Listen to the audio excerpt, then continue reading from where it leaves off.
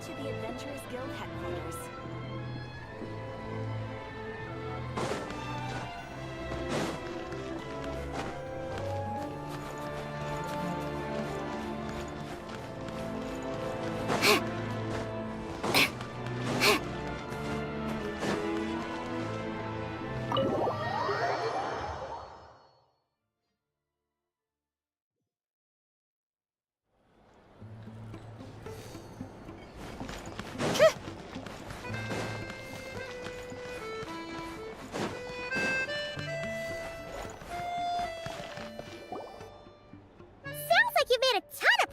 Today.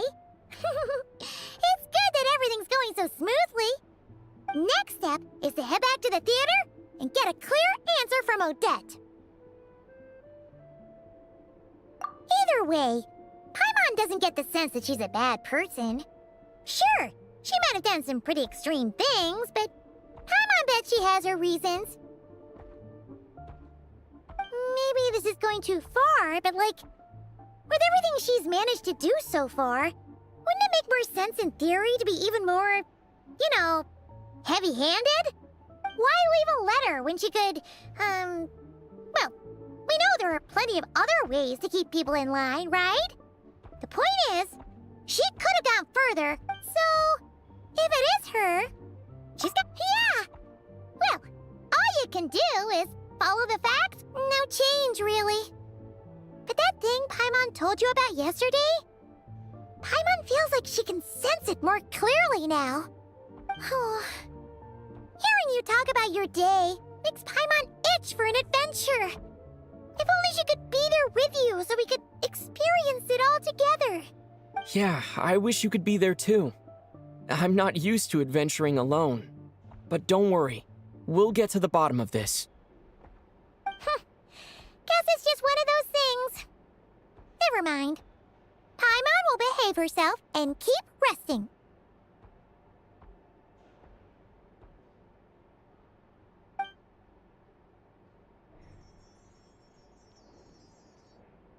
If Odette is Lelik, she may well have inside information on Project Stuja. Her father was involved with the project's early implementation and tragically died in the process. Now, she's dedicated herself to bringing it to an end. It's hard to imagine she could have gotten this far without knowing anything at all about the Tsaritsa's true intentions. When she spoke to us as a member of the Fatui, how much did she let on? And how much was she hiding? Only time will tell. Maybe tomorrow, everything will be answered. Hey look! It's snowing! Could be a tough day ahead. Make sure you wrap up warm tomorrow.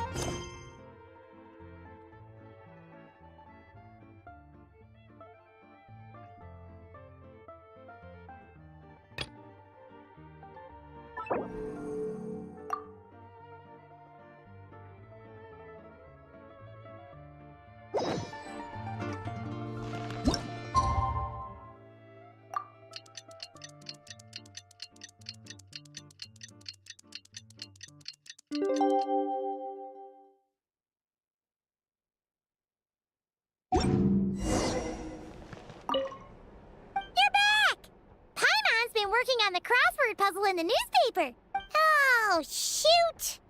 Paimon forgot the next word.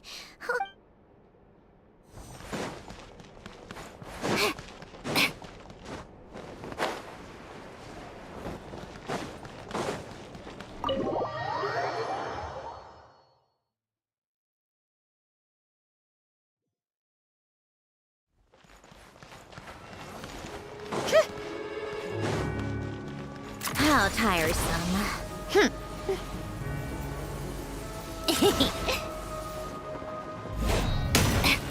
take a break, pick up the pace.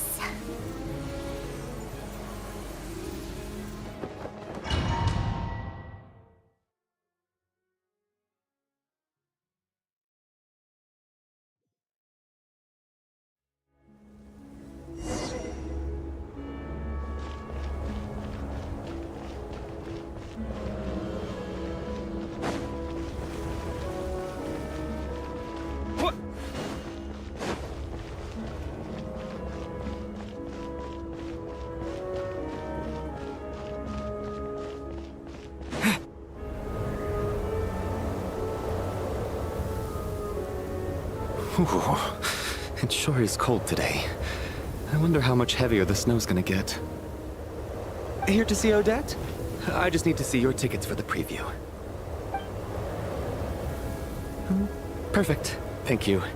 I'll hold on to your tickets. Come on in. It's freezing outside.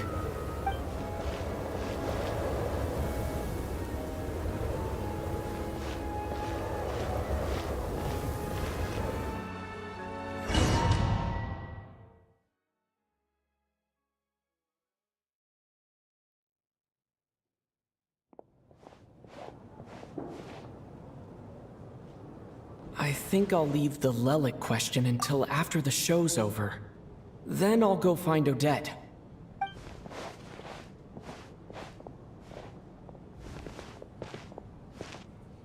Child said he was originally going to come with Tonya. So I'm guessing Tonya's already here somewhere. Is there anyone here who looks like a Tonya? Let's see. It's a small audience. Makes sense for a preview. But wait, I do see some familiar faces. Mr. Chuganov's back again by the looks of it. Oh, and is that Mitya? And that Fatui officer, Valeri. Guess he must be playing cat and mouse with Mitya again. Oh no, it looks like the show's starting and I still haven't found Tonya. Never mind. I'll just have to take a seat for now and see if I can catch her afterwards.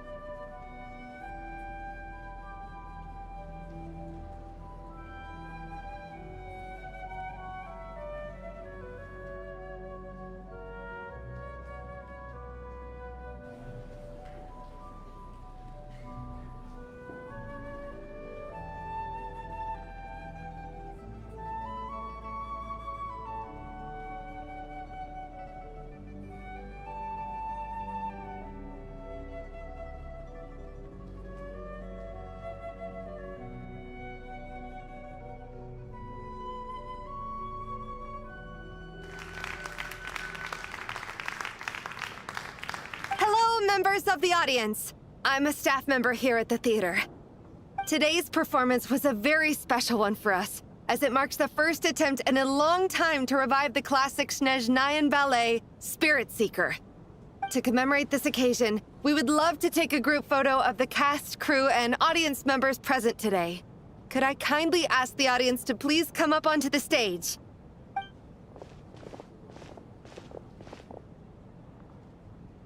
All right, everyone, huddle in a little more. Now, look at the camera.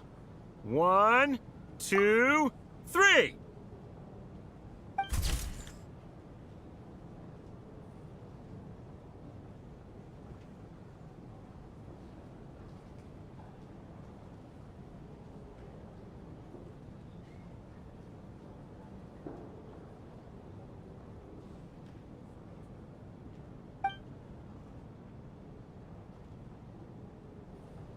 Are you quite satisfied, Mr. Energy Scientist?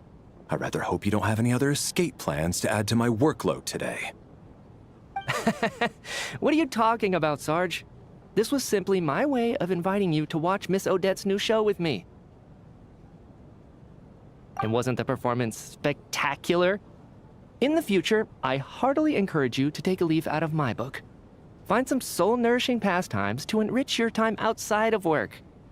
It was indeed a fine performance, but I must correct you on one point. This is not time outside of work. These are working hours. Working hours and non-working hours are just a social construct. Human technology can never advance if we're too rigid in our thinking, Sarge. May we leave now? Already? I mean, I was kinda hoping to soak up the atmosphere for a little longer, but... No? Okay, guess I'm pushing my luck. Didn't seem like too much to ask, but fair enough. Off we go then, Sarge. Back to the land of working hours. Lead the way. That has to be her. She's the only person in the audience around Tonya's age. Excuse me, are you Tonya? Huh? Your brother's busy today, so I took his ticket. Don't worry about him, he's fine. Oh, okay. Sorry for the trouble. What's wrong? Are you sick? No, I'm fine. It's nothing. Maybe she caught a cold on the way here because of the weather.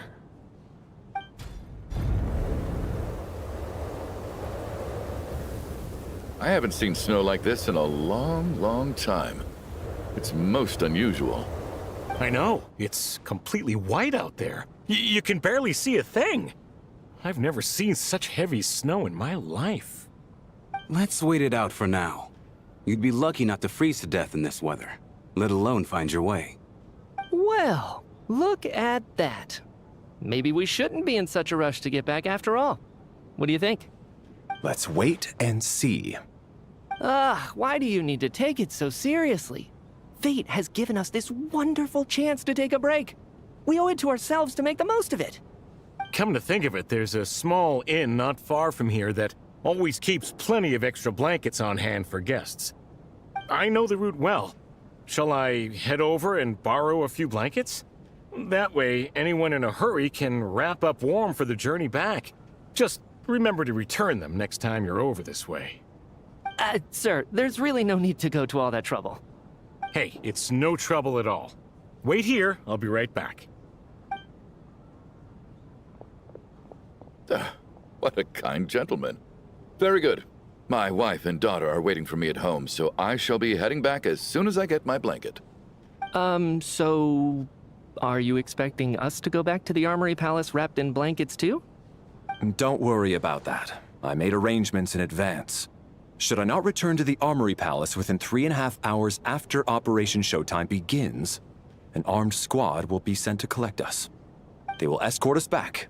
You are one of our key military personnel, so any weather-related risks must be eliminated. Operation Showtime? So, wait. Every single time you drag me back to work when I sneak out, it's a whole official operation?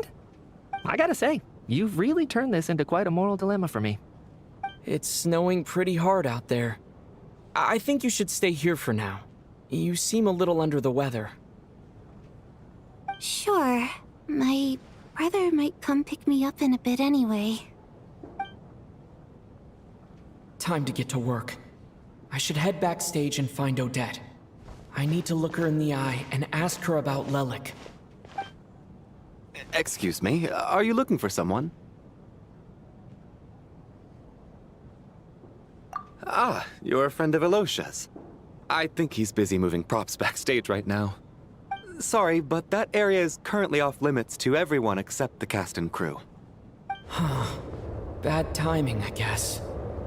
Well, I might as well stick around. I doubt Odette will be leaving before the snow lets up in any case.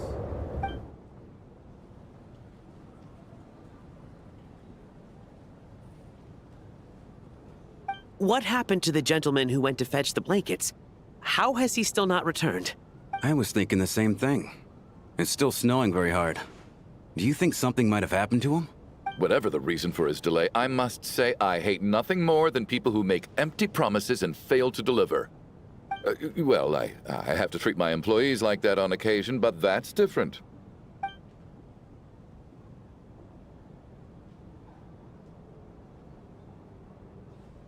You seem anxious, Mr. Valeri.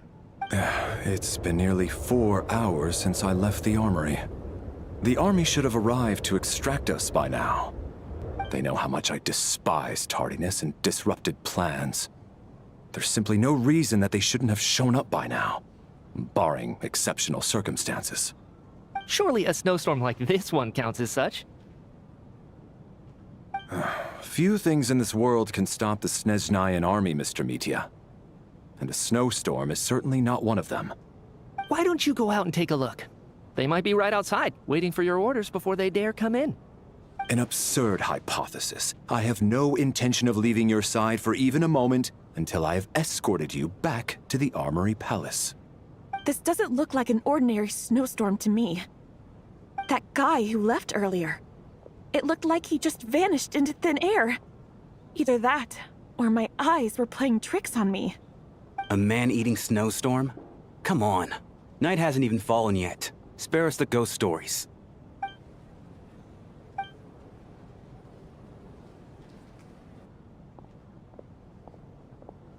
Traveler, didn't know you were coming today.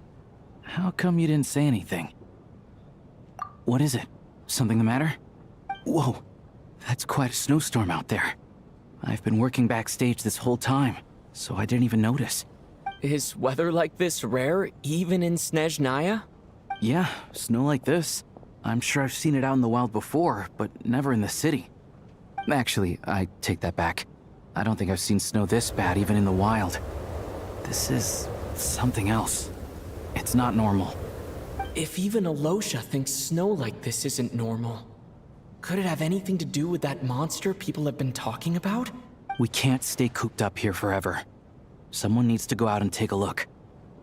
No need. I have plenty of experience with snowstorms. Besides, I work here while you're an audience member. I should be the one to do it.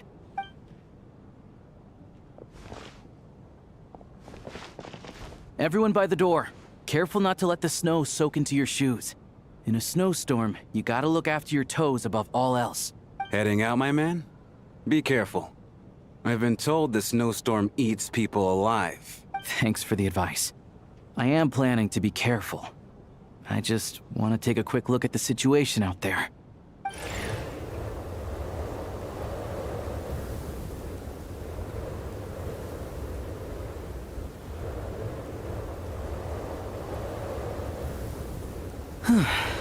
He's back! He's back! How was it? What's going on out there? Did you see any soldiers patrolling the area? Something about this storm isn't right. There's no one out there. I didn't see a single soul. This isn't your average snowstorm. I suspect it might be related to recent events in our nation. Are you serious? So all of us are trapped here now? That sounds a little far-fetched to me. You want to go outside and see? I, for one, am not risking my neck in that weather. This just turned from a minor delay into a major hassle. We can only hope that our friend who went to fetch the blankets just ditched us and went home. Is it really that bad? But my daughter, I won't be able to read her a bedtime story tonight. Huh? What are you all still doing here? Whoa! It's snowing hard!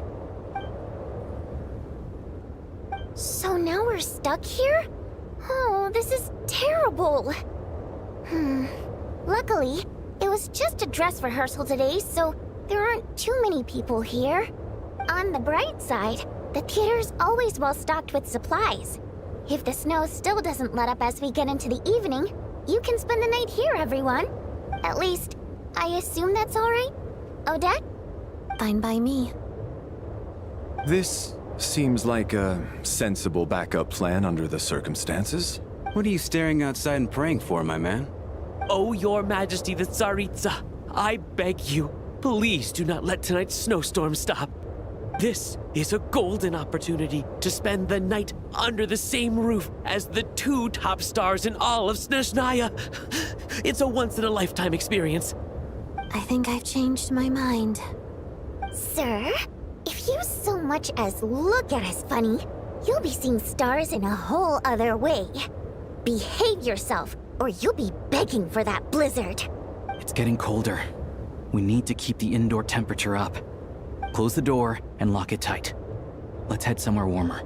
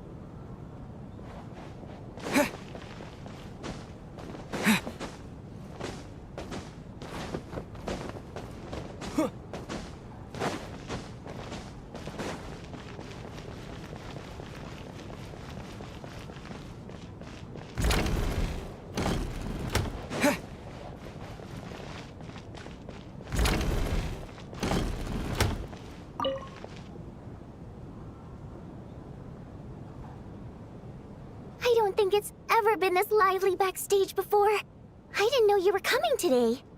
Hey, have you seen Chuganov? I heard he was coming today. Have you spoken to him at all? I'm with you. This could be just the chance we need. Yeah, I gotta figure out a way to coax some more intel out of him.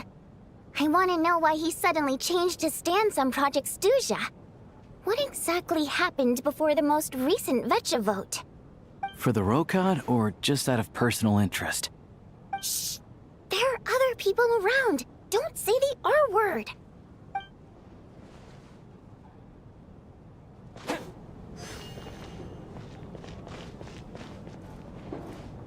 I have to say, even though today was a rehearsal and there were some hiccups along the way, Miss Odette's performance was one of— I couldn't agree more.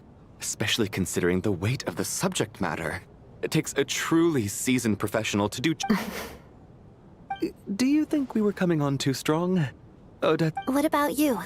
What did you think of today's performance?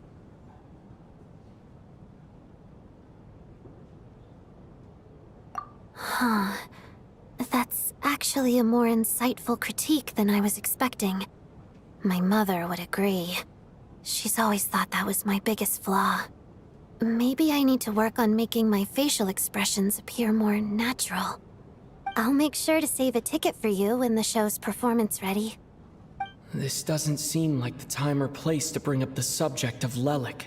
So unfair. Talk about double standards. And now it looks like I've been spotted. You know Mitya too? No, I don't. I just have a feeling that he might be dangerous.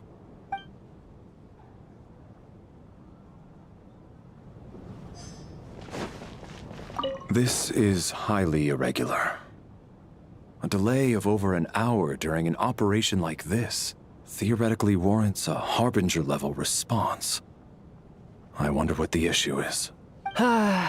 Sarge, the day you learn to let go and just enjoy moments like this is the day you'll finally understand the meaning of life. Why, hello, sir. I believe you were the one sitting at a nearby table back at Podvorye Restaurant. Any friend of the theater's star performers is a friend of mine. It's a pleasure to meet you. I'm Mitya from the Energy Commission. Greetings. Major Valeri, head of the Special Assignments Battalion. Armory Palace Royal Grenadier Guards, 1st Regiment. I am here to ensure Mr. Mitya's personal safety. Please let me know if I can be of any assistance. Mr. Traveler, I cannot help but notice that Miss Odette is stealing glances at me. Any idea what that could be about? I've racked my brains, but I can't think of anything I might have done to offend her. Perhaps she noticed me spacing out during her performance? What? You mean I really did do something to upset her? Well, thanks for letting me know. So, Mr. Mitya, is your work— Yes, that's right. The higher-ups in the Fatui transferred me from the Energy Commission to the Armory Palace because they wanted me to... Really? I can't even talk about that? Pretty sure it counts as part of my private life. All right, I won't say anything. Sorry, Traveler. As you can see, I'm afraid this pleasant chat will have to end here.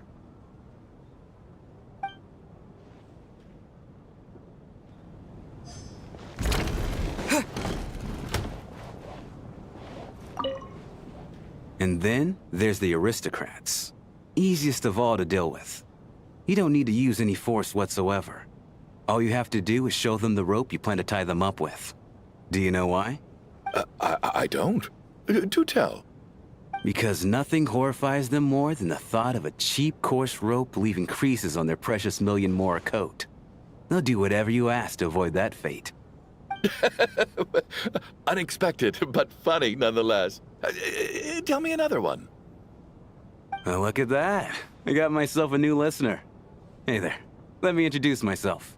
The name's Shram, and I'm a mercenary. The kind that gets paid to do odd jobs for rich folks. And I am Chuganov, an entrepreneur. If my name is unfamiliar to you, you will no doubt have heard of my factory, the renowned Iskra manufacturing plant. Are you really that famous, Mr. Chuganov? How come I've never heard your name before? Excuse me? Is that a joke? Or are you being serious? Oh, I'll have to ask my rope later. He's probably tied up more entrepreneurs than I've ever heard of.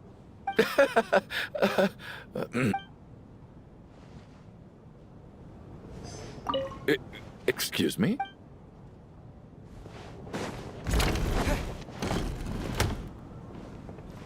How are you feeling, Tonya? I'm fine.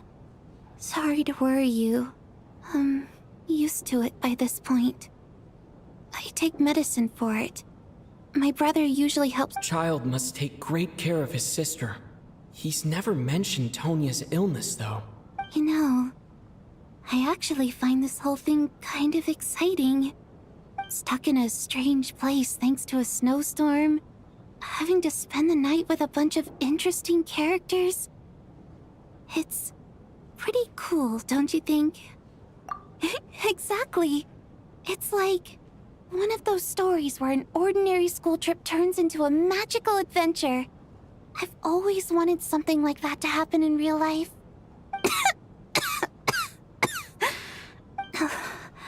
I'm fine, really. Just got a little overexcited. Look after yourself. Otherwise, your brother will come after me.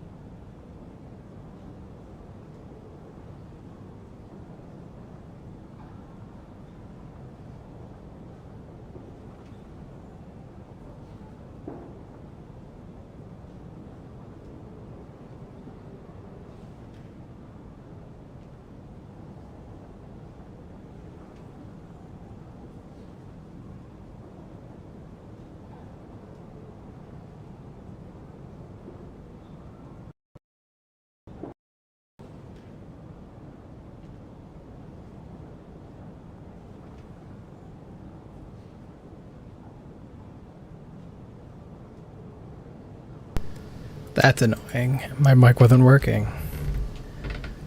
Oh, fuck. Hold up.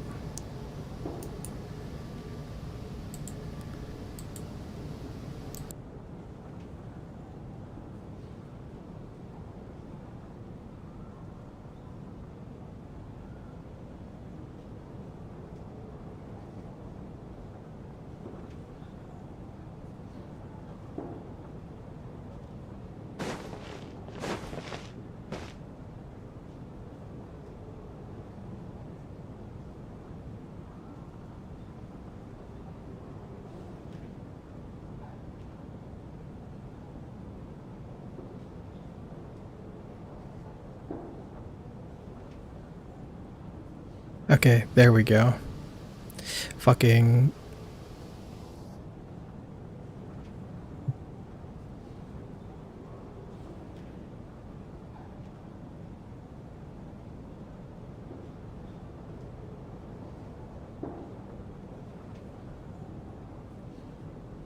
Yeah, that's annoying.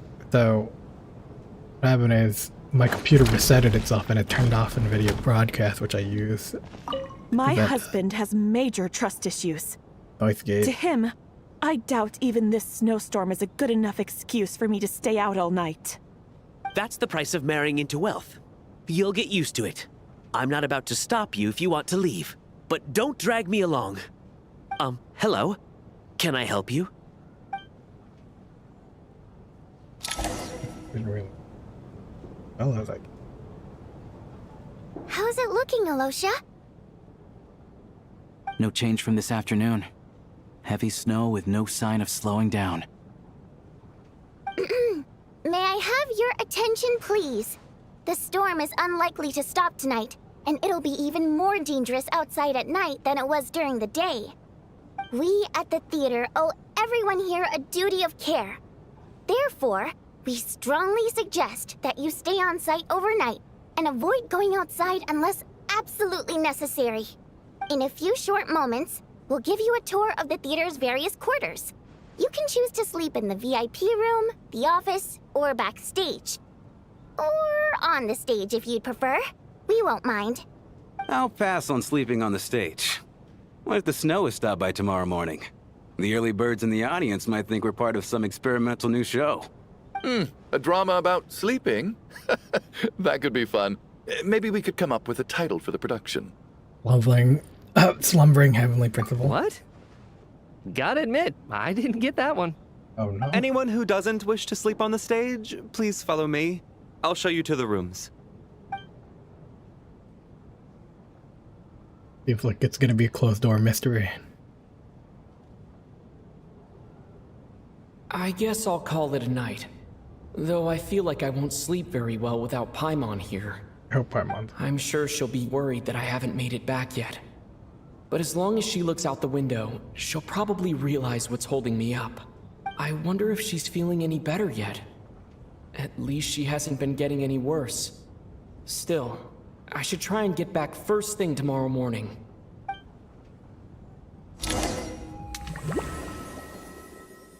Oh. Dream sequence. I get my gun.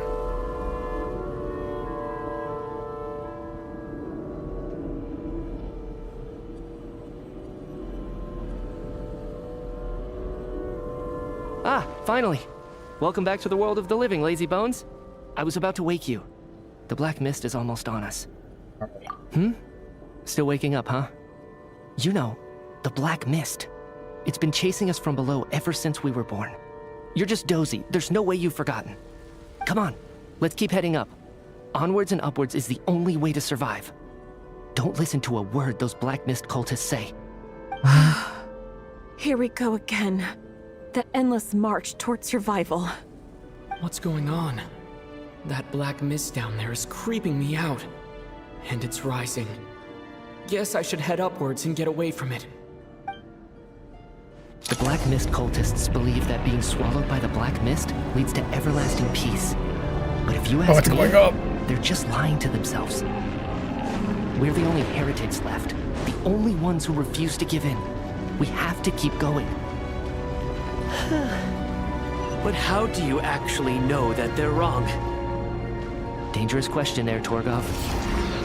The moment your faith wavers, you start a chain reaction that ends in the collapse of your will. Put the question out of your mind. Stay strong and believe that the black mist means certain death. Okay, but it's not my mind that's the problem. My body's about to give up on me. It's already starting to falter. Lucky it's slow, Torgov. That shit would have eaten you up already.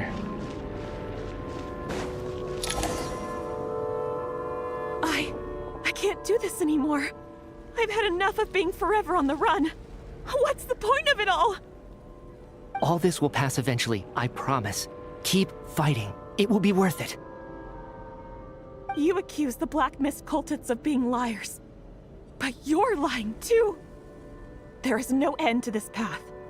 It keeps going up forever. There was never any hope to begin with.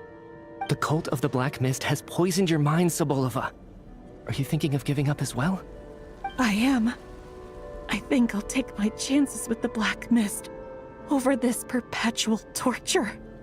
As much as I detest the Black Mist cultists, I'm just too weary. A wacky dream. Then I bid you both farewell. Let me put my personal opinions aside for a moment and say, I hope that you both find peace within the Black Mist. Giving up on them? Fate always appears so impossibly complicated. But at moments like this, its raw simplicity is laid bare. Their fate was sealed from the instant they entertained doubt. From then on, the outcome was both inevitable and irreversible. Let's go.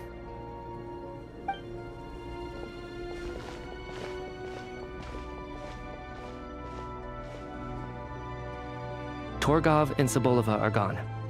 I never thought the day would come when even they would be swallowed by the Black Mist. It's just you and me now. It mirrored the Black Mist. Yes, it looks like it's satisfied. For now. This happens from time to time. But it won't be long before the Black Mist starts chasing survivors once again. No one knows how to stop its advance for good. Well, we should make the most of the precious moments of rest that those two bought for us. Huh? Are you really that sleepy, traveler?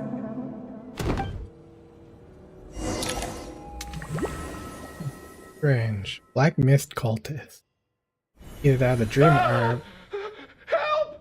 Somebody, come quick! What is it, Chuganov? What's wrong? Huh? Is it morning already? What's all the commotion? Sounds like it's coming from next door. I should check and see what's going on.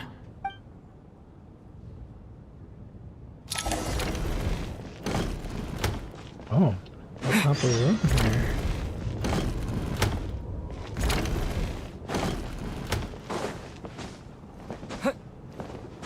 Oh, it's literally next door. What's going on here? Is it the couple?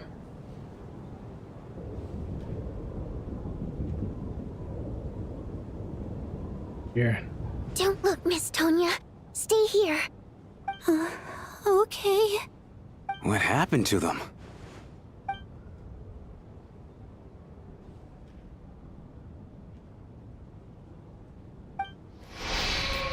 Two people are lying down completely still, as if they're asleep. Your gut tells you they're not asleep. Somehow you can sense it in their bone. That is what death looks like. These two people have passed away. And the strange thing is that somehow, I knew this was going to happen.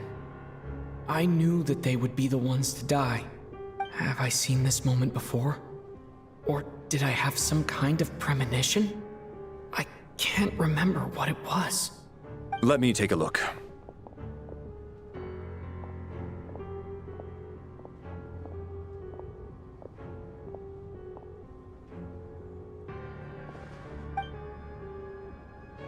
Damn, we got no information on them. No vital signs in either of them. They're dead. The cause of death, however, remains unclear. No wounds on the bodies, no signs of a struggle, and no skin discoloration caused by the buildup of toxins. But just last night, they were chatting and joking away. This is so sudden. Could they have had pre-existing medical conditions? Even then, the odds of them both dying of sudden complications on the same night are extremely low. It's hard to believe that they died of natural causes, nor does this appear to be a suicide. Are you suggesting they were murdered? Who was the first to discover the bodies? It was me. But these deaths have nothing to do with me, officer. I got up early because I wanted to see if the snow had stopped. Then I noticed that the door to this room was open, and it looked like there was a man and woman inside. I just went over to see what was going on. I had no idea they were... I can corroborate this. I was doing my morning exercises near the stage. When I saw Mr. Chuganov heading this way, I followed him. I can also confirm that I didn't see a single person approach that room before him. The snowstorm was raging all night, and it's still going now. There's no way someone could have come in from outside, correct? You mean an intruder? No, not possible. I slept by the door last night as a precaution. There's no way I wouldn't have noticed if anyone had tried to open it. Everyone, split into pairs and search the theater for anyone in hiding or any signs of suspicious activity. I'll follow up with a full search of my own shortly. Go. There is no time to waste. Okay, I paired up with Tanya. I'm either gonna be the safest person to be around or the most dangerous person. This shit always happens around.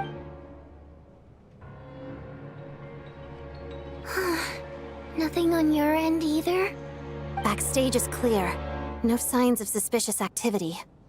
We checked the basement. Also clear. I don't think there's anywhere here that a living person could hide. Are we certain that the theater doesn't have a back door? Or any tunnel or passageway wide enough for a person to fit through? No, there's nothing like that.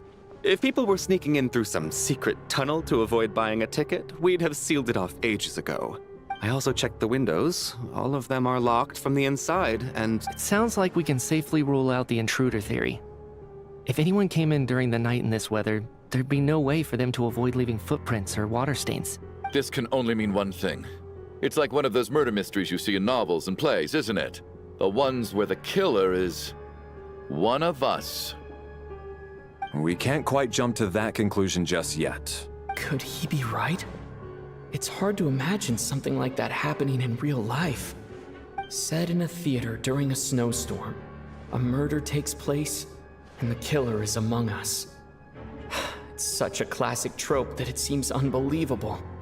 Looking at who the killer targeted, and the clean entry and exit, it all adds up. I know what this is. It's obvious now that I think about it. What is? What have you figured out? Both victims were wealthy, well-known local merchants. And the door was deliberately left open so I would discover the bodies and witness the crime scene first thing in the morning. Such ruthless methods.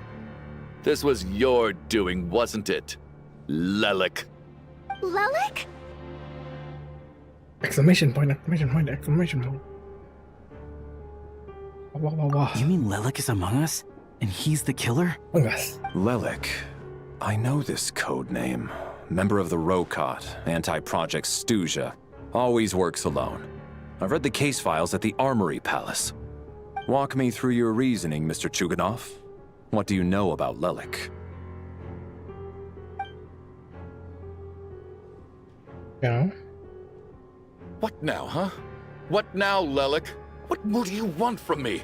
I already voted against Project Stuzha at the Snezhnaya Act. You snuck into my house the other day while I was asleep. Left a threatening letter. And I did all that you asked. But Project Stuzha cannot be so easily shaken. Not with the rooster in charge.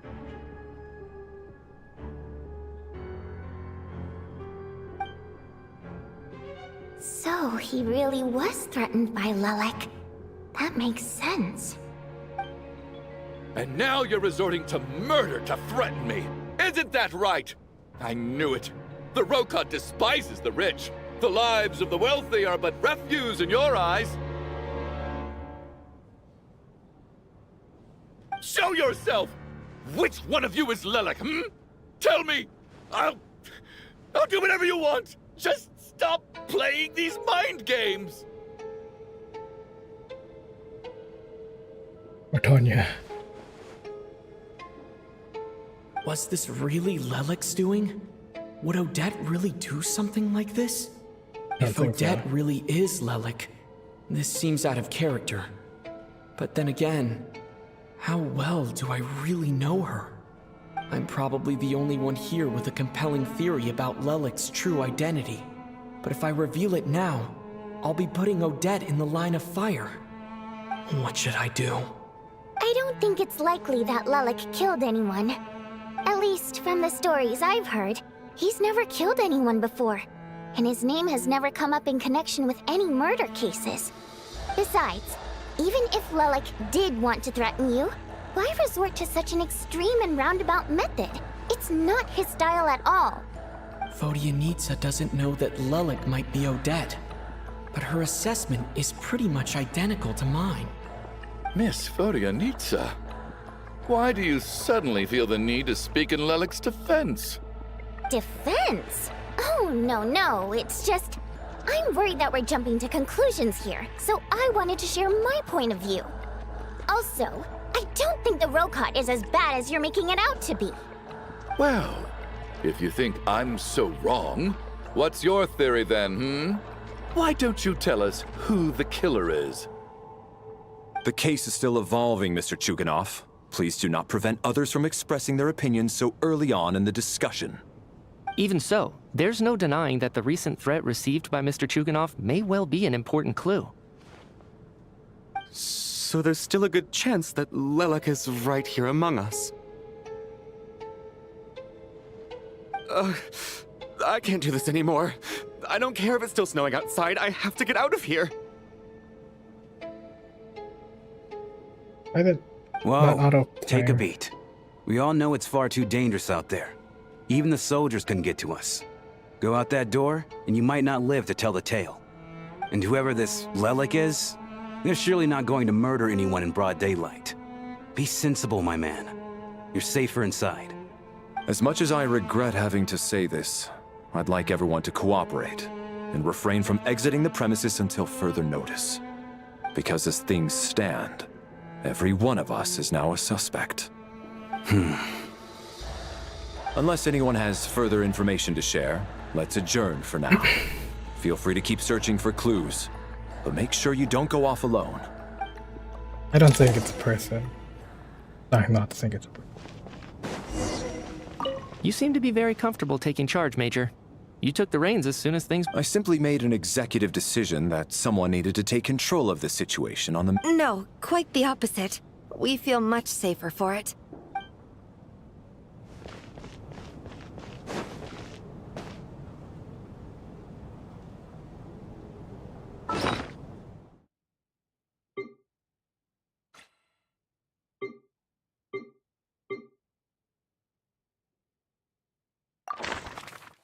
Oh, damn. This man made his fortune on energy industry. Ordered by Northland Bank, business grew larger and larger at some point now. Began to feel the Northland Bank, the one who's truly calling the shots. Wealthy businesswoman who began her career selling fashionable cold weather clothes. Later, she married into a prominent family to extend her business. Nowadays, however, it seemed like her business was instead absorbed by that family. Everyone else.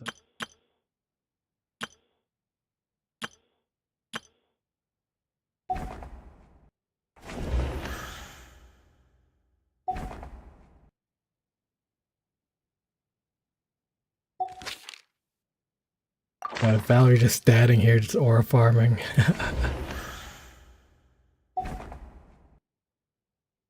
No smile at all. Look at that guy. How about you guys?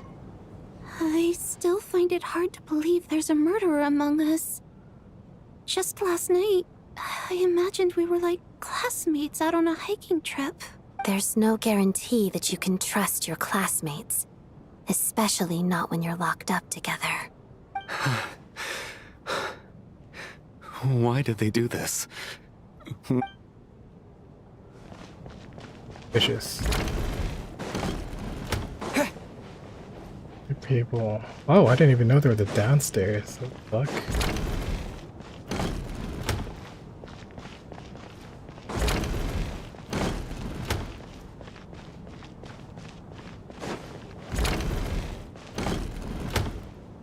You're right. That was my bad. It was a knee-jerk reaction. I didn't think it through. Luckily, no one suspected my identity.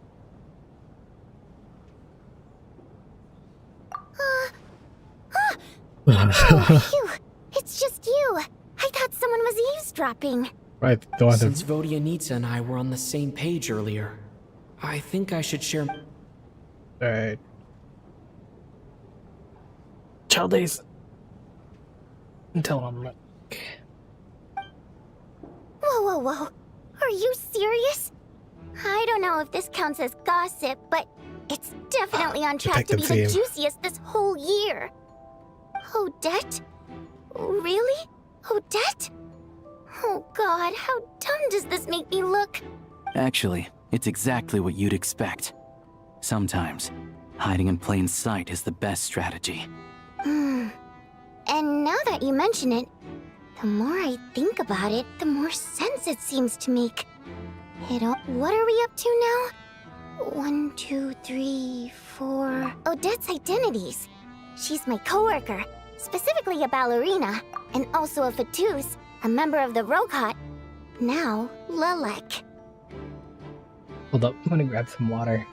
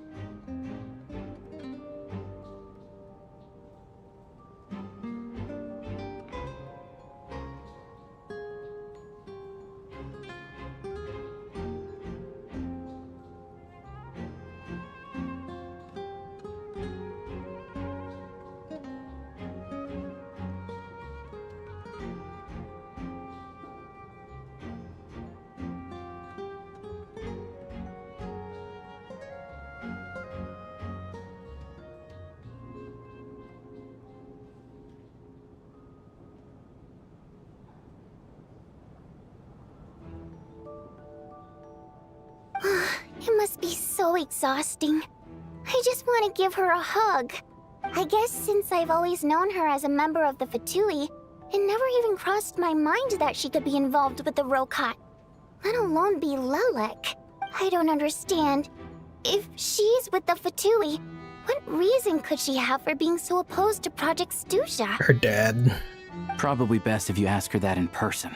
Well, since you waited until now to bring this up instead of announcing it to everyone earlier, does that mean we're all on the same page here? Yeah. Yeah.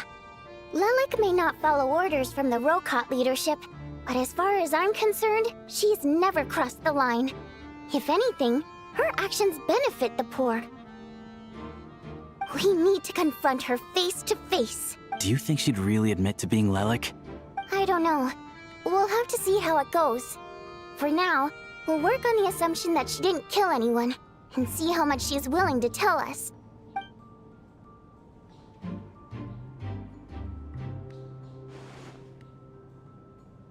Now's her chance. Odette's alone. Let's go. Hey, Odette. What is it, you guys? Shh. Keep your voice down. We need to talk. So, you're Lelek, aren't you? Alright, fine. You don't have to say anything or explain yourself. Just hear me out first. None of us believes you kill innocent people. Whoever murdered those 2 people last night, it wasn't you. The Traveler was the first to figure out your identity, but he kept quiet during the discussion just now. Still, it's clear where the group consensus is heading. Everyone believes Lelek is the culprit. If your identity is exposed, you'll be in a really bad spot. We're your colleagues, and we know what kind of person you are. I don't want anything bad to happen to you. So, can you clue us in? Tell us everything. The more we know, the more easily we'll be able to cover for you. Alright. Yes, I'm Lelik. And no, I'm not the murderer. And thanks, but I don't need you to cover for me. Actually, I'm planning to reveal my identity. Huh? You're gonna reveal that you're Lelik? Here? That's right. I'll admit I was surprised at first when Chuganov guessed that I was here. It was just a lucky guess, but it caught me off guard. He's paranoid, so he would guess it was you because you snuck into his fucking house and left a lot. But after taking some time to assess the situation and confirm where everyone stands, I don't believe I have anything to worry about. Are you sure you don't need a second opinion? Given the circumstances. Mr. Valeri! What?! Oh, straight away.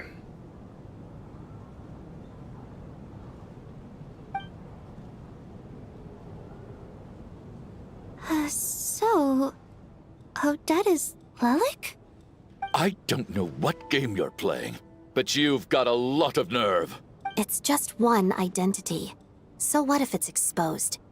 I can disappear and adopt a new identity anytime I please. I made my peace with this when I chose to become Lelik. But more importantly, I promise I am not the murderer, which means that someone else is. So, if anyone still insists that I did this, you'd best produce the evidence now. Otherwise, I suggest that you bite your tongue. Because if you really believe I killed 2 people without making a sound or leaving a trace, pointing fingers at me would surely only make you my next target. Is this really the truth, Miss Odette? That's confidence, all right. I believe you. A real no-nonsense attitude. I can see why Marionette said that she's on track to inherit the title of the Fair Lady. Are you seriously buying this? Hey, officer! She just admitted to being Lelik. Aren't you going to do something about this? I do have one question, Miss Odette. Why have you chosen this moment to come forward and reveal your identity? He was chasing behind the real murderer. If I didn't say anything, everyone would be focusing all their efforts on finding Lelik. And that is exactly what the real culprit wants. I don't want to be the scapegoat who lets the murderer get away with this crime. Despite all the accusations, she made the smart choice. A remarkable display of rational thinking under pressure. Clearly, Odette's talent extends far beyond the art of dance. She thought so far ahead. Why do I always feel like I'm one step behind her in everything? You've convinced me. Dealing with the murder case remains the top priority right now. Let's put the name Lelik and all related incidents aside until further notice. Nevertheless, the group still considers you the prime suspect. I assume you have no quarrel with that, Miss Odette? I understand. You're welcome to keep an eye on me around the clock. I have no objections. Mr. Chuganov? For my wife and daughter's sake, I'll let you off the hook for now. But don't think you're forgiven for breaking into my house and threatening me. Just wait till we get out of here, Lelik. We'll settle the score then.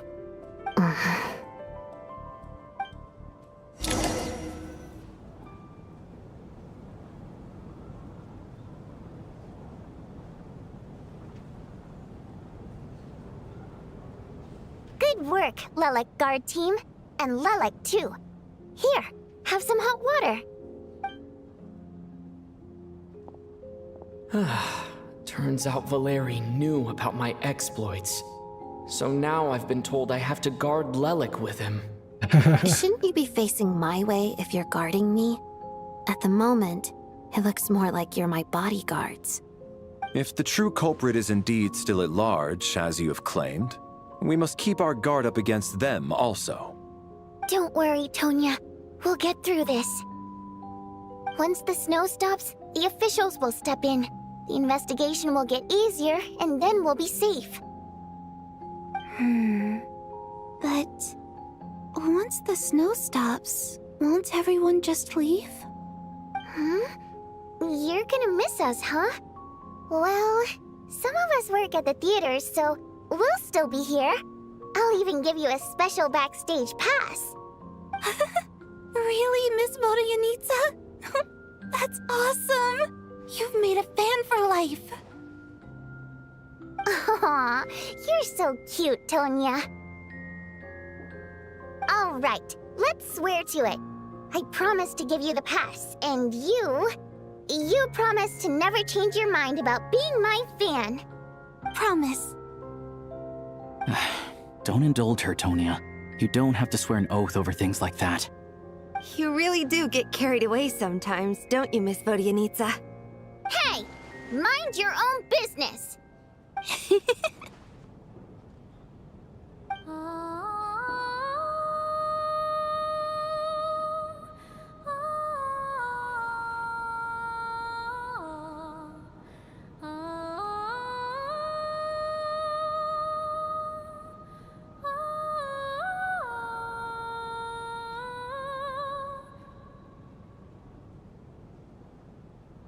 Don't be nervous, Miss Water Imp.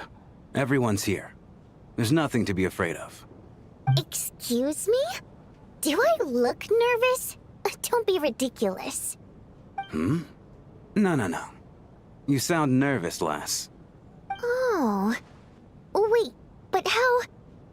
Okay, plenty of people know that I'm a water imp, but still... How come you understand our primary mode of expression? Primary mode of expression. I've not come across that concept before. Do enlighten me, Vodyanitsa. Well, it's just... We water imps tend to communicate our emotions to each other by singing, rather than facial expressions. The emotions we convey through song take precedence over our facial expressions. So, we think of it as our primary mode of expression. I'm impressed, Shram. I didn't take you for a man of culture, but you're clearly rather learned. It's not about being cultured or not. The thing is, this mode of expression can usually only be understood by other water imps. It's not a simple case of a song sounding happy or sad. And yet, you're clearly human, Mr. Shram. It's really not the big deal you're making it out to be. I think I just have a knack for it. Plus, I have a... very close friend who's a water imp. A delightful lady. But keep that a secret. Anyway, we spent so much time together that before I knew it, I noticed I could understand her expressions. Oh, I guess that makes sense.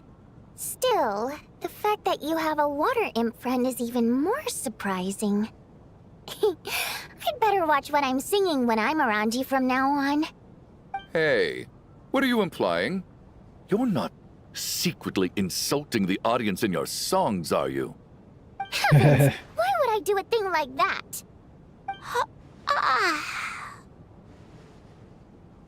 It's getting late. We should discuss our sleeping arrangements for tonight. To guard against the killer, someone needs to keep watch.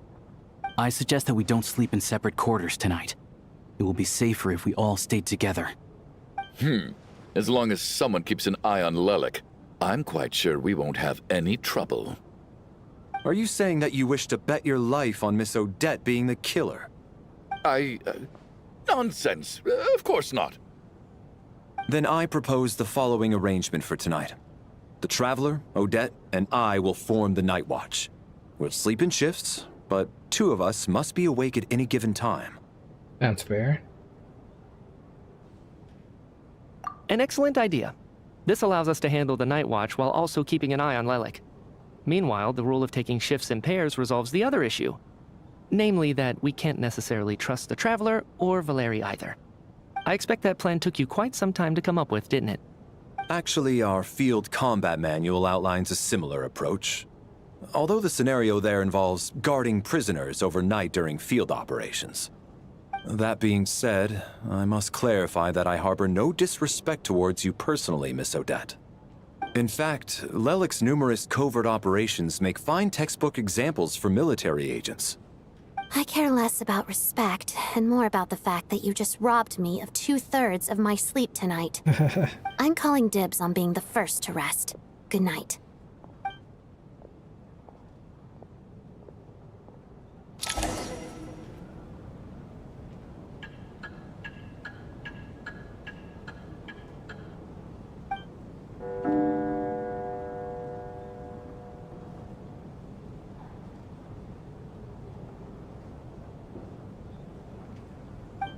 It's almost time. We should wake Odette. How are you faring? I'm not sleeping. Oh, not going to argue with that. I'll take a quick nap. If you start to feel sleepy, wake me up anytime. It's finally time for Odette and I to share the night watch. I should wake her up.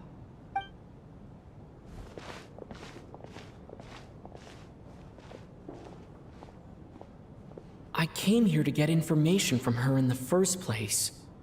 Maybe I should think about what questions I want to ask before she wakes up. How long are you gonna keep staring at me? I didn't even wake you up. Couldn't sleep. My mind's been running haywire. Plus, there's something I've been meaning to talk to you about. Yeah? I had a hunch that you wanted a conversation too.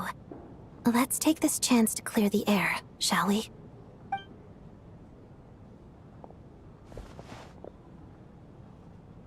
I just had a simple question for you, really. It's, Rosaline. In her final moments, did she have any last words or Oh, anything? being riding Shogun a rat. I see. Well, that was all. I know. She was utterly ruthless in pursuing her goals. That kind of person should be hard to miss. And yet, even though I never approved of her methods, and she was an abrasive person, the fact remains that I am indebted to her. Heard about that from Dendron. Oh, she told you. I guess that makes sense.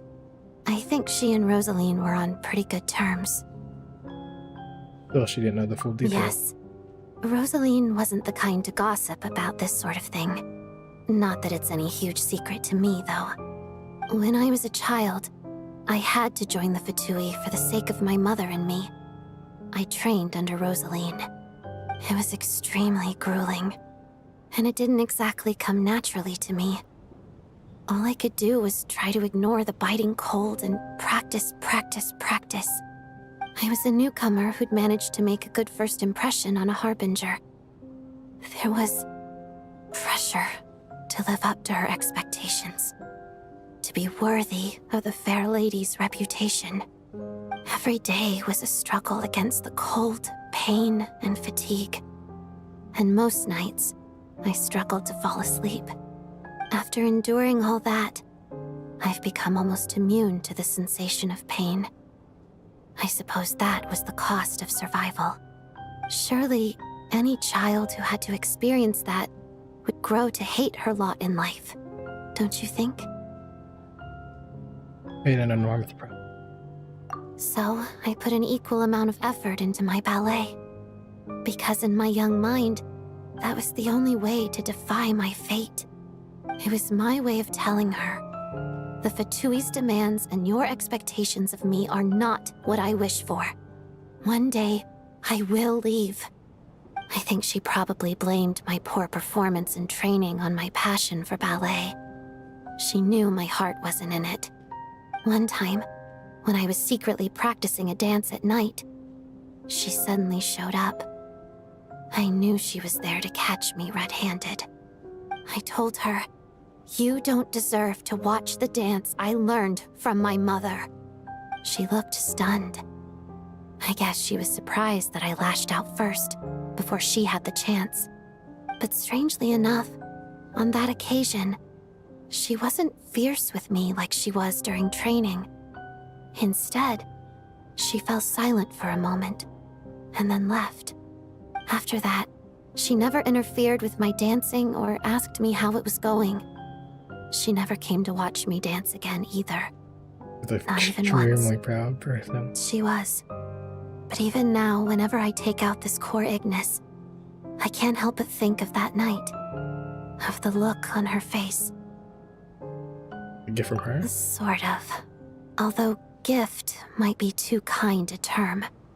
This is her flame sealed within ice.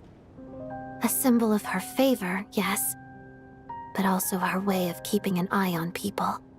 She knew the location of every piece of core Ignis. If any recipient started acting suspiciously, she'd be on to them immediately. Trust her to make even a mark of approval feel suffocating. So, when news of Rosaline's death reached Snezhnaya, many people immediately crushed their core Ignis. It gave them a profound sense of relief, like they'd broken free from her shackles. But I kept mine. With my sensitivity to pain being as dull as it is, the warmth from this core Ignis is one of the few things I can still feel clearly. I still wonder, did she really come to stop me that night? I wasn't sure, but I was scared, so I said some really awful things. I guess she didn't leave anything behind. Not that I expected her to. All about that. It's fine. It's just a bit of a shame that we couldn't settle our differences before the end. She did. Are you sure she was talking about this event? That Arlecchino gave you when went to see you. No, she didn't. I didn't even find out that she'd gone to Mondstadt until a while after she'd left. Wait, in that case... I think you should go see the knave. Okay, I will. Thanks for letting me know. There's something I'm trying to figure out.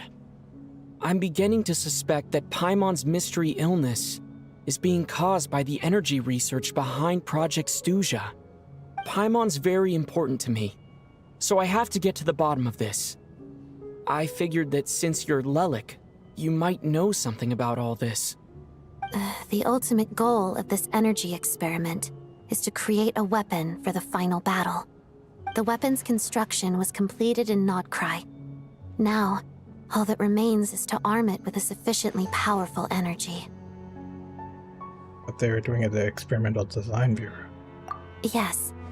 The weapon's development and all the related experiments are overseen by Lord Piero, the Jester, and the lab is located deep within the Armory Palace. I'm not sure why this experiment would be making Paimon feel unwell, though. The best way to get to the bottom of it would be to go there in person. Once we get out of here, I'll help you apply for an entry permit. Don't forget that you're also Fatuous. And I'm hardly the organization's proudest member, as you know. You answered my question about Rosaline. I want to do you a favor in return. It's that simple.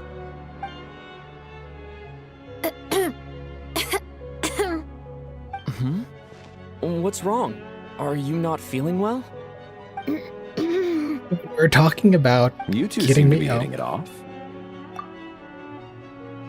Phew, you made me jump. I thought you were sleeping. Of course I was. In the military, one learns to fall asleep quickly, even in the most inhospitable environments. It's vital to staying alert and energized. Why? Is something wrong? Nothing. Even if he was awake, he can't have overheard us, right? Well, thank you both for keeping watch. Traveler, I'll take over for now. It's your turn to get some sleep. Sure.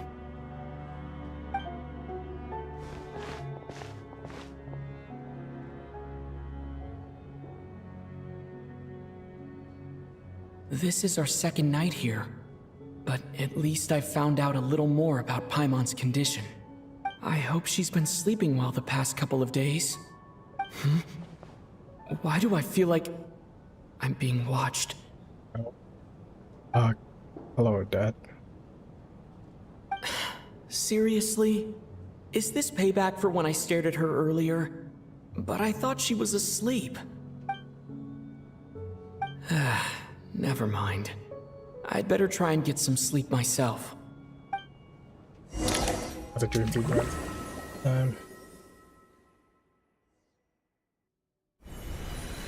Would be mercenary. I don't think, Hey. Oh. What are you spacing out for? Fuck. Are you reaching your limit too? How long have we been walking for? Do you remember? Time's lost all meaning. Ever since we noticed that thing above our heads. What was it called again? A star key? Or key star? Anyway, the person who named it was swallowed by the black mist. Whatever it's called, ever since we noticed it, we've been walking up and up, hoping that as long as we reach it, we can find a way out of this place. But it seems like no matter how far we walk, we never get any closer. Well, we've come this far. You never know. Maybe we're almost there? Come on, enough moping. Let's go. The black mist is catching up.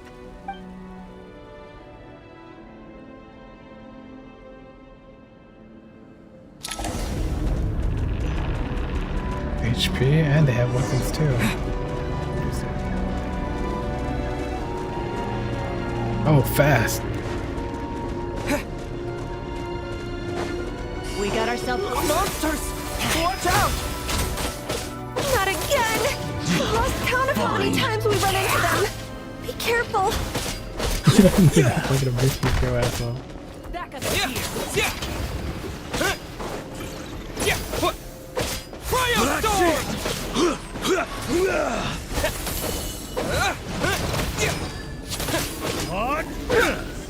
Oh yeah, electro him. Fuck me.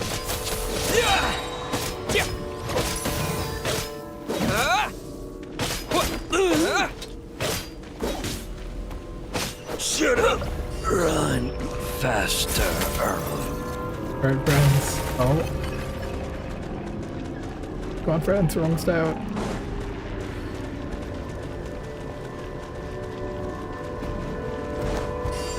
Here they come! You wanna fight? Get ready! Let's go! I like that fuck. Bombs away! What the? Did I miss you go?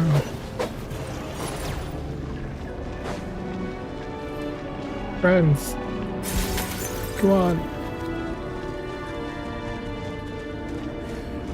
I'm sick.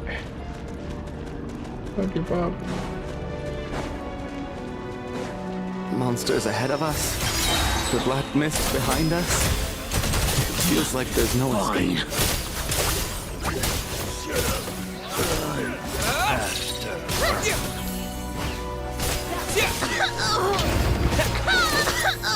Did I miss you go, asshole?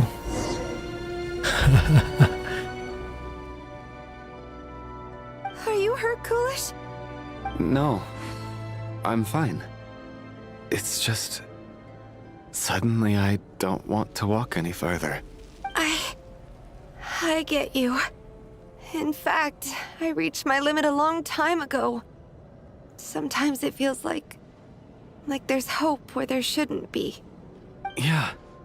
The hope that the star gives us is the only thing keeping us going. But I'm not sure it's real at all. Otherwise, why would it always be out of reach? Actually, I feel like we're slowly getting closer We to it. know you mean well, but you're only saying that to try and encourage us to keep going, aren't you? Thank you, friend. But enough is enough. Please don't give me any more false hope. Hope is poison in this place. You're going to continue, aren't you? I admire that. I've given up, but I wish you the best. May the... Fuck.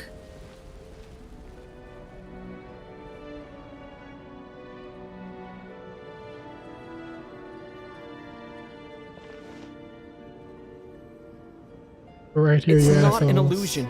We really are getting closer to the star. Damn.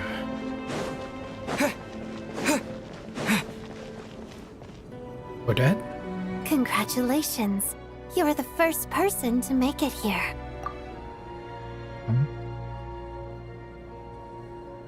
I'm the star's envoy. The black mist has stopped rising. Its hunger is satisfied for now, having devoured your two companions. This is a good opportunity. I'll let you get some rest before we continue. Aren't we gonna leave? Hmm? What do you mean, leave? The star represents the starting point. It's the waypoint for the beginning.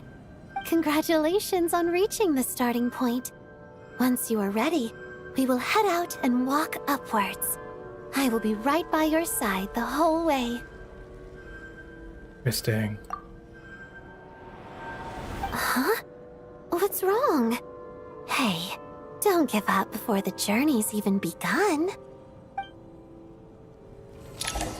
Crap, it's a prophecy and, like, something else. Rampana! Rampana! Is that Vodyanitsa's voice? Coolish, wake up! Please wake up! Drama about sleeping. Yeah, I had a joke the other day, now playing out the stage. One counted on it being a tragedy. Everyone's gathered around two sleepers in the center stage. Without even inspecting the scene, you already know what happened, as if someone told you in advance.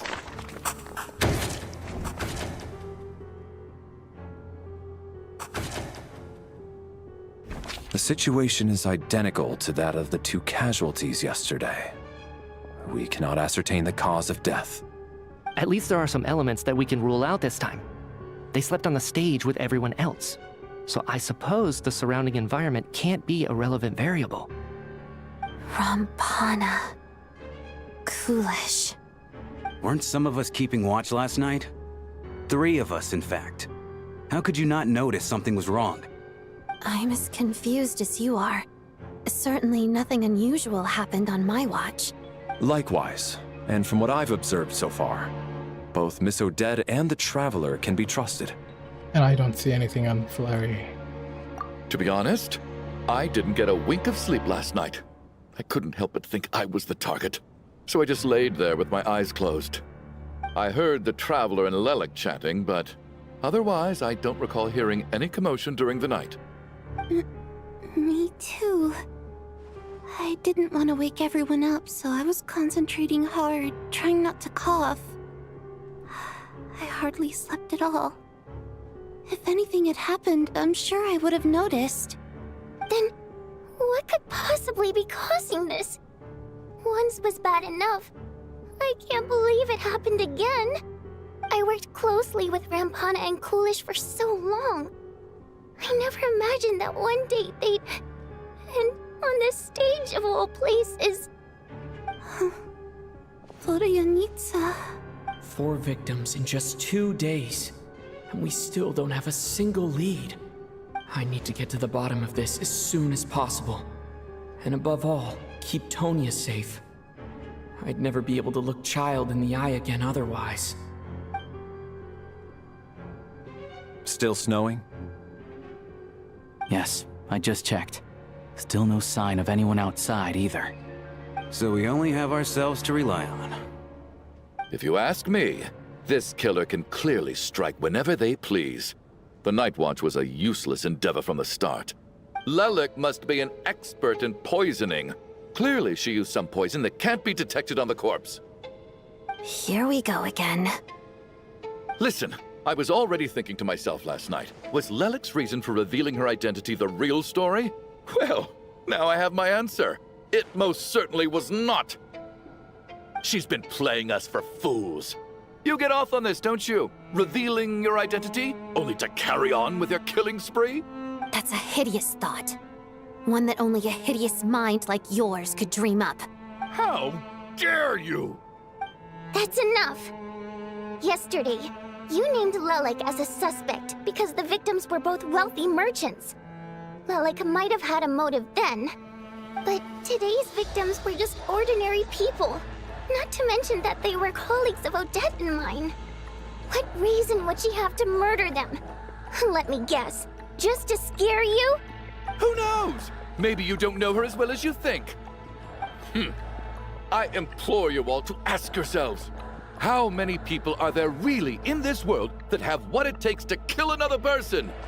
Not many, I'd wager. Lilac is well known to be a ruthless operator, and now she has revealed her identity. How could it be any more obvious? Everything you've said so far is still just conjecture, which doesn't constitute a concrete lead. You need to back up your claims with some evidence. How can you defend her, officer? What did she say to you while you were on night watch? Maybe I shouldn't be so surprised. You military types are always colluding with criminals to target the rich. All so you can get your grubby paws on our hard-earned fortunes, then tell us to fall in line. The Fatui, the Druzhna, and the Rokot. Thugs, the lot of you.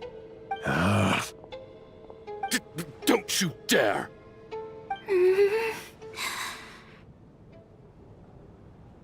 Sir, but you were the one who told us not to stop other people from expressing their opinions yesterday. 4 people have already died. Only yesterday I was chatting with Mr. Coolish. Then we woke up in the morning and he's... Turning against one another is the last thing we should be doing right now. Little girl. Even if Mr. Chuganov is a puffed-up, pig-headed windbag who doesn't have a clue what he's talking about, he's still one of the victims here, isn't he? Quite. I had no intention of resorting to violence. But you're right, Miss Tonya. I ought not prevent him from speaking his mind. In any case, I believe Mr. Chuganov has calmed down a little now. I don't think there's any need for that. What is there to discuss? Nothing about this situation is normal. Did you have an idea, Mitya? You're the brainiac here, right? Come on, clue us in. I've been mulling something over. All the leads we have so far concern things from outside the theater. Miss Odette's alter ego, the threats Mr. Chuganov received. But then there's the 2 double murder crime scenes themselves, which have given us absolutely nothing to go on whatsoever. That's highly unusual. So what are you suggesting? I think this could be a supernatural event. It isn't characteristic of human-on-human homicide at all. Correct me if I'm wrong, but aren't you supposed to be a scientist? That doesn't sound like a conclusion someone like you is supposed to make. I got into scientific research because of my insatiable curiosity. But if the present situation defies all known scientific explanations, I don't mind shifting my curiosity toward the paranormal instead. Now that you mention it, I remember when I first came to the theater. I heard rumors about this place being haunted. Haunted? Yeah, I think I heard the same thing. But I mean, they're only rumors, right? We've worked here for years. Surely we would have noticed any spooky goings-on by now. Well, this has taken an unexpected turn. A haunted theater? If Paimon were here, she'd probably be hiding behind me in fear right now. That's right, Why don't we take this opportunity to look for clues again with a more open mind? Very well. Whether it's criminals or ghosts we're looking for, the same rules apply. Everyone needs to tread carefully.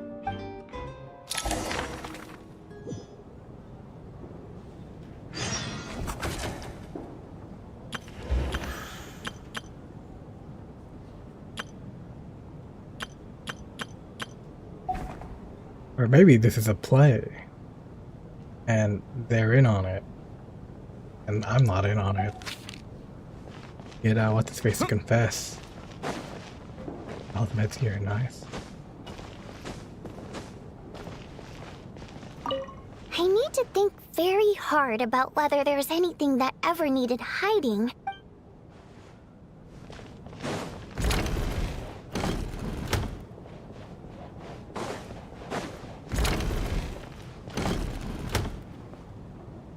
Valeri, Come take a look at this. Some sort of notebook. It's the on-duty logbook for the theater. Coolish he mostly used it to record any unusual incidents during a show, audience numbers, exit times, and so on. Yes, he'd always have this logbook with him when he checked tickets at the end. This should confirm a lot of key details about the recent show. Yes. The number of people. I've checked and double-checked. Apparently, we have an extra person among us. Among us. Are we certain that logbook is accurate? Could someone have sneaked in without... Unlikely. Coolish took his duties very seriously. I've rarely seen any errors in his work. Not to mention that this was a dress rehearsal, meaning smaller audience numbers and tighter ticket restrictions than usual. Everything would have been well within his control. We no longer have our tickets with us, do we? They got collected on entry. I assume there's no way we can check them again. Unfortunately not. The theater recycles tickets. Once people are in the door, they don't tend to leave until the show ends. So we collect the tickets at the point of entry. Figured this out. Still, I'm inclined to believe that this discrepancy in the head count is significant somehow. Did an extra person just materialize out of thin air? I thought they were here though.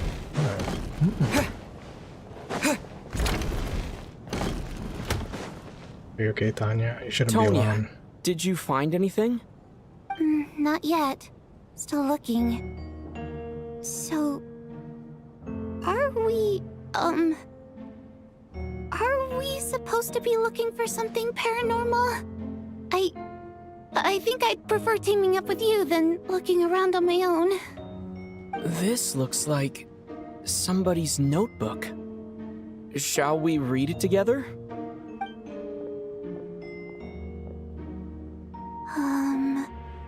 Well, it doesn't look scary or anything, so I guess it should be fine. All right, let's read it together.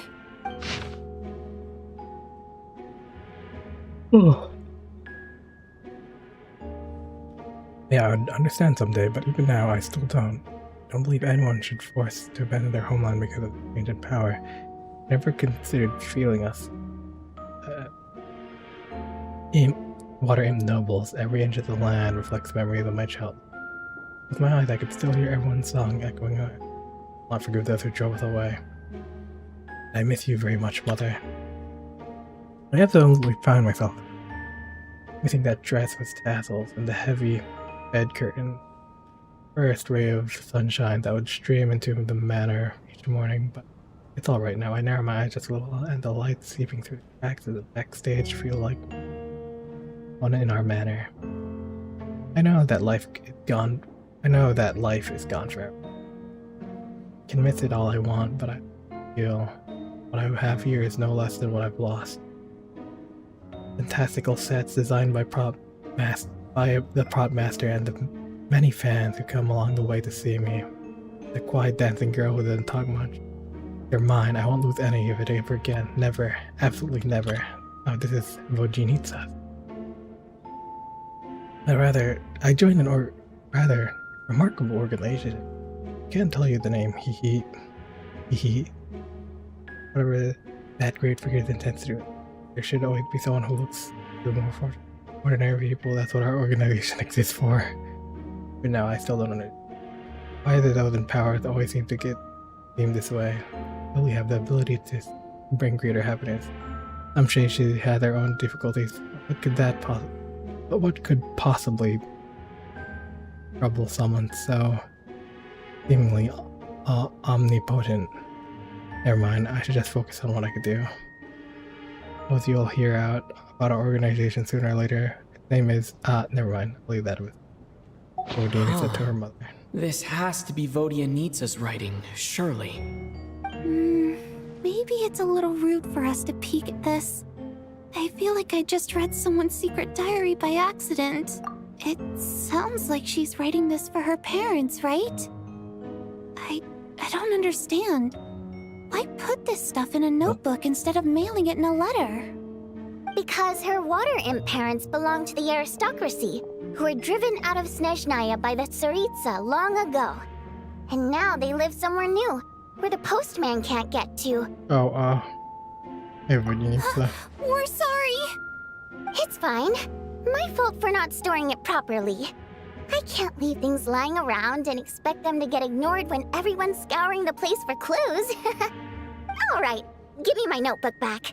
I'll take over the investigation in this room.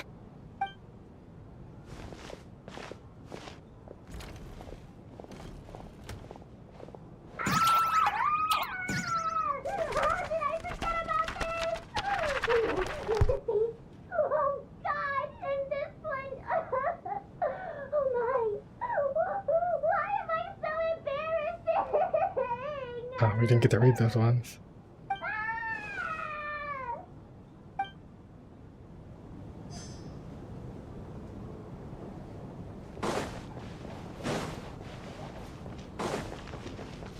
Oh, down here.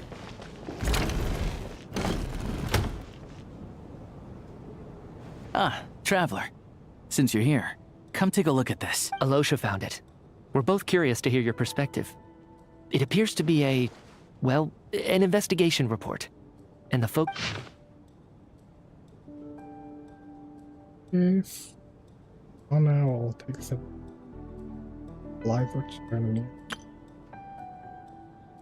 Leyline themselves with this powerful ability to devour or guide souls. Cases. It's still on body here to see that separate souls drawn directly into the living. No. Lingering existence.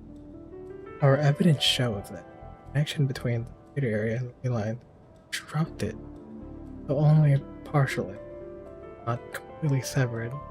So this concern souls unwilling to return. Their resistance is strong enough they may linger within the theater indefinitely. Or in theory, these souls capable of influencing the physical world only under extremely rare circumstances. It is a phenomenon observable to the human eye, while they could be considered harmless.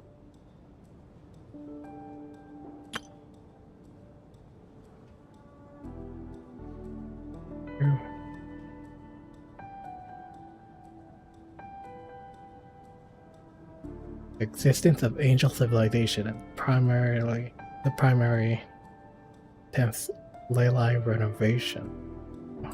An investigation report, huh? Looks quite old. This person's name looks to be of Sumeru origin to me. The theater manager must have hired an investigator once specifically to look into this issue. But it doesn't look like anyone ever looked at the report. Presumably, the manager wanted to know if the supposed haunting was dangerous, while also being fearful of word getting out in case it affected the theater's business. Anyway, the bottom line is, the haunting is actually real after all. It's caused by an obstruction in the ley lines. Is there any chance this is the key to finally making some progress with the murder cases? Ley line problems are pretty unexceptional to me by this point. And while it certainly offers an explanation for the ghosts, it's hard to imagine what connection it could have to these two murder cases. Some of the language that appears at the very end of the report caught my eye. Angel civilization, ley line renovation? My area of research doesn't touch on any of that, so it's completely outside of my wheelhouse. Huh? A piece of paper just fell out from the report. It landed right by your feet. Let's see. Yes, it's near. Pretty ominous. How you look at it. How unnerving. It was tucked inside the report, so it must be a note left by the author. Death is near. Is that supposed to be what's going on here? With us? But if so, how did the author foresee it? Could he predict the future somehow? Maybe things are more complicated than we thought. No, wait a second. If we take the report and the note at face value, the report definitively concludes that the hauntings in the theater are harmless and cannot affect the real world. The question is, what exactly does the note mean by death? Could be describing the perpetrator, maybe? The various ways we could interpret this keyword lead in completely different directions. Let's pause our analysis here for now. I think we need more information.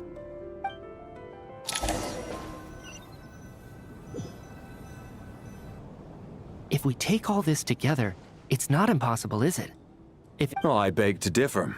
This sounds to me like a product of a researcher's vivid imagination. And perhaps it's because I'm still viewing this through the lens of a typical murder investigation.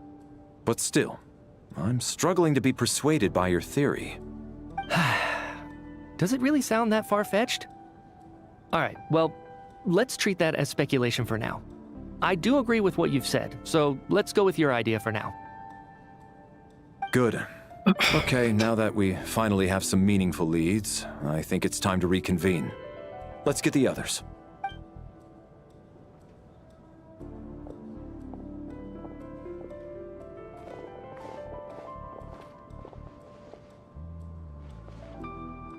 So, that's about everything we've discovered so far. I'll share my theory first. Based on what we've learned from the logbook, I believe the extra person among us is most likely the killer.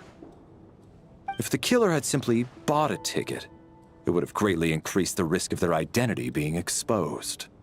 I expect he or she either hid in the theater ahead of time, or found a way to slip past the ticket inspection. What about the note found in the investigation report? Any thoughts on how that fits in? The killer may have simply planted it there as some sort of sick joke. I've seen my fair share of psychopathic killers. They love playing cryptic mind games. So, it has nothing to do with the haunting of the theater after all. This theory makes sense to me. If we have an audience member unaccounted for, chances are they didn't come here to watch the show.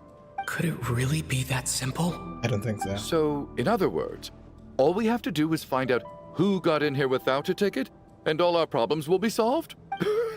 Then let me make one thing clear. All the theater staff should be well aware that I came here for the rehearsal legitimately, yes? There's no way I'm the one who didn't have a ticket. It's true. I hear you used every trick in the book to get a hold of that ticket, too. Everything short of throwing a temper tantrum and rolling around on the floor at the entrance. I most certainly did not degrade myself in such a way. Probably a stupid question, but I might as well ask. Did anyone here get in without having their ticket checked? Guess it was naive of me to expect them to just admit to it. Especially after the unprompted Lelik reveal. Once was already a miracle. Twice would be unfathomable.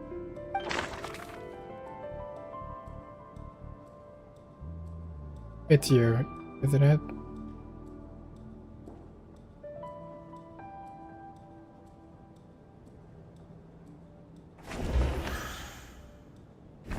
Sounds like Chuganov went to a lot of trouble to get his ticket, because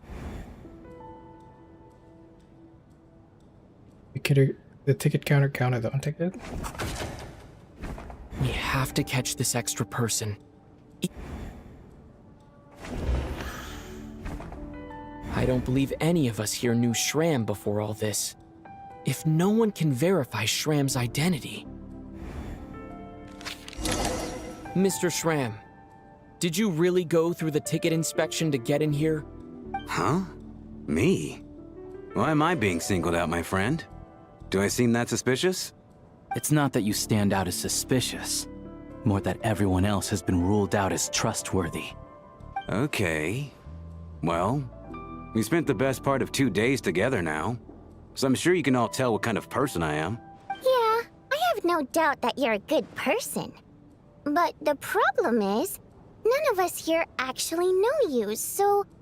Although, actually, what was it you said last night?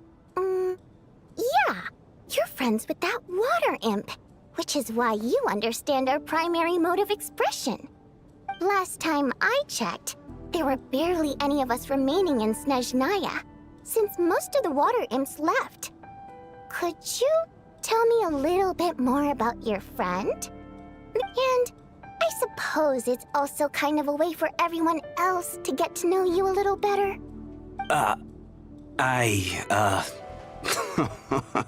Good grief. Are you blushing? Pull yourself together, man. Stop Hey, revolting is a little strong.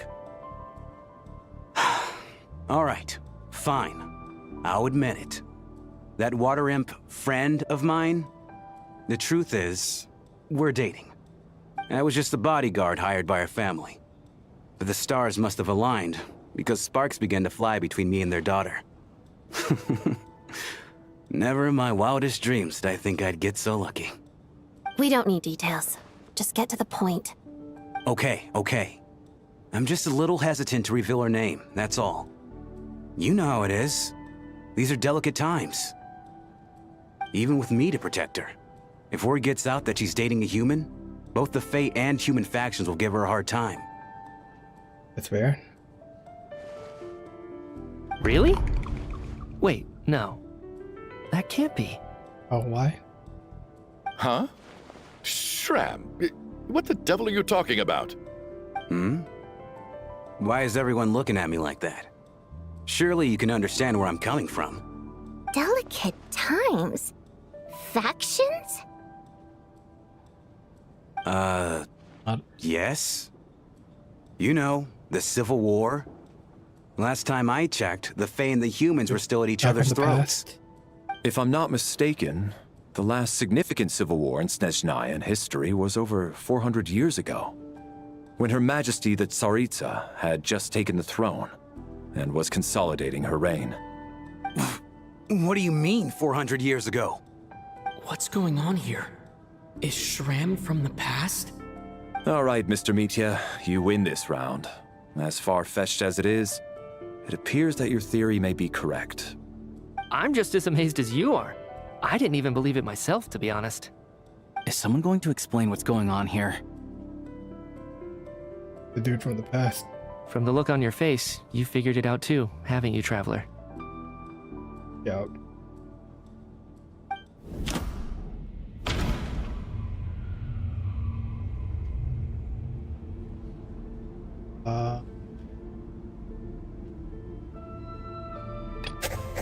That seems to be the case.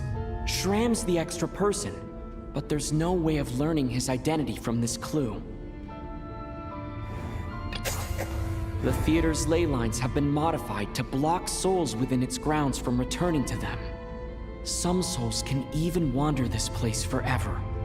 Mr. Shram's statement proves he is from hundreds of years ago. And according to the investigation report on the theater hauntings, Mr. Shram is very likely a lost soul wandering the theater.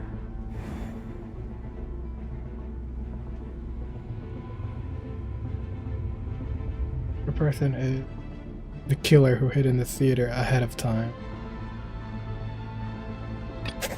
Oh? This is Mr. Valeri's hypothesis. If there is no supernatural element to this incident, for some unknown reason, the soul that has been wandering the theater due to the ley line issues has joined our group and blended in. Yeah, that must be the immediate reason why the ticket count doesn't match the number of people present. Yes, it's someone who died a long time. The contents of the investigation report have been verified. There are indeed ley line issues and wandering souls in the theater. Death is near. That must mean that there's a dead person in our midst. That's the truth, isn't it? Yeah, the logic is clear now. The investigation report said that there would be souls stuck wandering around the theater because the ley lines were cut off. Mr. Shram must be one such soul who died in the theater a long time ago. In which case, that also makes him our extra person. So when the note said death is near, it must have been referring to death as in the deceased, people who died a long time ago. Someone who died a long time ago.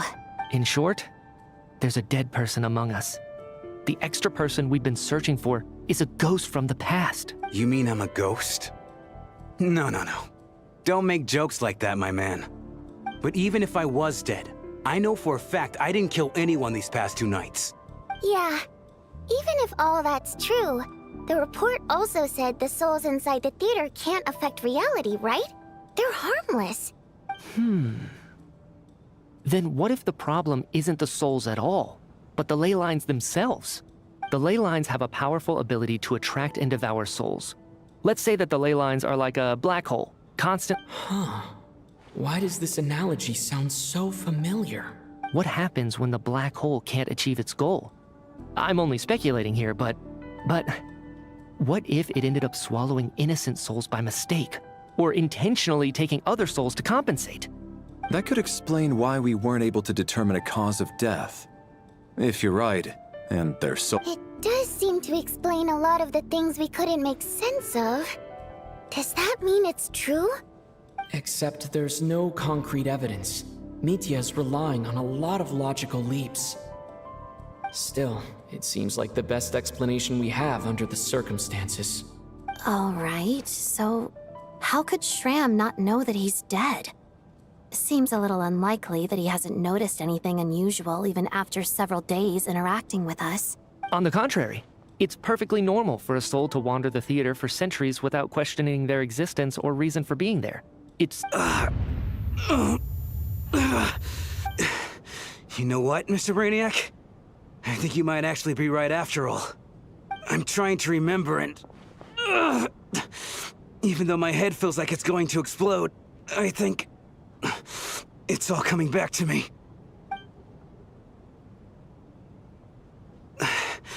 I was the one who didn't want to remember my own death, so I forced myself to forget. Well, I'm sure those are painful memories. My lady and I snuck out to go on a date one day. We bought tickets for the theater. It wasn't really my thing, but I was just happy to be together.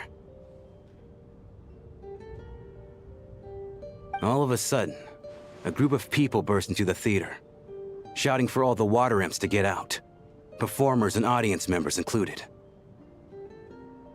It was clear the conflict between humans and Fae had reached a boiling point. This time, the extremists were even coming after the water imps who had nothing to do with the war. I thought I could pull one over on them, so I took off my jacket, draped it over my lady, and tried to sneak out amid the chaos. But I got caught. They started shouting, calling me a traitor to humanity. But I was going to do whatever it took to buy our chance to escape, no matter how many people stood in my way. I had to, both as their bodyguard and out of love. It's all right, friend. You can stop there if you want. You don't need to dig all that up again. It's just... Even now, I'm still struggling to accept the truth. How could I be dead? I'm sorry, everyone. If I'd known I was a dead man walking, I wouldn't have dragged you down with me. If I'm the cause of all this death, then punish me however you see fit. But, Mr. Shroom... No. I refuse to be a burden. I know what I have to do. You said I've been wandering the theater for centuries, right?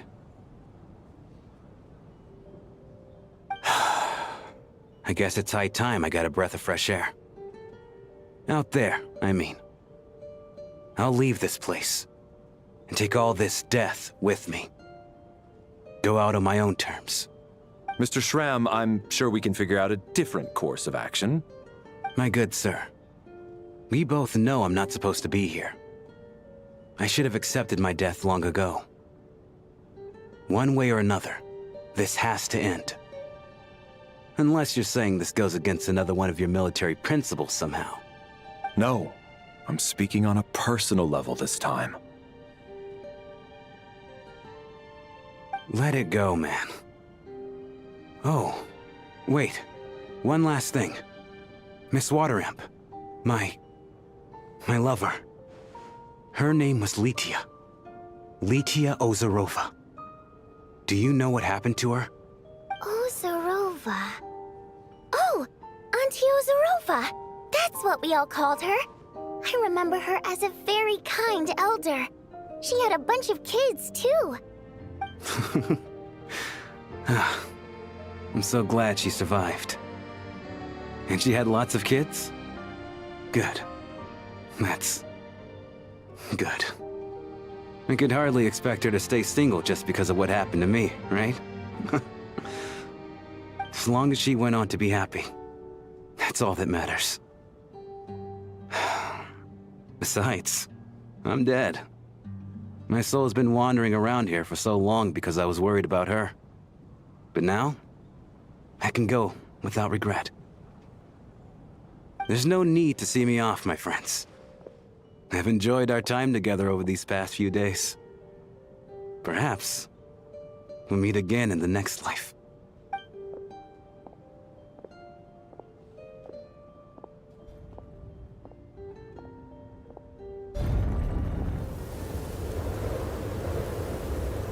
Take care, my man. I knew Mr. Shram was already dead, but I still feel so sad. Death is cruel, no matter how we might try to make sense of it. So, was the conflict between Fae and humans really that bad back then? I was only little, so I don't remember much. It's terrible to think that so many innocent people had their lives turned upside down. Even the historical records about that time period don't say much about it. All people know is that the Tsaritsa founded the Fatui, drove out most of the Fae aristocracy without explanation, then used her terrifying power to suppress the humans. It seems to me like the Tsaritsa chose to make herself the enemy. She downplayed the conflict, directing whatever animosity both sides had for each other at herself instead. That's also why, despite how brutal the conflict was at the time, there hasn't been much lingering tension between humans and Fae since. Things have been fairly harmonious for the past few centuries. So, the Tsaritsa banished the Fae to protect the Fae living in the city? She offered herself up to be hated in exchange for peace. Maybe it's not quite as bad as it sounds. I don't think Her Majesty is too concerned if mortals hate her or not. And besides, there are very few who truly do. All this time, I had no idea. All right. If Mitya's theory is correct, then I think we can consider this matter settled. Let's all take a break. Ugh, if only this blasted storm wasn't still raging on.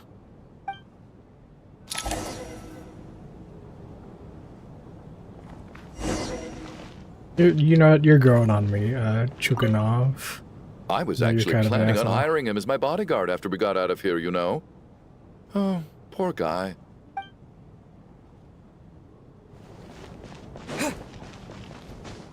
Yeah, Dram was a pretty interesting dude.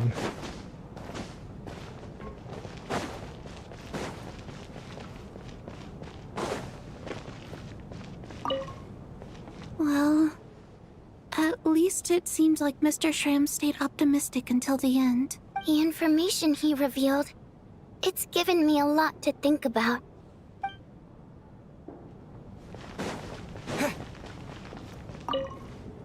At least the lingering regret that kept him here has been put to rest.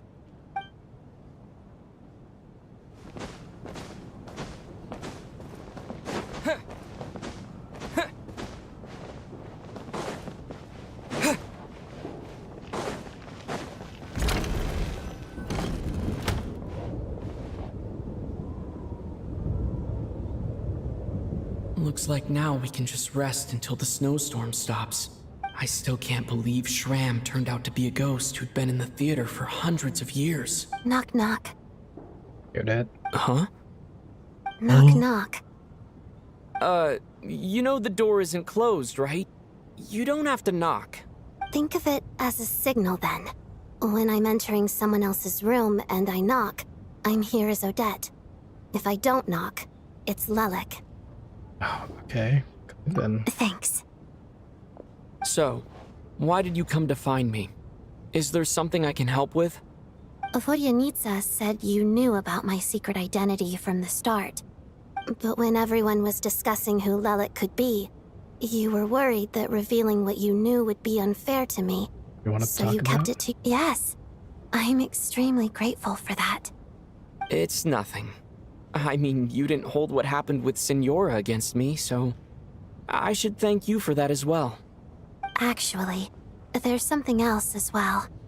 I found myself in a situation similar to the one you were in when you helped conceal my identity, so I thought I'd come and ask you for advice. situation? It's about Mitya. Before all of this, the last time I saw him, he was dead. As I'm sure you know, my goal as Lelik was to stop Project Stuzha. Well, when I found out the tech lead for the experiment behind Project Stuzha was Mitya, I immediately started planning to track him down and threaten him to back out. I often saw him around the theater, but I soon concluded that making my move there would risk exposing my I've seen identity. out of the theaters too, though.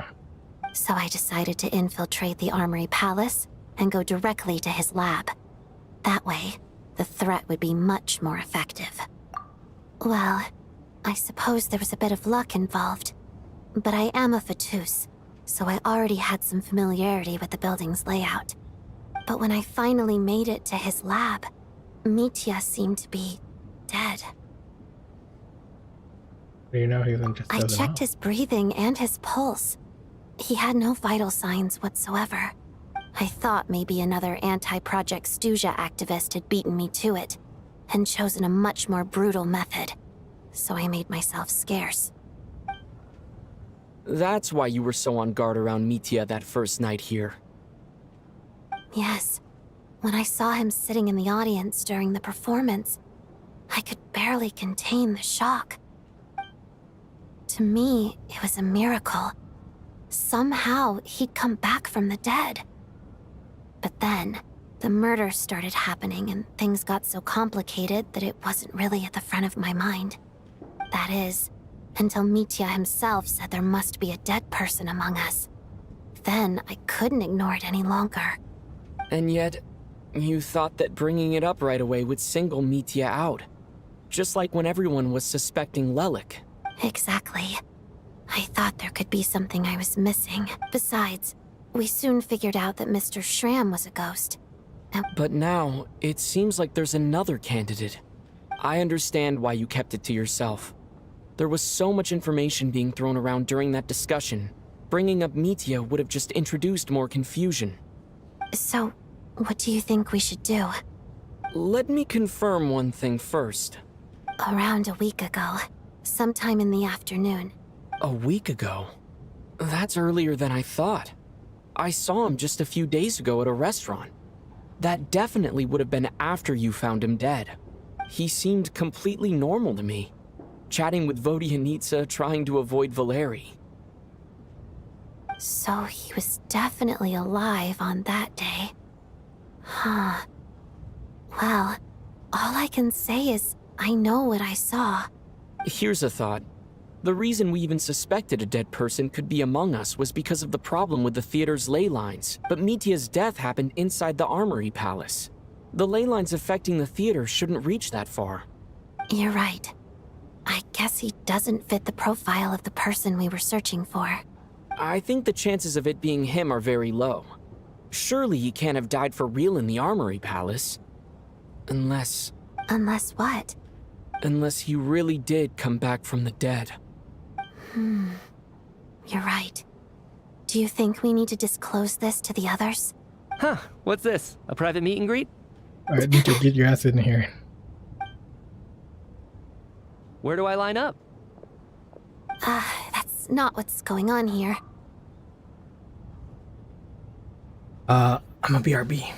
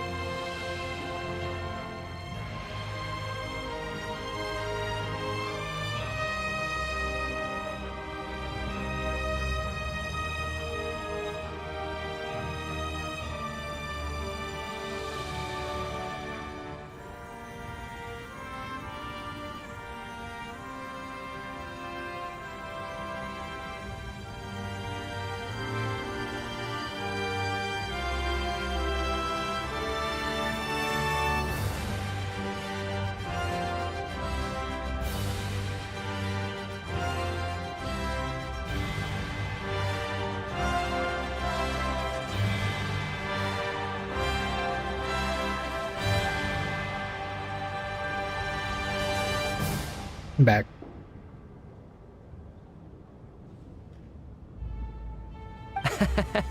Well, I was just making the rounds. Thought I'd try to lighten the mood a bit. Vodyanitsa's handing out food if you're hungry.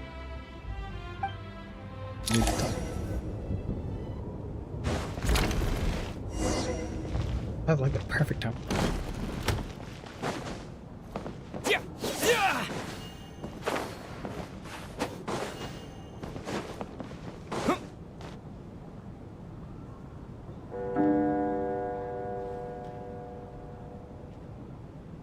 What is going on with this storm? Could it be connected to that monster that just arrived in Snezhnaya? I almost hope it is. Her Majesty the Tsaritsa left to vanquish that beast herself. We just need to wait for her triumphant return. Do you think people still feel the cold after they die? I'm wondering about Shram. Oh, maybe we should have given him a coat before he went out there. Death itself is cold, isn't it? I'm sure the storm will embrace him. Well, I hope he has a safe journey. I'm going to miss him, I think. It's not like we can blame him for Rampana and Kulish's deaths. Thinking back on it, we barely made it out alive ourselves. Once we get out of here, how are we going to explain what happened to their families?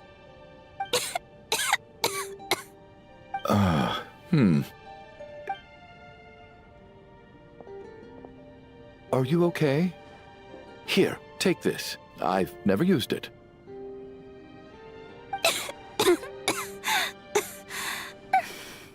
Thanks. Look who's Mr. Nice Guy all of a sudden. Is it because Tonya stood up for you this morning? At least you know how to return a favor. Yeah, without Tonya, who knows how badly he would have been hurt. I told you already, I never intended to resort to violence. Duh, bunch of rascals. Little girl? I was rather surprised when you spoke up for me this morning. I didn't think I had many admirers here, Oh, you so... pighead. Thank you. Oh, no need to thank me. I said some bad stuff about you too. I've been, too embarrassed to admit it, but, you remind me a lot of my daughter. So kind to everyone, but never lets her old man off the hook. Unless my wife and I are having a fight, then she's always on my side. Especially when she was little. Every time I took her out... All right, easy now. How long have you had that cough, Tonya? I don't know. It's probably been a while. I'm fine. Are you taking anything for it? Yeah. I'll be fine once I see my brother. He's gonna pick some frost fairy flower leaves and brew a tonic for me. I'll feel much better once I drink that. I see. That's good to hear, then. We should probably discuss arrangements for tonight. Now that the deceased has left our midst, there shouldn't be any more incidents. However, out of an abundance of caution, I'll keep watch. Shouldn't we take shifts? I can take one if needed. No need. I managed to get a nap in earlier, so I have plenty of energy right now. After all the tension of the past few days, everyone else should just focus on getting a good night's sleep.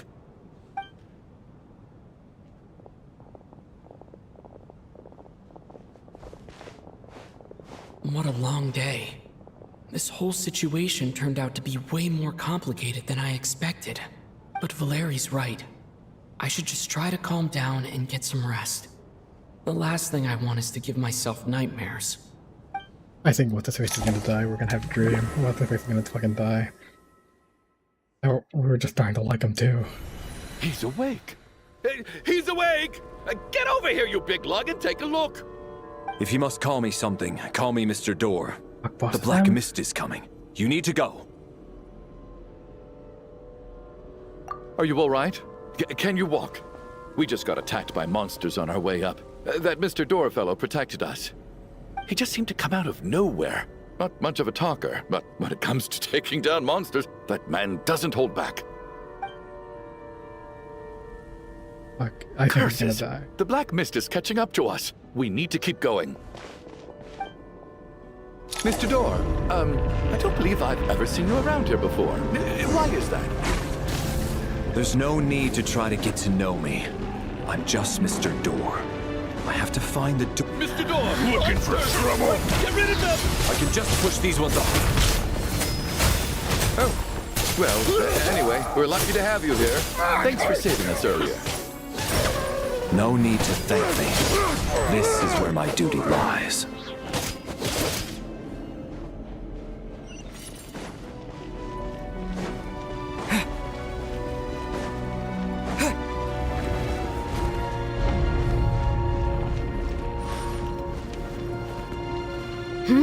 Halt! So we're doing this the hard way. Oh, there's a waifu for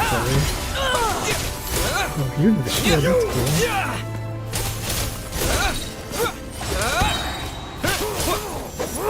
Fighting frog! You asked for it! Just you wait. Watch this!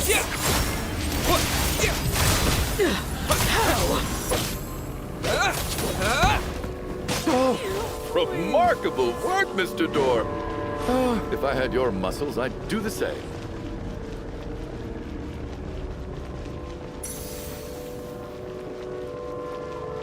Are none of these doors the one you're looking for? No. I don't think my boy's a quitter though. Chuganov, you got this, my boy.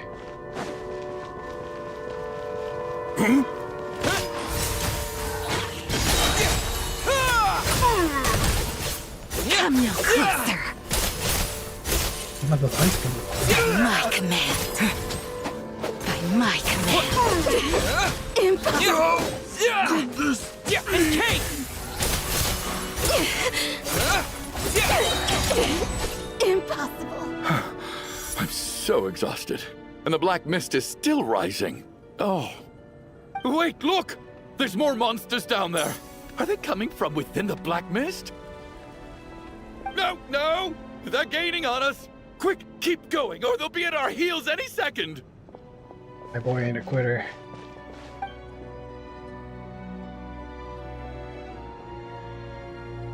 Mr. Door, what are you doing? We need to get out of here. They're coming! Found it. This is my door. What? You mean you're going to stay here? I am a door. This is where my duty lies. Meant for... No! You saved us! We can't leave you behind! You must keep going. A door can only keep things out for so long. You must make haste. But... Oh, you're right. Let's go! We can't let Mr. Door's sacrifice be in vain! Hey, Chuganov. Don't give up on me. The black mist isn't moving anymore. Looks like both the monsters and Mr. Door are gone. I didn't just imagine all that, did I? Surely I wasn't so scared out of my mind that I hallucinated a door as a human being. I remember Mr. Door too. Oh, okay, good. There's no way we both hallucinated the same thing. Getting sleepy? Well, looks like we're safe for now. Go ahead. Let's get some rest. Hey, fuck, Valeria's gonna get out. Or wake up. What time is it? Is it morning? I think I had a nightmare. I guess everyone's still asleep? These past 2 days have been exhausting. Valeri's keeping watch though, so he's probably the only one awake. Valeri? Oh, fuck.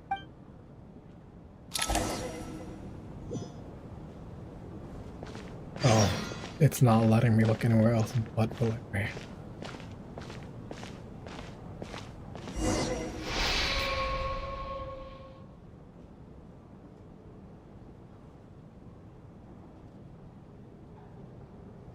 Wake up! Everyone needs to wake up! That's unexpected. I thought it was gonna be the other way around. Just like the last 2 nights. No clear cause of death. I've been a real thorn in your side, haven't I, Mr. Valeri? Now you can rest in peace. But for me, life will be all the duller for not having to run away from you, my friend. How's Tonya? Is she okay? I just checked on her, and it doesn't seem like anything serious. She's just exhausted from the past couple of days, and she's still recovering from her illness. We should let her sleep a bit longer. That means Valeri was the only one who died last night. If Valeri was awake and keeping watch, it would have been impossible to kill him without waking everyone else up. That much is certain. This is so frustrating. Why has nothing changed since yesterday? I thought we already dealt with the dead person causing all this. Actually, one thing has changed. There's only 1 victim this time, not 2. Does that mean...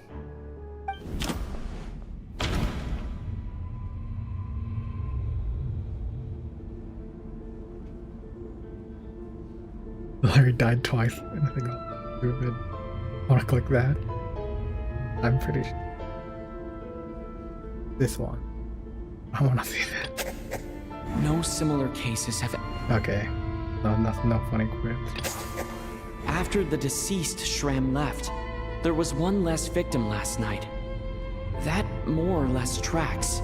It's a reasonable conclusion, considering the only variable that changed.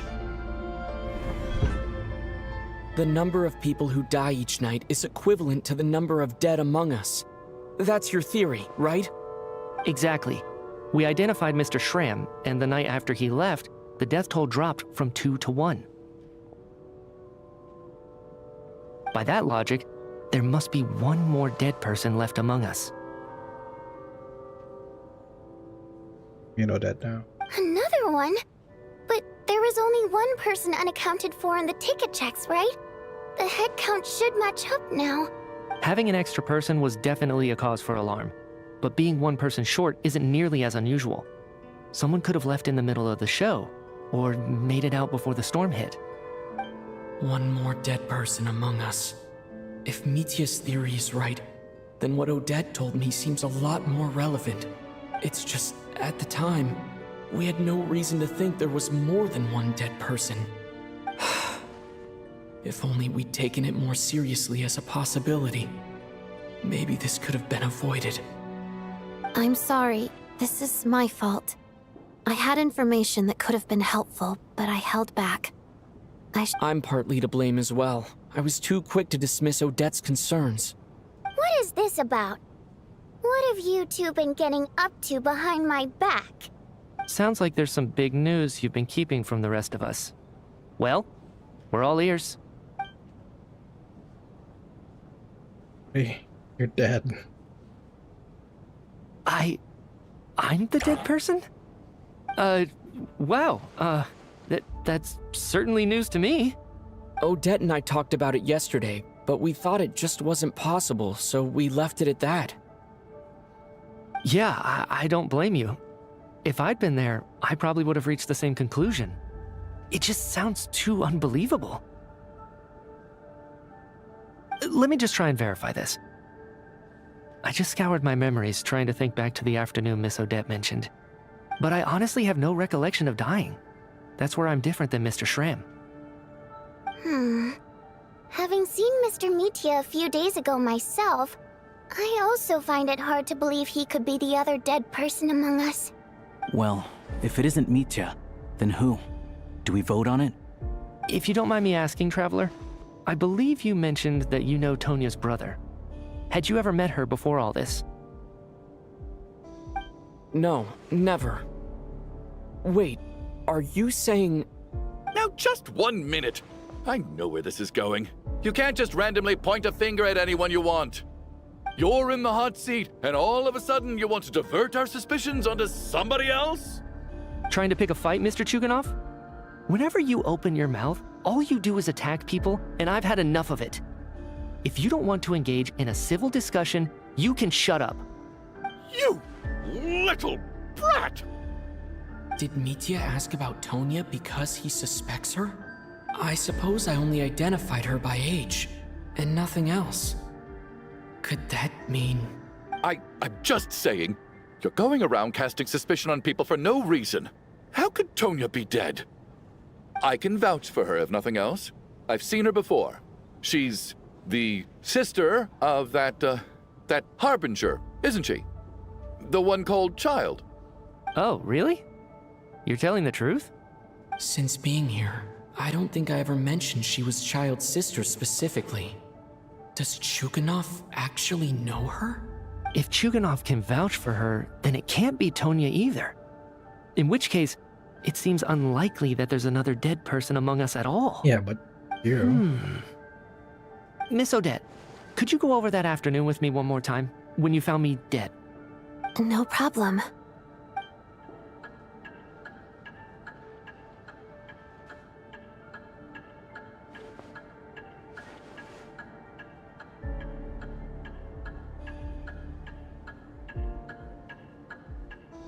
Huh. No matter how hard I try, I just can't remember anything about dying. But I do remember something else. Miss Vojanitsa, during our last meal together, I told you how some of the researchers were suffering from temporary memory loss. Do you remember that? Oh, yeah. You said it was hindering the progress of your experiments. You thought they were just under too much stress or something. Right. And even though I don't remember dying that day, I'm pretty sure I experienced something like amnesia. Some of my memories from that afternoon are missing. Are you suggesting you're missing the memory of your... Of course. How am I only just realizing this? Humans aren't necessarily aware of their own death. You mean being silently assassinated, or dying in your sleep? Situations like that? The researcher's amnesia. Suddenly it all makes sense. I must thank you, Odette. I think your perspective just helped me reach a breakthrough on a series of issues that have been troubling me for quite some time. All right. It's decided then. I'll be the one to leave today. Oh, leave? Hey, wait a minute. Aren't you rushing into this? What if you're wrong? You'll pay with your life. Come on, kid. Aren't you gonna fight for your life? This seems like a rash decision. I have other reasons beyond what's been discussed. In fact, thinking back, I remember during Miss Odette's performance, while I was sitting in the audience stalls, a brilliant new idea for my research popped into my mind. But then, my train of thought suddenly cut off. I can't remember it now at all, and I didn't take any notes. I guess that must be another instance of temporary amnesia. No. Hold on. I see where you're going with this. You're suggesting that each instance of temporary amnesia is a death, right? There's a glaringly obvious flaw in that idea, no? How can one person die so many times? I believe Miss Odette's account. During the period where my memory is blank, I must have been either dead or in a similar state. All it would take is for the same thing to happen in the theater, and I would come under the effect of the ley lines in this vicinity. This increases the likelihood of me being the deceased, does it not? But... There's no evidence to suggest that anyone other than me is a candidate for the deceased. So allow me, as a scientist, to treat this as an experiment. Please relax, everyone. I don't think things are as bad as they may seem. If I really am the deceased, then to leave the theater will be a relief for me. If, on the other hand, I'm still alive right now, well, apparently you've all witnessed my resurrection recently anyway. Who's to say I won't return from the dead again this time? Mitya's right. This is the only thing we can try right now. I think he's deliberately downplaying the gravity of the situation, though. What is a scientist if not someone who gambles on experiment after experiment in an attempt to obtain the truth? Dr. Ray. With this snowstorm, the ley line phenomenon, ghosts of the dead, and my amnesia, we've been paralyzed by not knowing and powerless to do anything about it. But if I do get resurrected, you can be sure that I'll come back with the truth of all this. Just you wait.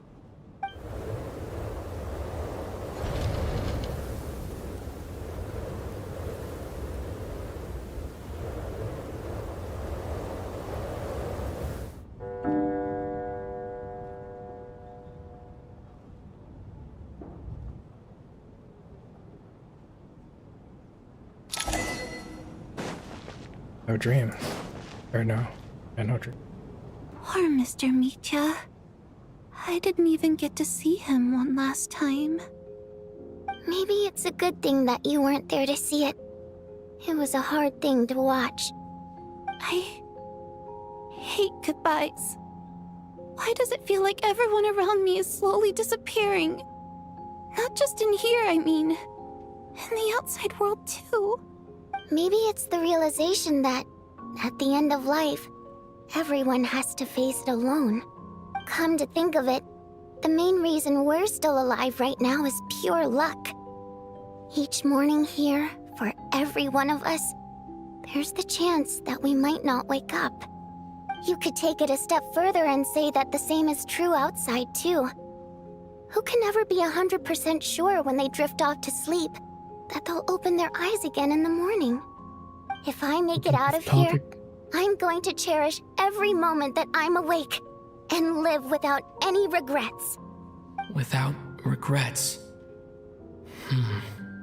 I feel like a strange sense of anxiety has been quietly growing inside me over the last 2 days.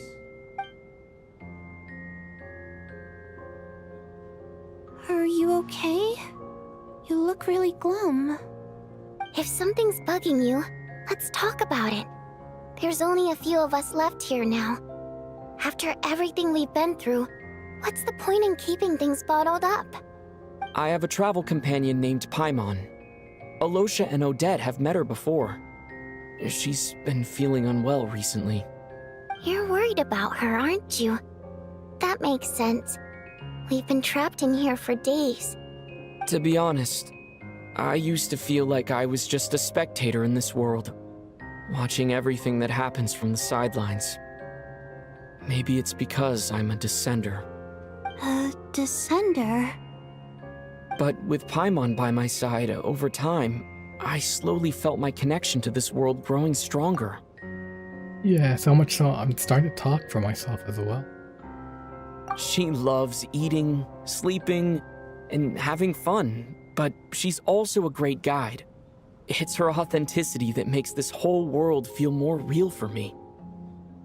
Over the last few days that we've been apart, I've often caught myself wondering, what would Paimon say if she were here right now?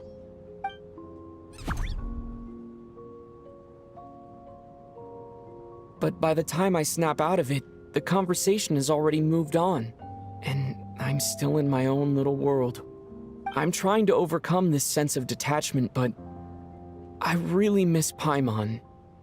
I guess, in a way, she means the whole world to me. I bet she misses you when you're not there as well. Maybe you're her entire world too.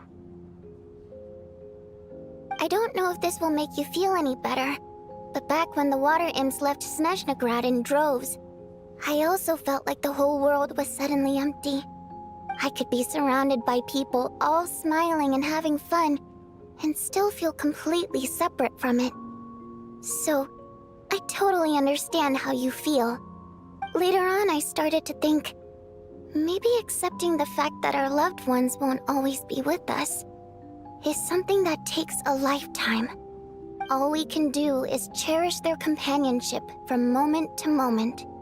So, once we get out of here, you better hurry back to our side as fast as you can.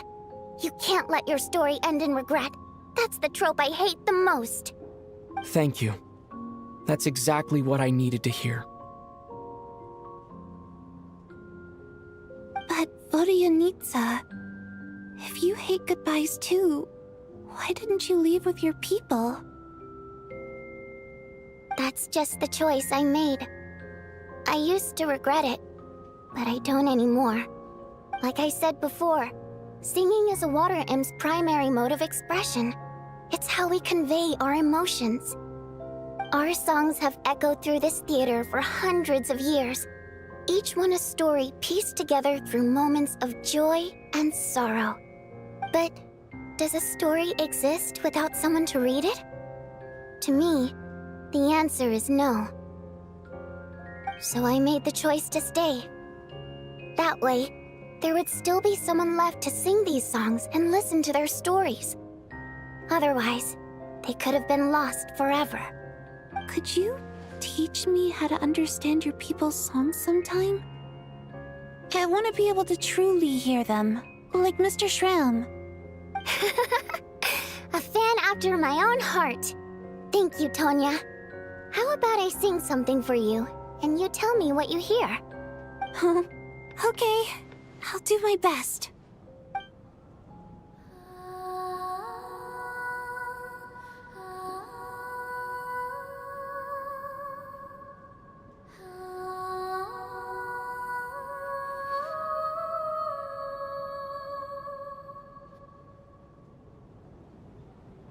I've never heard that one before. I feel like I can hear a sense of longing somehow. I wonder why that is. Color me impressed, Tonya. You're a keen listener. Most people can only tell if a song is happy or sad.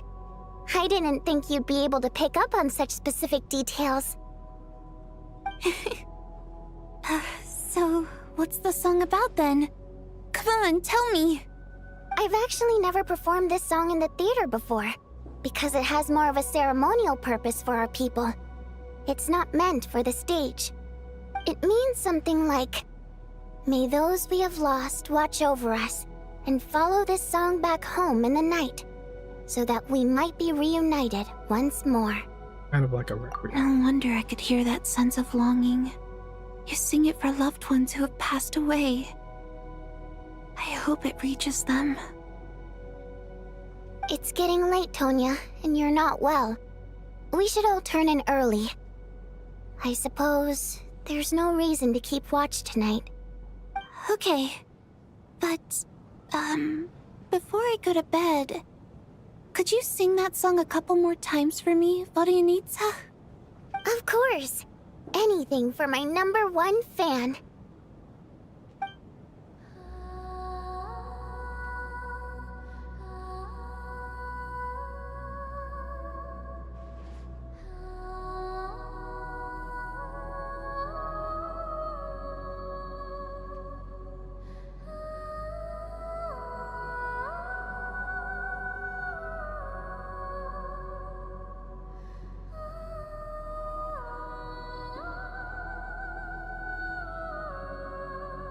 Once I get out of here, I definitely don't plan on ever coming back.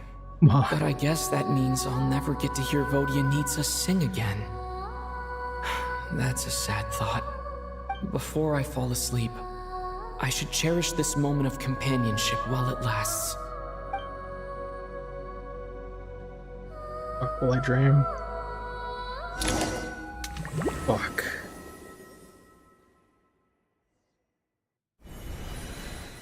Where am I?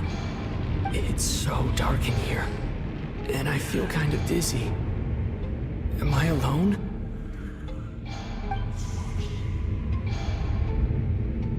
Huh? What was that noise?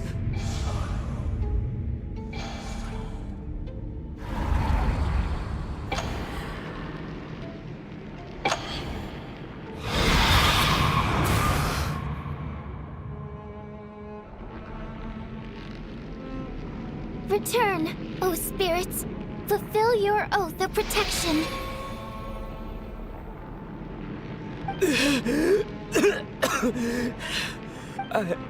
I'm alive? What just happened? No time for questions. Quick, over here. Turn on the switch. We need to bring back the light.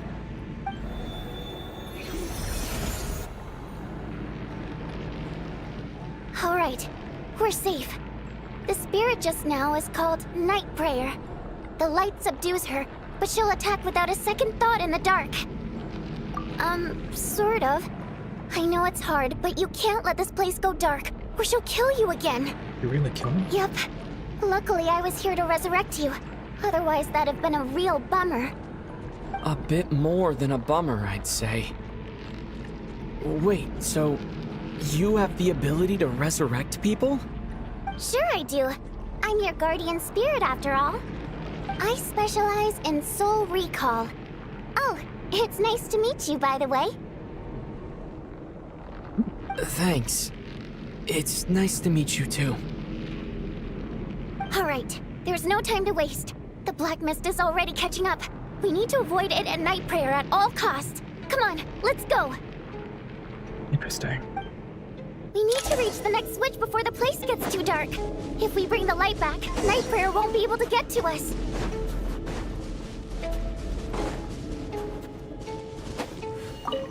Sweet, sweet light! It's back! Now that's a sight for sore eyes. It's raising. Shh! It's night prayer. We need to move quick, but don't let her notice you. Look out!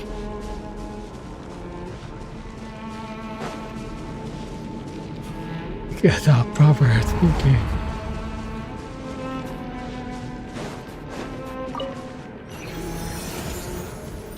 I lost track of it. I think this might be like The next switch is over one there. that's gonna happen in the future. Maybe. Oh fuck.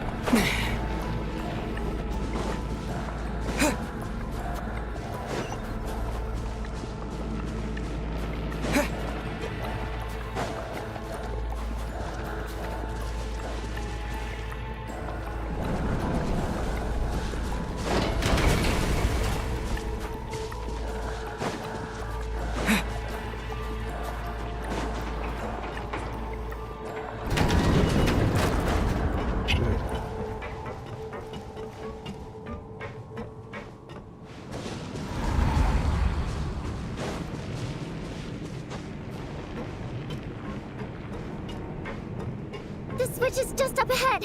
Hurry!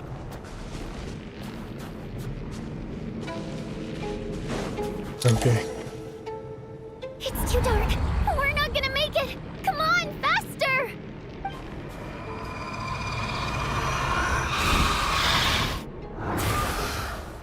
Traveler! I won't let you die like this.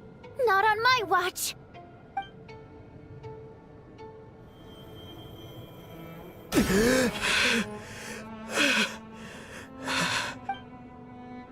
Even though it's not permanent, Is this Paimon? dying is definitely not a pleasant experience. Great. You're back. Yeah, thanks to you. Time for you to get out of here. Quick, before the light runs out. What about you? You're not coming with me? I can't. I've already been used up. Oh, what does that mean? A guardian spirit's skills are finite. I can only resurrect someone so many times. I might not look any different, but my essence has been exhausted. Now, I will slowly start to fade away.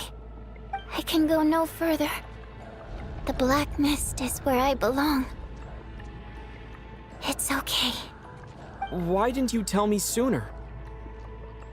Because it wouldn't have changed anything. That knowledge would have just burdened you.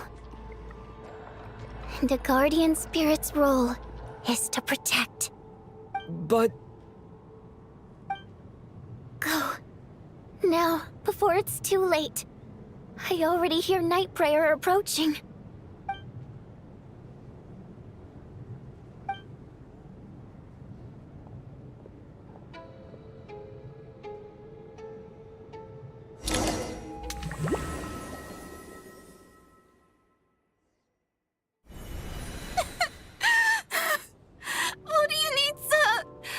How could this happen?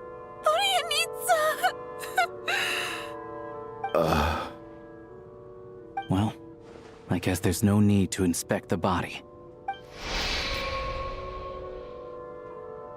Tragic death awaited.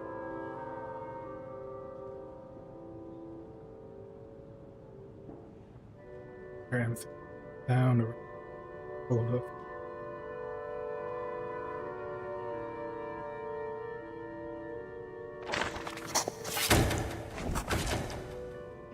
This wasn't supposed to happen. You lied to us, didn't you, Chuganov? You've been lying from the start. Take a long, hard look at yourself before you go around accusing other people. I suspected you on day one, Lelik, and now look where we are. By some strange coincidence, you've never been targeted. You just happen to have survived this long? No, you should be the prime suspect. And you, little hunter, ever so content with staying on the sidelines. Yet, you were the one who stopped us from leaving from the start! Why are you trying to keep us here? Now you're just lashing out indiscriminately. That's either a sign of anxiety or a guilty conscience. Where was all this passion and bravado before? Decided to fight until the bitter end. Is that it? Is that a threat? Fine, bring it on. You think I'm afraid to die after all this? You want to kill me? Go ahead. I'd like to see you try. After all the trauma of the past few days, everyone's been pushed to the breaking point. Valeria and Mitya aren't here anymore. Someone else needs to step up and take charge. But first, I need to think this through. Considering everyone left, who's the most likely candidate for the deceased? Could be.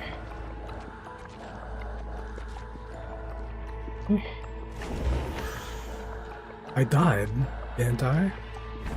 My memories are perfectly coherent. Anya. Of those who remain, the only person we've never met before is Tonya. There is room to doubt her true identity. People are easily misled by first impressions. Now that I think about it, Child Sister was in fact a label I imposed on her due to my own assumptions. But Mr. Chuganov vouched for Tonya's identity yesterday. With basically no other possibilities left. Could it be?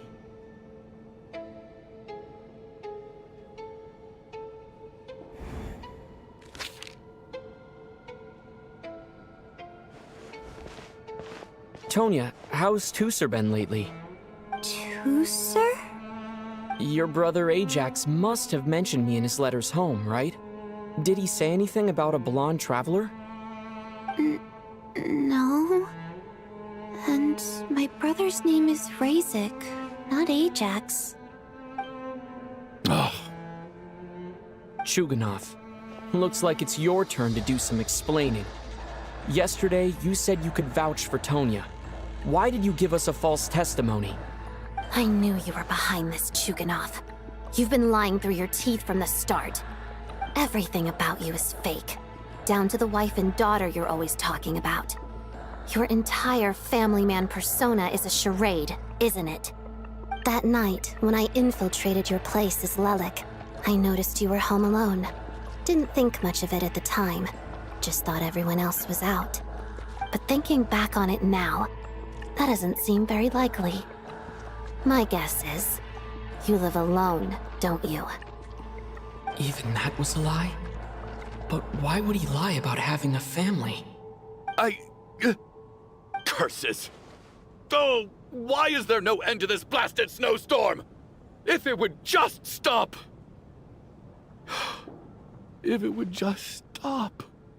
I think I remember now. I know how I ended up here. It feels like a distant memory. But at the same time, it's just like it was yesterday. The reason I'm always coughing is because I got sick with frostbite. The locals usually call it the snow cough. It's not a very common illness. It's partly genetic and partly caused by the cold climate, but it can be fatal. They sent me to the hospital as soon as they found out I had it.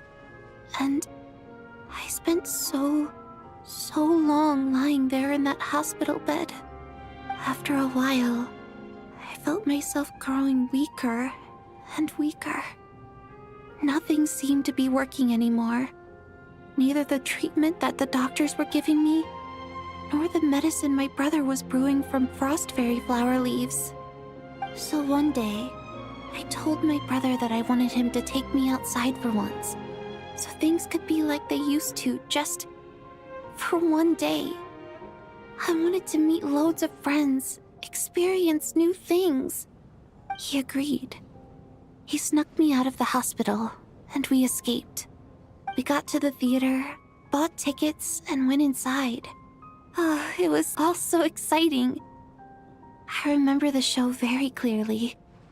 It was amazing. But I found myself getting sleepier and sleepier. Oh, Tonya.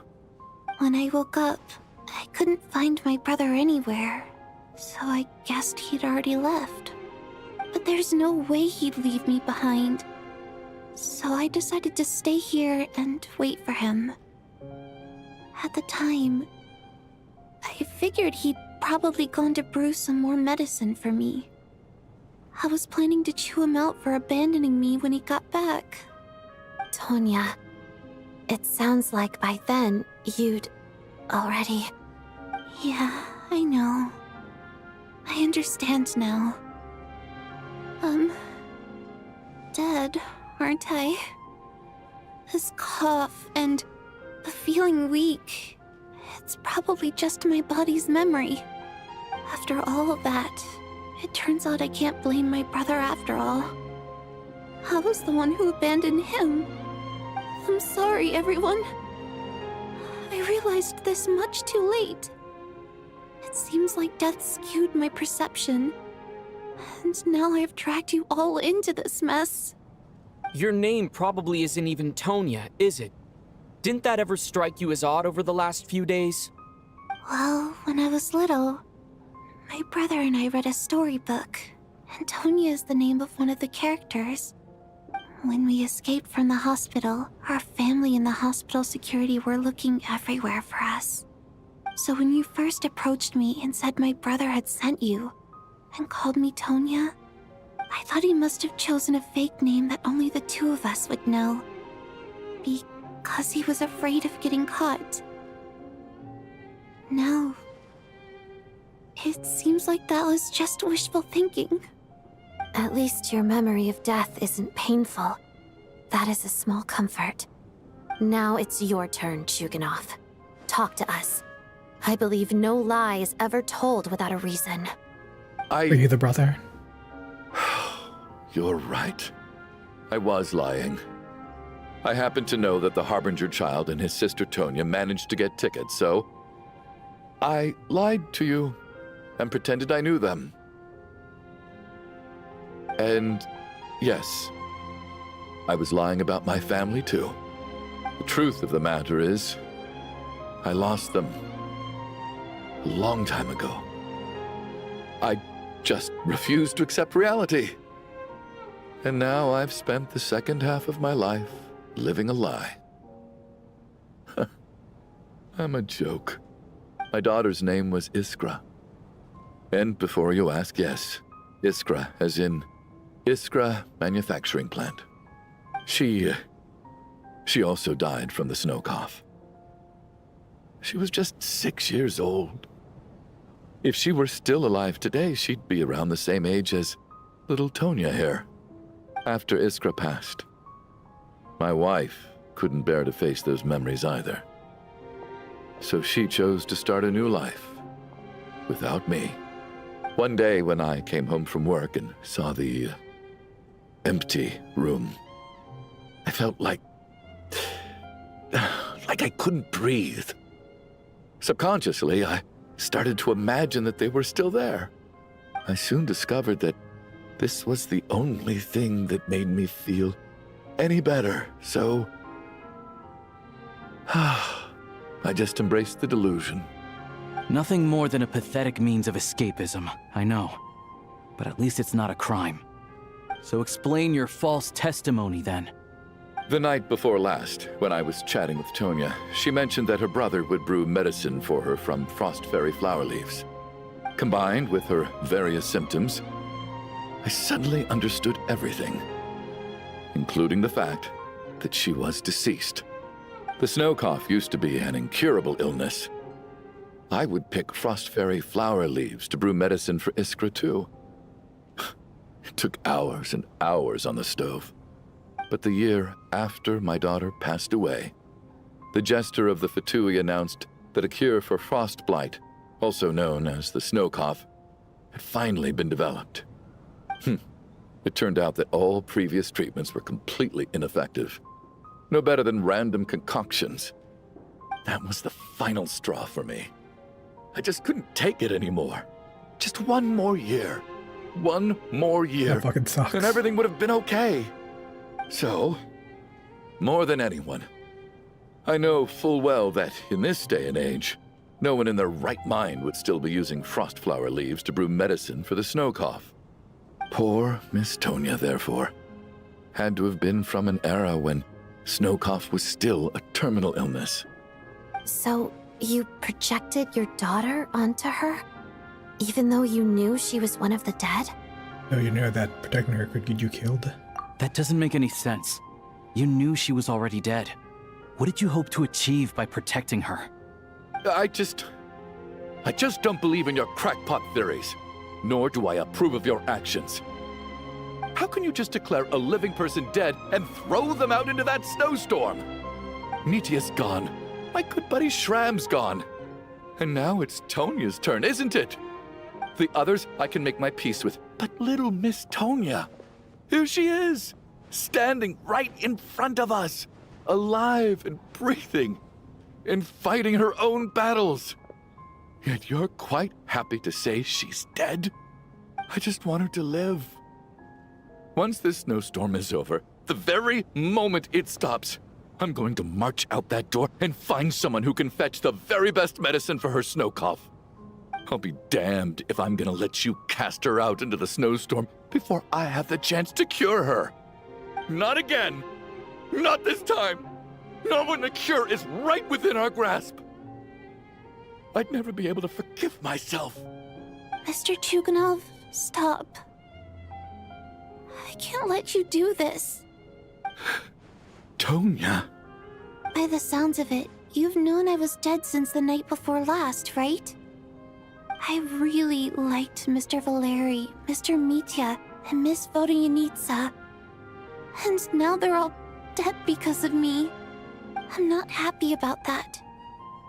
The reality is, you've been trying to fight your own demons through me.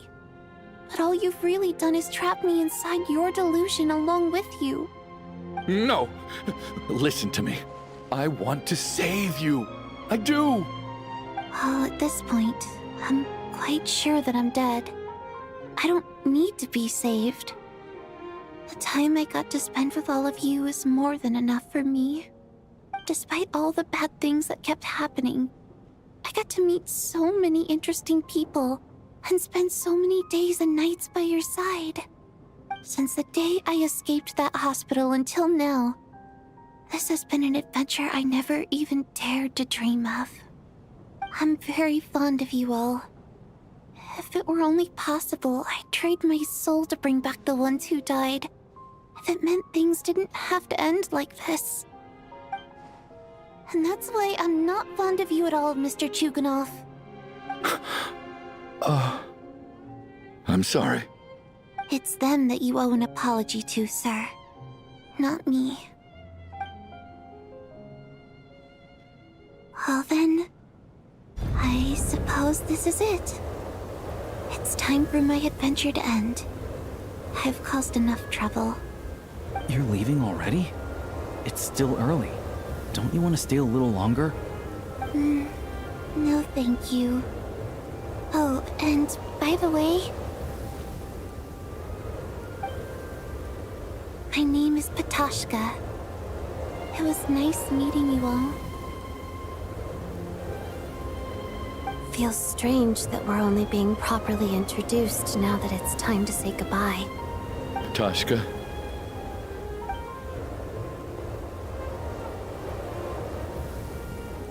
What are you doing, Chuganov? Are you crazy? Let me leave. I can't keep lying to myself anymore. In your dreams. Don't think you're getting off that easy when you had a hand in the deaths of so many people. The Fatui have honed quite an array of enhanced interrogation techniques since they were founded. Once we're out of here, Lelik will personally give you a taste of every last one.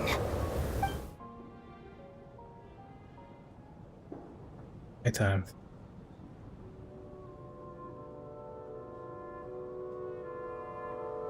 I think we should leave. I doubt this snowstorm is ever going to stop. For all we know, this storm might have destroyed all of Snezhnaya by now. Maybe this is even the whole cold death of world. Wait, we finally solved the mystery of the haunted theater today. Maybe let's at least try to enjoy tonight? Fair enough. I don't particularly feel like dying in Chuganov's company anyway. And yet you won't let me die first. Hey, Chuganov, on a serious note, if we do make it out of here, you should close down that factory of yours. A lot of people are freezing thanks to you. Is this really the time to be discussing my factory? All right, fine. I'll shut it down. Doesn't matter to me anymore. Oh? Am I hearing things? Or was that a knock at the door? There it is again. But I don't understand. The snowstorm hasn't stopped, has it? Yeah. Should we open the door? Is this it? Is this nightmare finally over? If the last few days are anything to go by, I probably shouldn't be getting my hopes up. Whatever lies beyond that door at this moment. It could be something even more terrifying than everything we've been through so far. Okay. Anyone for that? Okay, well, at the door.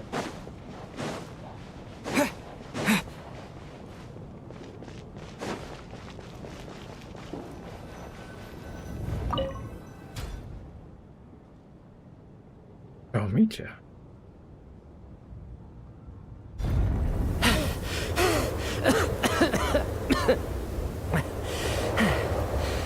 Hey everyone, I'm back. How are you doing? Feeling any better? Much better, thanks. Whew, it is so good to have you guys here. Let me see. Tonya and Vodyanitsa are missing, which means Vodyanitsa died last night. And then you discovered that Tonya was the other dead person. Am I right? Not Tonya. Pitashka.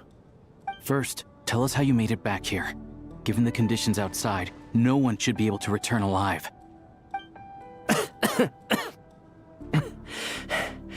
You're right. The thing that got me back safely was a song. I heard someone singing. After walking into the snowstorm, my mind grew hazy. I don't know how long I walked through the storm before my mind completely slipped away. Then, suddenly, I heard the sound of singing. The voice instantly brought me back to my senses, and I regained consciousness. So I followed the voice, searching for the source of the singing. I searched and searched, until finally, just a few moments ago, there was the entrance to the theater, right in front of me. Singing. I've actually never performed this song in the theater before, because it has more of a ceremonial purpose for our people. It's not meant for the stage. It means something like, "May those we have lost watch over us, and follow this song back home in the night, so that we might be reunited once more." That must have been Vodyanitsa's Requiem. Who knew it actually worked? That song is meant to guide the souls of the dead. Mitya, that must mean that you... Huh. No kidding. Huh, seemed like I guessed right then. This is what I've been so desperate to tell you about. When I first stepped out of the theater, I was still quite lucid. My memory of it is still pretty intact. I remember the outside world being completely different than what I'd expected. It was like this was a world where only the snowstorm existed. There wasn't a trace of any humans or buildings ever having been there. I don't know how else to describe it, except to say that it just didn't seem like the real world. And as for the Requiem, if I was guided here by Vodyanitsa's song, it can only mean that I must already be dead. And this is my soul, not my body. But I didn't experience a clear moment of death while I was out there. Nor do I feel any different now than before I walked into the snowstorm. You don't seem any different to me either. In fact, this is something I've been wondering about for a while now. If souls aren't physical, shouldn't they lack tangible form? Both Shram and Patashka were clearly deceased, and yet their souls didn't look or feel like ghosts at all. This raises a truly terrible thought. Is that really what Mitya is suggesting?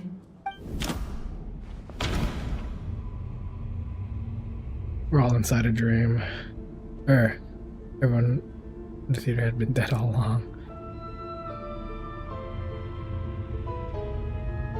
Fuck, I don't even know. Mitya's soul was summoned back by the Requiem, confirming that he is indeed already dead. Of course, if even the long deceased like Mr. Shram can blend in with us undetected, then maybe we've all been dead from the very start. Then all of us are now souls wandering the theater. Fuck the eye. Yes. I think that this is probably the afterlife. What did you say?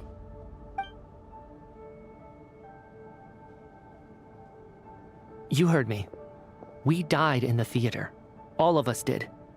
But due to an obstruction in the theater's ley lines, our souls are trapped here, while an endless, infinite snowstorm rages outside. It's ironic, really. All that time, we were working so hard to figure out who the deceased among us were, when the truth was, we were all deceased. The only difference being some of us died more recently than others. Do you remember that note, "Death is near"? Seems like we misunderstood what it meant after all. Death was nearer than we wanted to think all along. The note simply meant that all of us were already dead. So all our attempts to survive, our search for the deceased, it was all for nothing? Hard to say. At the very least, we helped 2 lost souls find clarity and go to where they belong. The presence of those 2 is probably what caused our souls to be drawn in by the ley lines. In which case, the deaths we've awoken to over the past few days were just souls returning to the ley lines for good. If what you're saying is true, doesn't that make us the lost souls now? Huh, no wonder. This afternoon, when I was moving Vodyanitsa's body, I noticed that the other bodies in the room hadn't decayed one bit after all these days. That's further proof that those aren't physical bodies at all, but merely our shells here in the afterlife. Am I really dead? This doesn't feel real to me at all. Yeah, I don't think I'd go to the ley line. That's impossible. This cannot be how it all ends. I still find it hard to believe that all of us are dead. How exactly did we die in the real world? None of us have any memories of dying, right? Not even knowing how we died is preposterous. Good grief. Surely there has to be some reason. Exactly. It's hard to rest in peace when you don't even know how you died. It gave me lots to think about as I strode out into the snowstorm. I racked my brains trying to remember the cause of my death, the exact moment I died, the root of all of this, right up until my consciousness faded. Wait. Hold on. Right before I lost consciousness, I think I saw something. I can't remember. And I think I lost my notebook and pen. Mitya, your hand. Is that blood on your fingers? Huh? You're right. There's blood on the fingertips of my right hand. Looks like it's already dried. When did that happen? You write on yourself? What the? I guess this was what I saw. I must have desperately drawn it in my own blood right before losing consciousness. What's wrong? Do you recognize the symbol? It's Renova, the ruler of death. Huh? Alosha, do you still remember that Snezhnayan folktale you told me about? It was about the Grim Reaper. When someone's about to die, he appears as an incarnation of someone familiar to guide their soul into the afterlife. And as soon as you recognize his face, your life is over. I heard a similar tale when I was little. You think the Grim Reaper in this story refers to the ruler of death you mentioned? That's right. In which case, death is near could also mean that the Grim Reaper is here disguised in a familiar form. Death, the deceased, and the Grim Reaper? So it's a triple entendre. When I first saw this note, I thought it contradicted the investigation report. But now it seems like that was the whole intention. So the Grim Reaper deliberately misled us. Then, we started suspecting each other and searched for the deceased while they hid in plain sight. By that logic, the one person most likely to be the Grim Reaper incarnate is...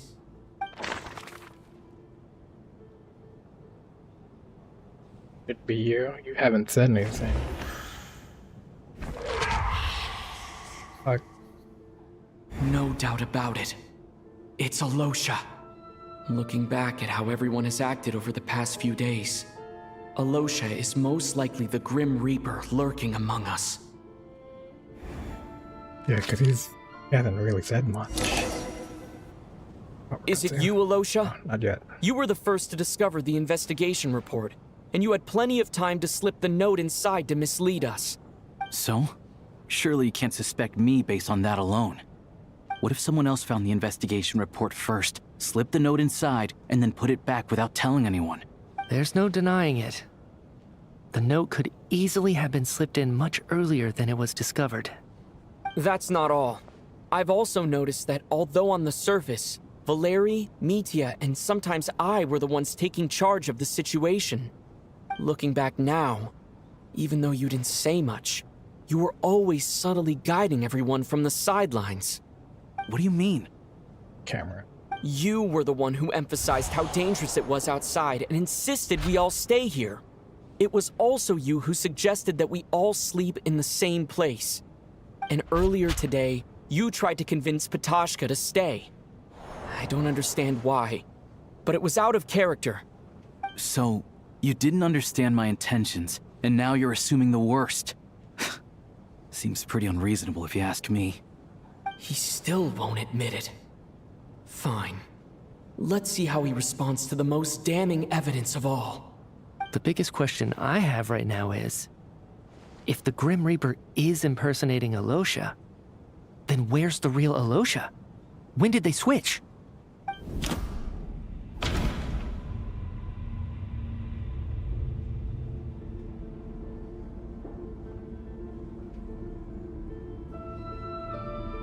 When he went out to check the snowstorm. That's right. This was the moment. Right at the start. Before any victims had even emerged, Alosha was switched with the Ruler of Death while everyone's guard was still down.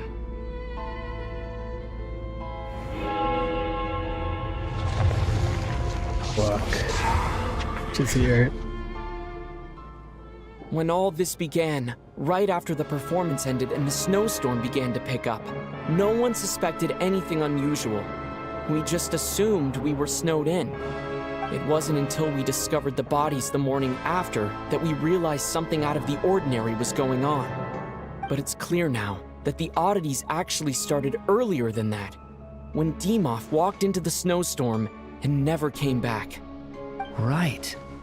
So Mr. Dimov was the first victim, not Sobolova and Torgov. And if we pinpoint that moment as the beginning of this incident, then one thing becomes clear. Alosha, you are the only person who walked into the snowstorm and came back without the help of Vodyanitsa's Requiem. More precisely, Alosha never came back at all. The one who came back was the Grim Reaper. Not bad. Well, since you've backed me into a corner, I suppose there's no point in keeping up the act anymore. Yeah. I really like Renova's voice and eyes on her theme. Alosha? Right here. You're the Grim Reaper? I am no such tired cliché. Mortals should address me as the ruler of death. They even gave him, like, a custom outfit. Fucking cool. Before being wiped out for good, you identified the two deceased, and even sensed my presence. A commendable achievement, far beyond what I expected. I heard you can ferry souls. Those deaths each night, were they your doing? Your initial conclusion was correct. Due to the existence of the two deceased, the ley lines yearned to reclaim those long-lost souls. Every night, they devoured an equal number of souls to fill the void. This required no intervention from me. Though, of course, ferrying souls is indeed my authority. Here, take a look.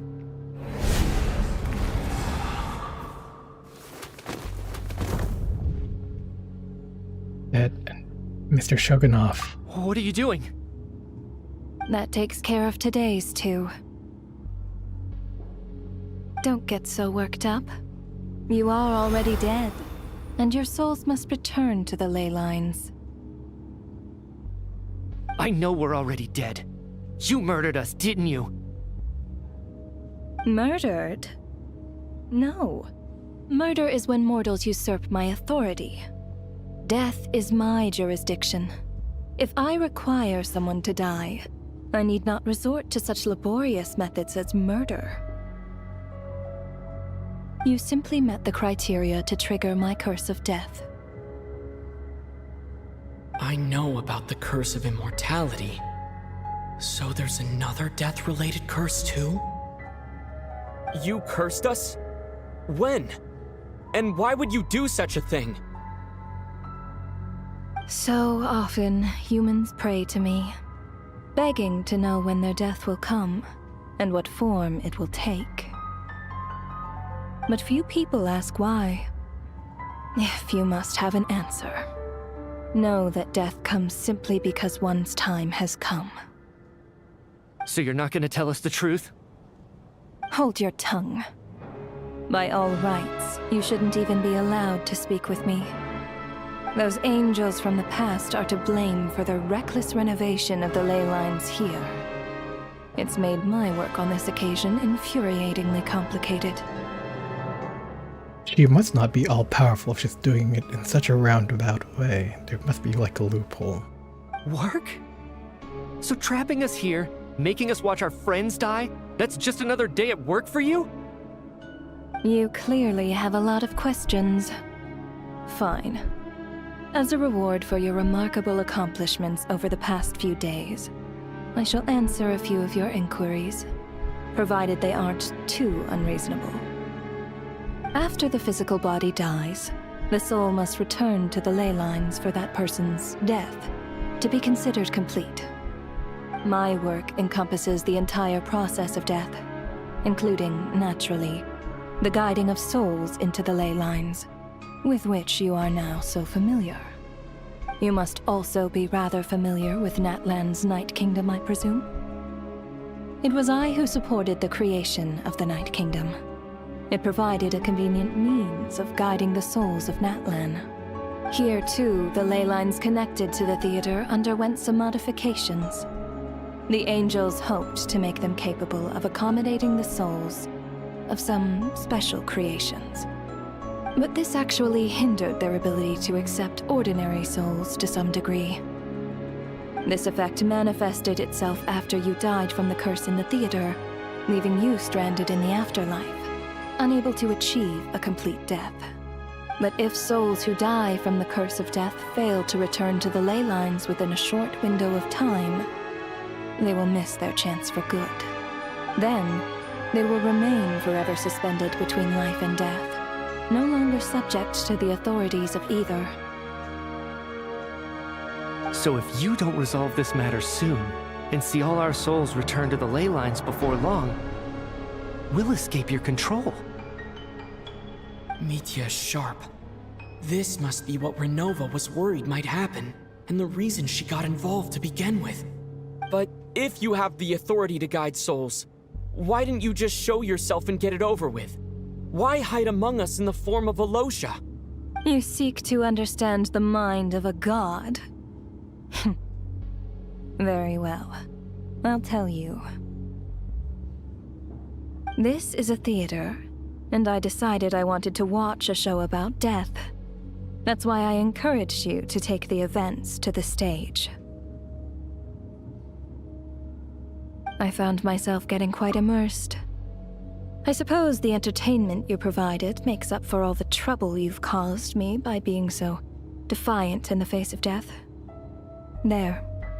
Are you happy with my answer? Can't say I am. Really? But it fits the stereotypes you humans have about gods. Just moments ago, you were complaining about how infuriatingly complicated your work here has been. Work is work, I get it. There are times when it's a huge pain, but you just have to get it done, right? That's a rather unique perspective for a human. You are in fact correct. There is a pain point in this case. Due to the obstruction in the theater's ley lines, there is a hard limit on the number of souls they can receive each day, making it impossible for me to ferry all your souls at once. Revealing my identity too soon would inevitably have led to futile resistance, and there was a risk that any souls who chose to run would disappear. Then there was the issue of the 2 lost souls you called the deceased. The way you resolved that quandary was all part of my design. That's what I don't understand. If all of us were souls of the dead, what made their presence among us special? For centuries, they have refused to return to the ley lines, exploiting the issues created by the angel civilization to resist being drawn in. Centuries of obsession accumulated during this process. You may think of this obsession as the resentment of the dead, and in this quantity, it was a bomb that could have detonated at any moment. It reached the point where I could not afford to leave it unchecked. But the only way to fix it was to help them acknowledge their own deaths, make peace with their regrets, and willingly walk into the snowstorm. Only then, with my guidance, could they finally return to the ley lines. Otherwise, you would not like to know what the consequences would have been. I vaguely remember seeing Batashka, but in the most terrifying form. Was that in a dream? Is that what would have become of her if she hadn't returned to the ley lines? I see your dreams brought you many revelations. So you see, death in fact grants wisdom to mortals. Souls connect to all things in the world and see the chain of cause and effect between them. It's nothing unusual. Anyway, giving psychological counseling to lost souls is not my strong suit. That is more of an angel's role. It was something I could not resolve directly using my authority, so I decided it was easier to leave the bomb defusal to you. Meanwhile, of course, their presence caused the souls of other members of your party to return to the ley lines each night. From where I stand, that was killing 2 birds with 1 stone. As both issues slowly resolved one another without me having to lift a finger, all I had to do was stay close by and keep the situation under control. Then use my authority to wrap things up at the end. And, of course, while I was at it, I thoroughly enjoyed watching this drama, dealing with death from a mortal perspective, play out on the stage. Sounds like you had it all figured out, Grim Reaper. I just did the math. You said there's a hard limit to the number of souls the ley lines here can receive each day. It's 2, isn't it? That much is obvious, even to a fool. It's time to review this whole affair. If the ley lines can only take in 2 people per day, I need to go over the deaths from these past few days again. Fuck.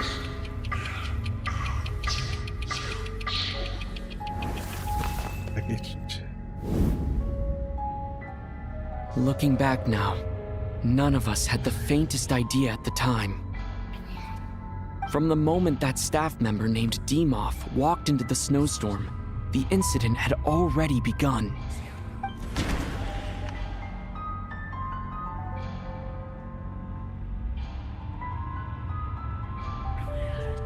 Beam off.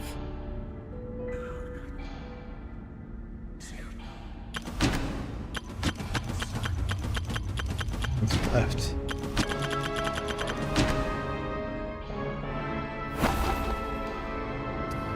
No. Let me... Oh, it's Alosia. Alosia was the second to walk into the snowstorm after Demoth to investigate. During this process, the ruler of death assumed his identity, making him one of the victims. You're whispering. During our first night in the theater, everyone was caught up in the novelty of it all. No one could have expected there would be victims the very next morning.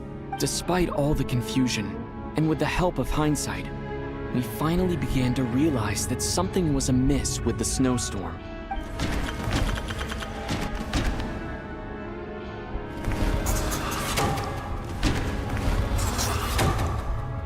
The ley lines devoured Torgov and Sobolova on the first night. At the time, we thought this might be a murder case connected to Lelik. Odette and I spoke a lot that night. 3 people were on watch, but in the morning, we discovered that someone had fallen victim all the same.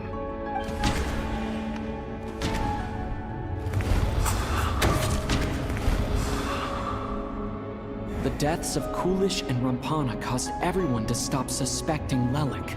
Unexplainable phenomena occurred one after another, leading Mitya to suspect that we were caught up in a supernatural event.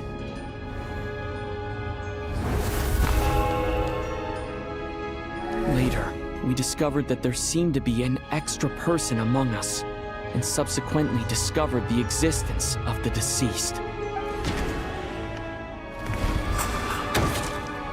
Mr. Schramm realized he was the deceased and walked into the snowstorm to return to the ley lines of his own accord. It turns out there really was a dead person among us. We thought it was all over, but Mr. Valeri's death was a rude awakening for everyone. The ley lines consumed him during the night. A lot happened today. Mr. Valeri's death led us to discover the connection between the number of deceased and the number of victims during the night.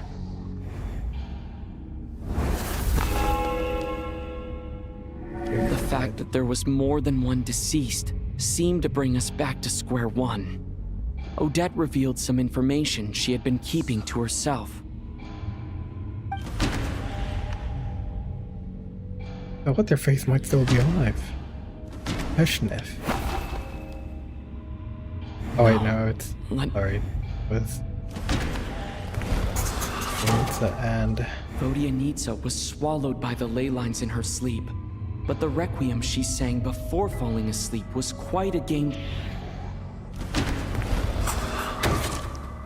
As it happened, Patashka filled the void left by Mitya's return from the ley lines by walking into the snowstorm this morning. The girl I thought was child sister Tonya turned out to be another of the theater's deceased. Come to think of it, Patashka was about to walk into the snowstorm at that time, and Renova, unaware that Mitya would return, was concerned that her soul would overflow from the ley lines. That's why she used Alosha's voice to try and persuade her to stay behind.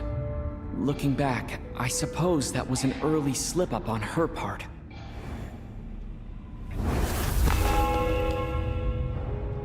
No one could have expected anyone who walked into the snowstorm to return. But just after nightfall, Mitya returned, bringing crucial information with him. Various truths began to surface, including that all of us were already dead, and that the ruler of death was here among us. Then, after revealing her true form, Renova callously claimed 2 souls.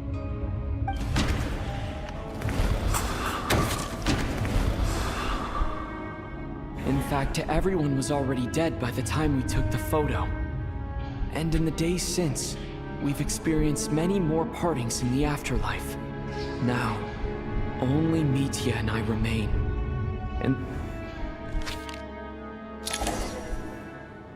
that covers everything. It's all clear now. Can't kill us. Your work isn't until finished here tomorrow. yet, is it? The Traveler and I are still standing here, safe and sound. The Water Imp's song threw things off a little, but it is of no consequence.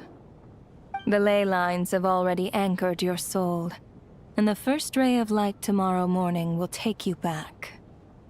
I, meanwhile, need to review my attitude towards the Water Imp race. So the reunion in the night that Vodyanitsa mentioned, I suppose that was never meant to be a permanent reunion. That just leaves you, Traveler. My power only allows me to temporarily separate your soul from your body. The ley lines of Tevat would not accept you, and your soul is firmly anchored to your body by your will.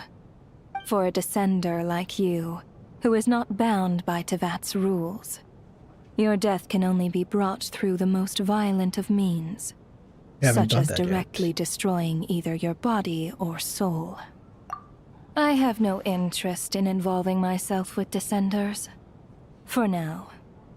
Although, this may change if Asmodee remains missing, or you insist on interfering with our affairs. One last question then. All our struggles and sacrifices here, they were meaningless from the very beginning, weren't they? Death abides no reason. Besides, what you call sacrifice is merely a concept created by humanity. To me, it is nothing more than a self-indulgent charade in the face of death. Mere mortals fantasizing that their actions could reclaim something from my grasp. A truly laughable idea.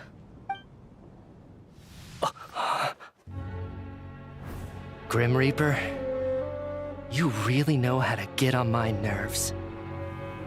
I'm not here to ingratiate myself with you.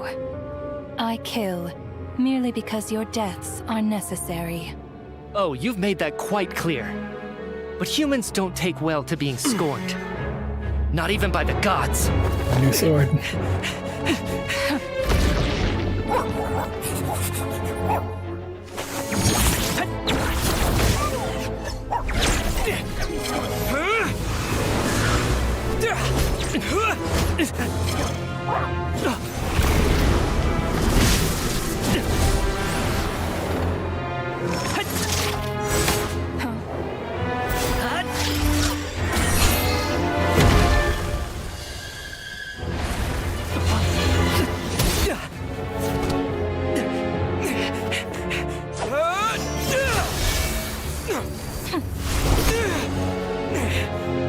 This is futile.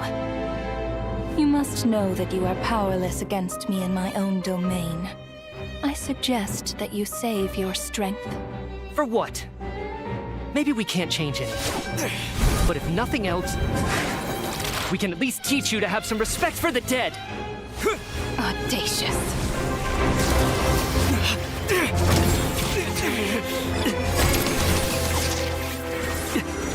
That's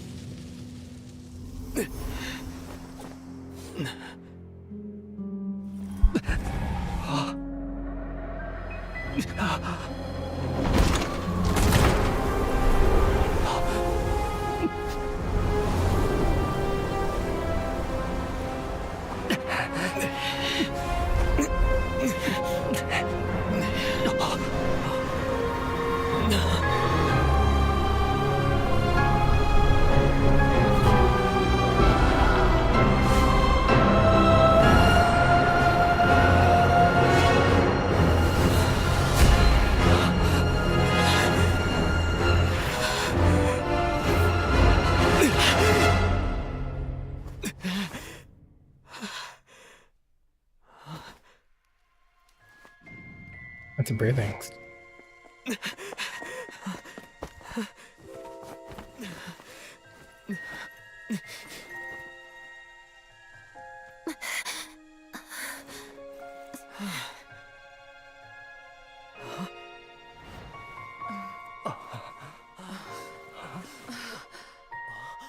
Everyone remember their own death, though?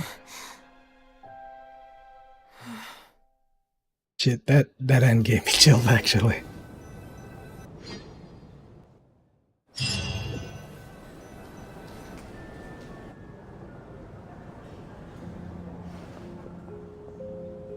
How are you holding up, Odette? What happened to me? How much do you remember? Mm-hmm. What do you mean? Is the performance over? I can't seem to recall what happened. Has Odette already forgotten? Right now, I only know your Litik or whatever that fucking name was. I already forgot about it.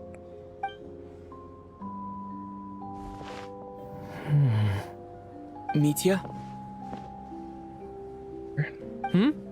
Oh, I'm sorry. I guess I spaced out there for a second. Remind me who you are? Don't you remember anything?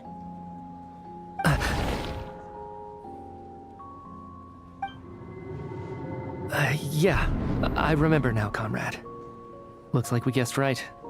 Just like me when Odette found me at the Armory Palace.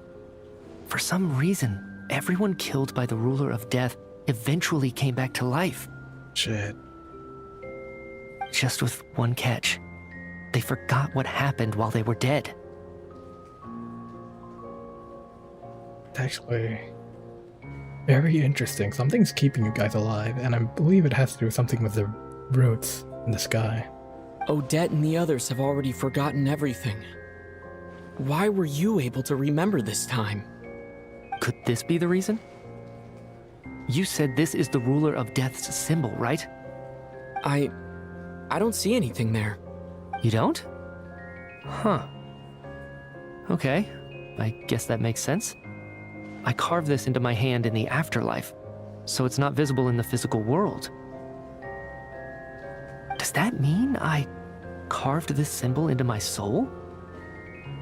What an unsettling thought. Still, at least I get to remember what happened. I suppose it's a blessing in disguise. What about you, though? The Ruler of Death mentioned that you're a descender? Is that why you can remember? Not from this. A full explanation would get complicated very quickly. But that's essentially it. Well then, now that it's all over, let's figure out what we've learned. The first thing I notice is that everything here is precisely as we left it, right before our deaths. This confirms that time passes differently in the afterlife than in the real world. They say that right before death, time slows down, and your whole life flashes before your eyes. That must be how you know you have one foot in the afterlife by that point. Anyway, clearly the few days we spent in the afterlife probably only amounted to a few short minutes in the real world. This also aligns with previous reports of widespread temporary memory loss among the Armory Palace personnel. Now it seems likely that those were all brief deaths caused by the Grim Reaper's so-called curse of death. To those unaware of the truth, dying and coming back to life must feel similar to a short bout of catatonia. This leaves me with a couple big questions. What are the conditions that trigger this so-called curse of death? And why are we resurrected after we die? You're writing something. After you got an idea, it might be related to you. Yeah. If nothing else, I think it shows that killing us wasn't her ultimate goal. We still don't know her true reasons for subjecting us to death. Right. This time only got complicated because of the situation with the theater's ley lines. That's why she had to approach it differently. If the previous incidents of amnesia among the researchers are anything to go by, killing us is usually a pretty routine matter.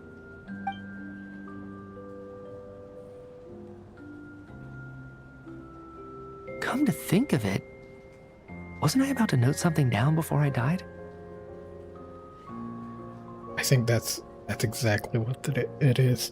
Because you're about to do something that's gonna fuck up the Heavenly Principle.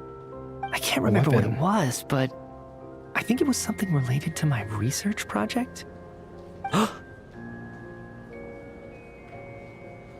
Now, I've only watched a little bit of Project Moon stuff, but this kind of reminds me of like that one train thing. Sorry, It's Traveler. shorter. I'll catch up with you again later. Right now, I have to make a trip back to the Armory Palace. Everyone going through something horrible and then waking up. But this one only lasted a few days. Sir, if I may, no one of your description has ever shown up in my investigations into Mr. Mitia's friends. Yet, you two seem very familiar with each other. Could you perhaps tell me where he was in such a rush to get to? And, by the way, have we ever crossed paths? Forgive the presumptuousness, but I feel a vague and indescribable sense of familiarity about you. I can explain everything. Could you help me gather everyone in the theater in one place?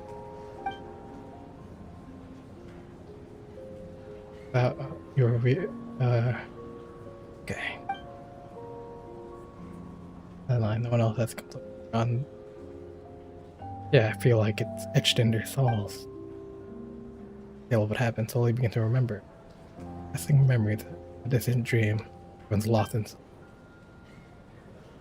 When confirmed their own fate with each other, till finally, the show draws to a close.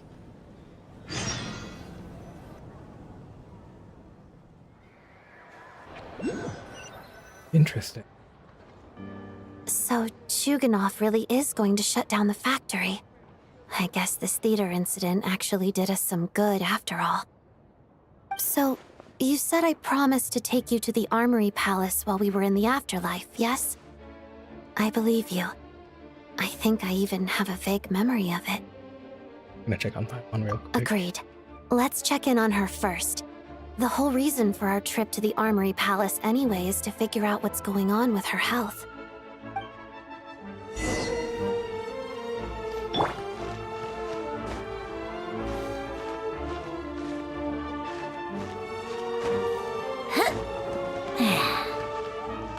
Come on, keep up.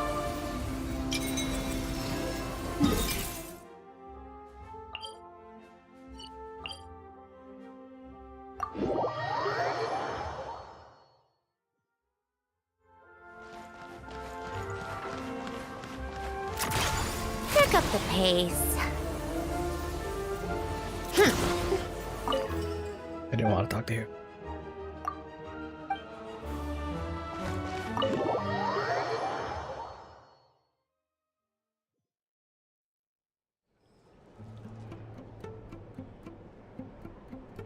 I'm finally back, even though a long time has passed from my perspective.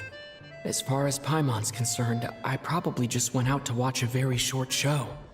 I should keep my emotions in check when I see Paimon again, or it'll seem weird. Wait.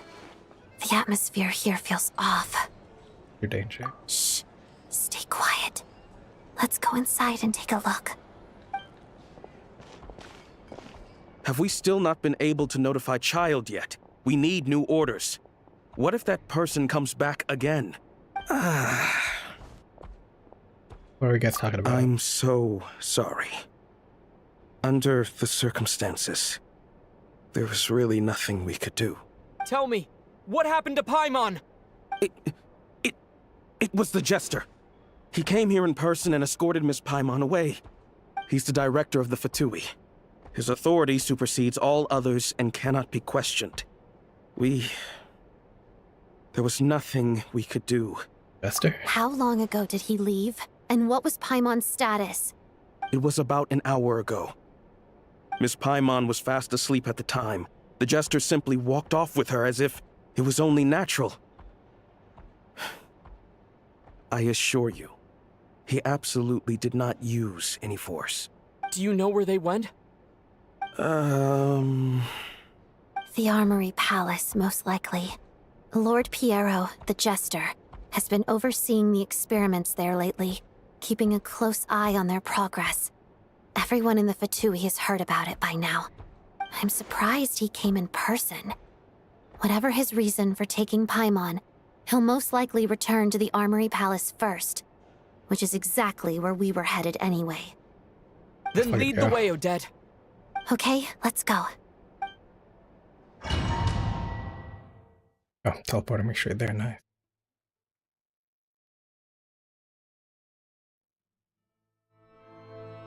It's just up ahead. Quick, let's get inside. No, I'll go alone. You know I'm planning to force my way in. You're with the Fatui, so you should stay outside. I was hardly planning on taking you through the official channels anyway. I'm here to force my way in, just like you. I may be a Fatus, but I'm also Lelik, enemy of Project Stuzha. Paimon's safety is paramount right now. With me around, you'll have an extra pair of hands. There might be devices inside that are easier for an insider to deal with. If you say so. Let's go. There's no time to hesitate. I have a feeling that the Fatui are gonna let me in, maybe, or am I gonna fight? I haven't fought. No, I'm gonna fight.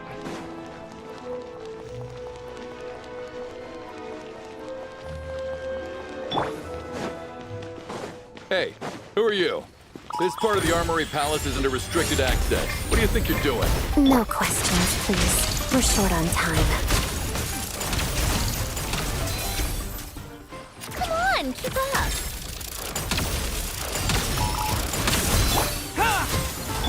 Right here, right now. Emerge. How tiresome. Shadow me. Mission! Think you can bully me? Yeah, I don't gotta fight my boy Antoine. The footsteps of the Empire. Right now. Let's test my hypothesis. Let's begin. Pirouette. Waltz of the snowflakes. Disgusting.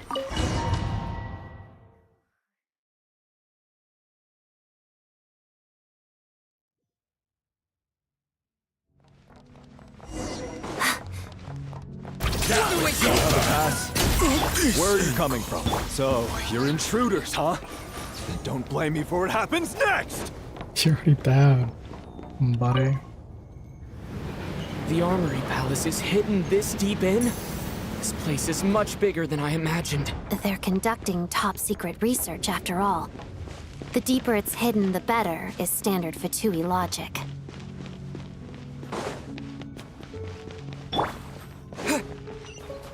The style doesn't really look like the Fatui's handiwork, though. They must have requisitioned some structures from a past civilization.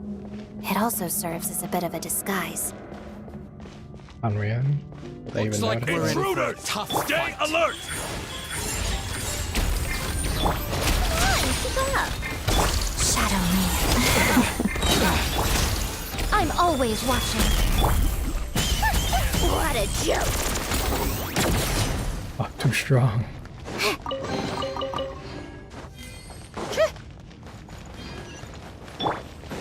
Get RP.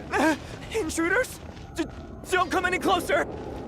Just what are you guys trying to do here? Make short work of your skull! Cryo Storm! Can't handle your dream. Shaken and stirred. Right now. Witness the snow swan's grace. Together. Go! Fix it! No one interferes with a jester's work! Damn, I need to finish sentence.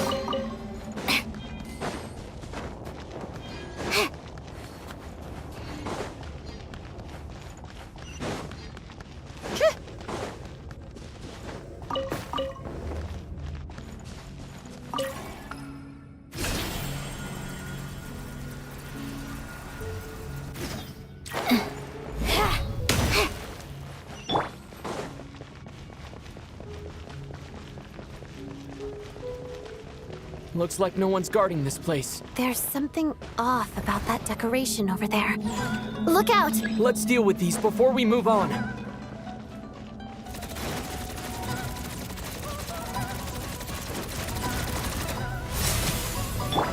Emerge! Right now! Emerge!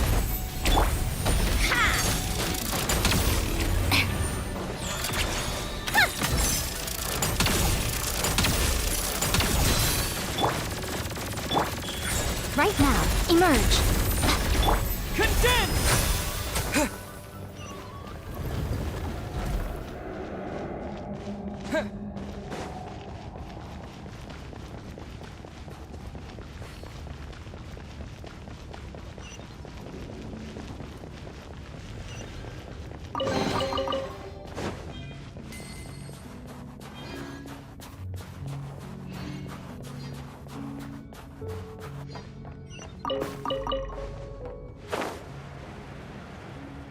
The researchers here probably don't know that we're uninvited guests. Let's try not to hurt them. What's the big star from the theater doing here? That's Miss Odette. She's a member of the Fatui. Don't tell me you didn't know that. I'm so tempted to get over that. Saving for 3. Fuck. Was the whole reason for Project Stuja to support the research here at the Armory Palace? Just what are the Fatui and the Tsaritsa planning? I'm on.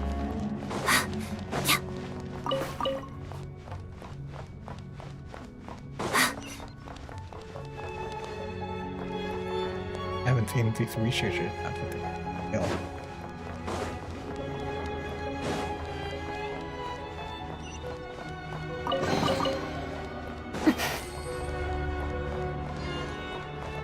Whoa! Who are you? Never seen you around here before.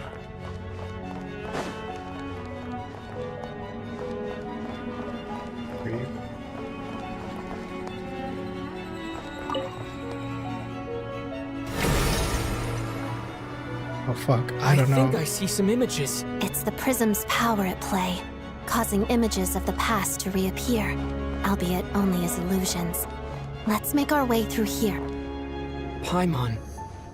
And the Jester. Is this another scene from the past? Yes. It looks quite old, though. I don't think it happened in the recent past. Interesting. Jester did What's know going Paimon. on here? What happened? The source seems to be the Armory Palace. They must have started some large-scale experiment. Wait, what if this has something to do with Paimon? We need to hurry!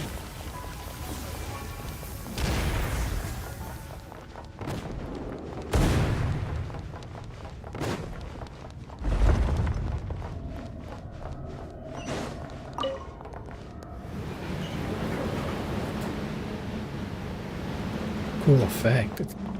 We're almost there. The Armory Palace is just up ahead. Paimon, please be okay.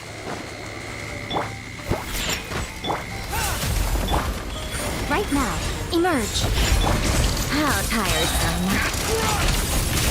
Mission. Mission over. Come on, keep up.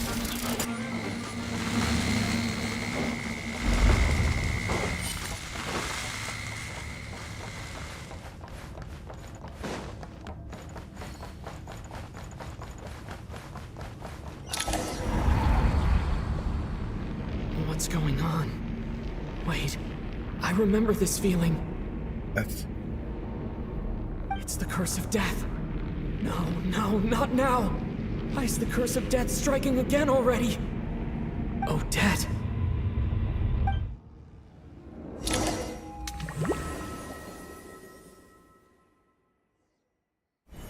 Is this the afterlife again?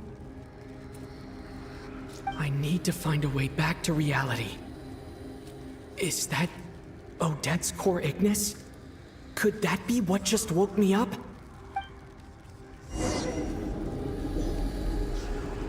Are we gonna see the Tsaritsa here in the afterlife? That's Rosaline.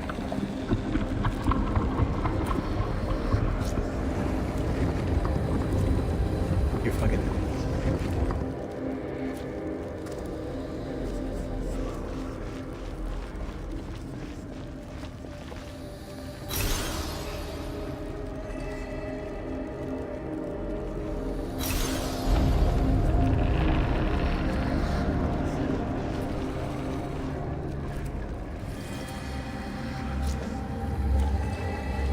Fuck, the final follower.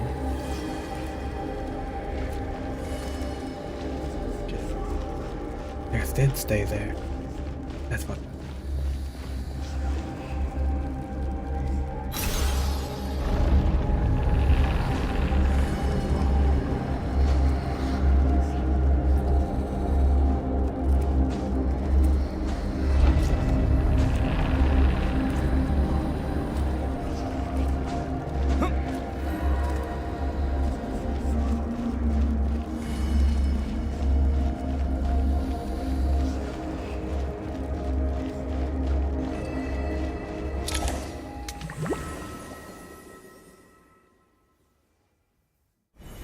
Odette? Odette! No signs of life. But past experience says that she should be resurrected before too long. Right? Did Odette intentionally use her core Ignis to guide my soul? I feel like something similar happened in a dream I had before. Thank you, Odette. If not for you, my soul wouldn't have found its way back to my body so quickly. But I'm sorry. I don't have time to protect you. I have to use the time you bought me to get Paimon back. Everything over there. Okay. A lot of other people died too. Sure enough, everyone here has been affected by the curse of death. Paimon! Paimon! No, wait. Paimon probably didn't escape Renova's curse either. She won't be able to respond to me right now. I'll have to find her myself.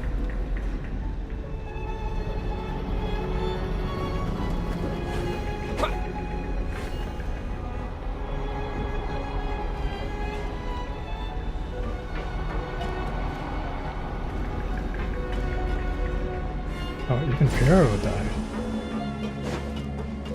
Mitya! Is this the laboratory he works in? What happened here to trigger the curse of death again so soon? I'll have to ask him when he wakes up. Finding Paimon has to take priority now. Why there hasn't been a spike? Celestial spike. Found her! Paimon really is here!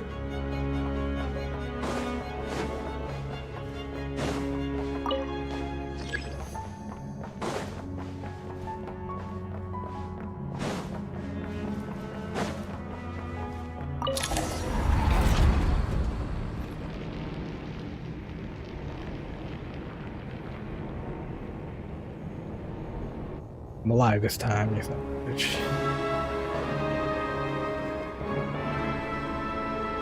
Looks so good though.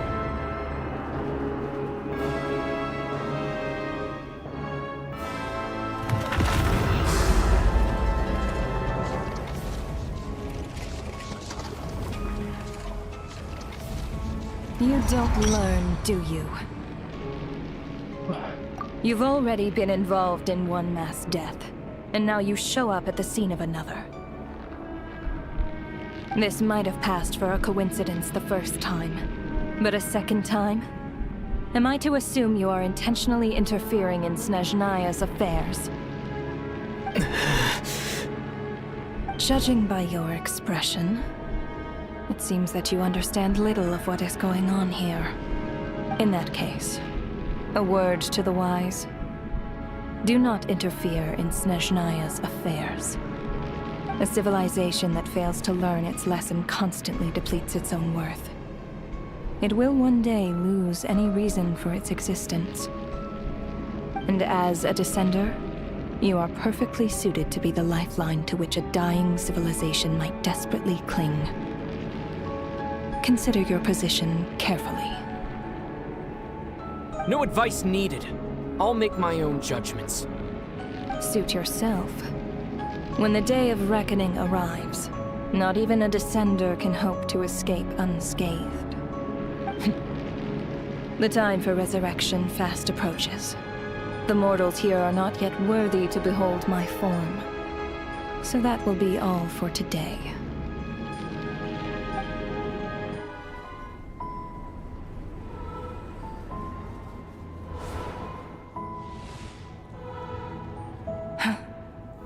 That thing is coming with me.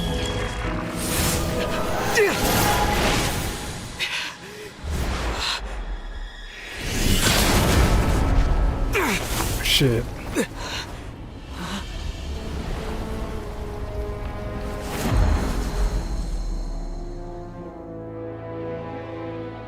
You awoke sooner than I thought. The curse of immortality is stubborn, unable to enter the ley lines, yet not content to remain a spirit. Ruler of death, what do you want? You perplex me. Both you and you. That thing may be a creation of Celestia, but it possesses none of Celestia's power. let alone authority. Your obsession with it baffles me. No matter, the resurrection will soon begin. It's worthless anyway. I'll reclaim it next time.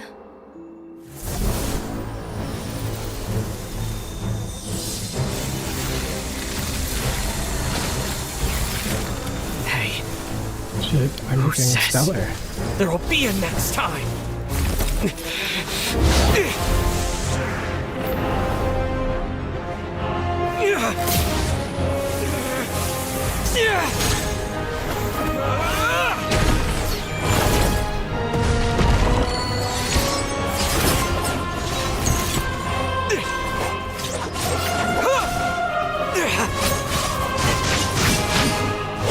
Oh, finger.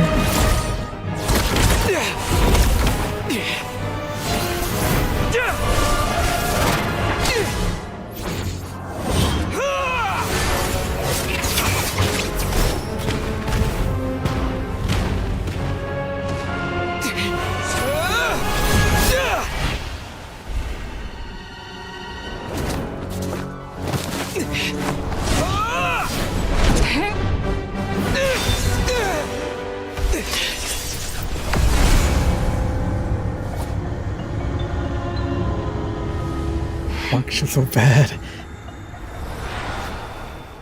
I need her to be playable.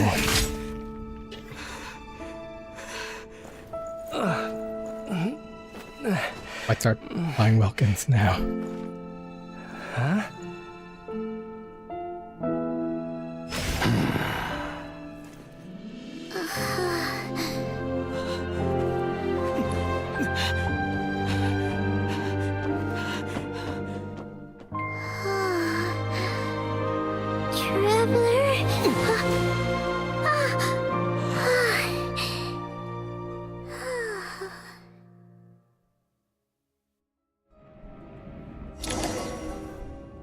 I missed you, Paimon. What are you talking about? We haven't even been apart for that long, have we? It was different this time. You seem to be in pretty good shape. Yeah, Paimon's back in tip-top condition. It's the weirdest thing. Paimon fell asleep earlier, and when she woke up, she found herself here. The jester and that guy talking to him used some kind of energy on Paimon, and she could kind of feel it canceling out that other thing that was making her feel unwell. So, Mitya helped too? Apologies for leaving in such a hurry at the theater earlier. I was in a rush to verify some theories. Rest assured that your companion is perfectly safe. We reversed the effects that the experimental energy had on her. The jester specifically instructed me to do so. Oh, you were the friend this whole time. I suppose this is our first official meeting, Traveler. I could not let Paimon suffer in her condition for a moment longer, and so I simply took her without explanation. I hope you do not mind. Well, you definitely gave me a scare. For my part, I hope you don't mind that I beat a few people on the way. I didn't kill anyone, though. But why would a big shot like you care about what happens to Paimon? As I said when you first arrived in Snezhnaya, we once spent some time together in the distant past. You had your little guide, too. Oh yeah, you did mention that. And Paimon did think you seemed strangely familiar the first time we met. I'm afraid the reminiscing will have to wait. Mitya, let us continue with the report. What conclusions, if any, did you reach from conducting the final experiment of our energy research ahead of schedule? The good news is, my hypothesis regarding the Ruler of Death has been verified. As for the bad news, I recommend we suspend the experiments and Project Mistleton until further notice. Currently, we have no means with which to make a breakthrough. I say this purely as a scientist, guided by reason alone. I will trust your judgment. We shall put the project on hold until the Ruler of Death has been eliminated. Wait, what are you guys talking about? You want to get rid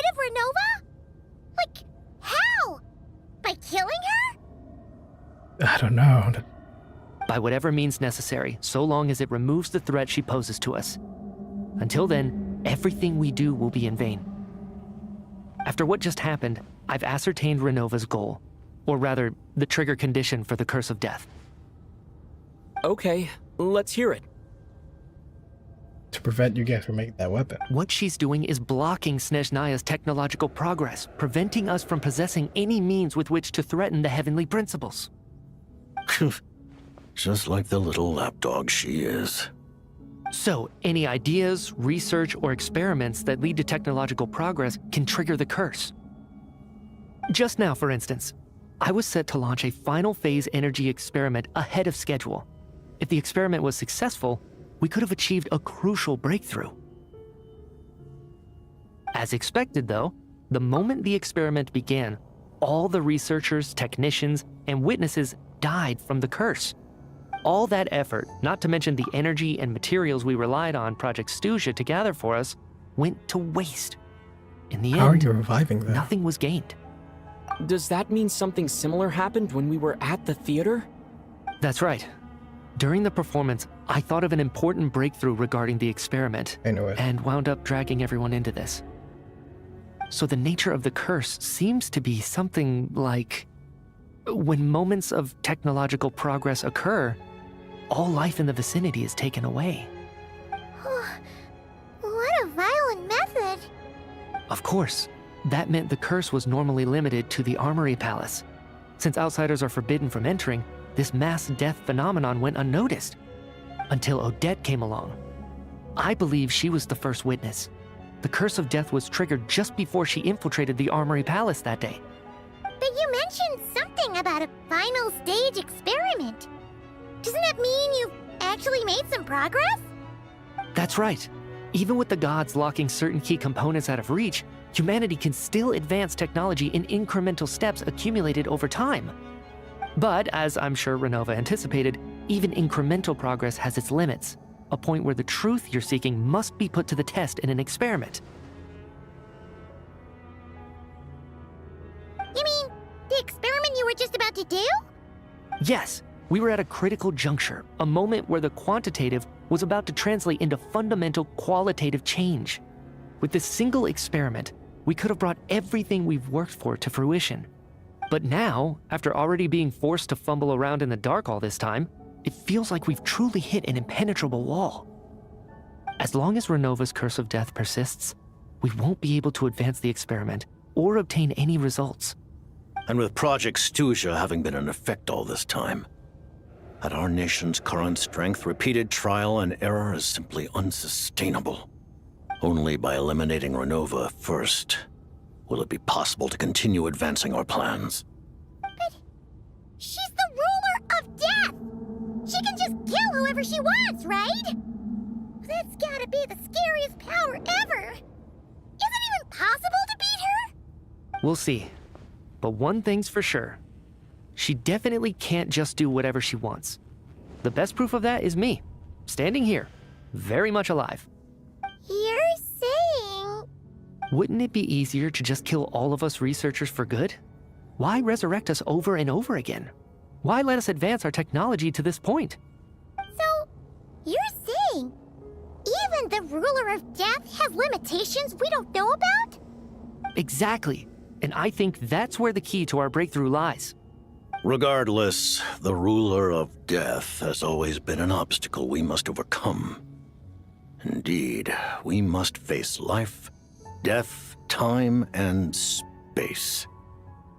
After all, our goal is the heavenly principles. The Fatui want to challenge the heavenly principles? For a long time, I've had a vague suspicion the Fatui and the Tsaritsa were targeting the heavenly principles. But hearing the Jester admit it is still a shock. No wonder the Tsaritsa's goal has always been kept a secret from the people. What kind of road will that lead Snezhnaya down? In that case... Lord Jester, I would like to request some leave. I'd like some time to organize my thoughts and go over the data. Granted. Get some rest, put the experiment out of your mind, and take care that the Curse of Death doesn't affect any civilians.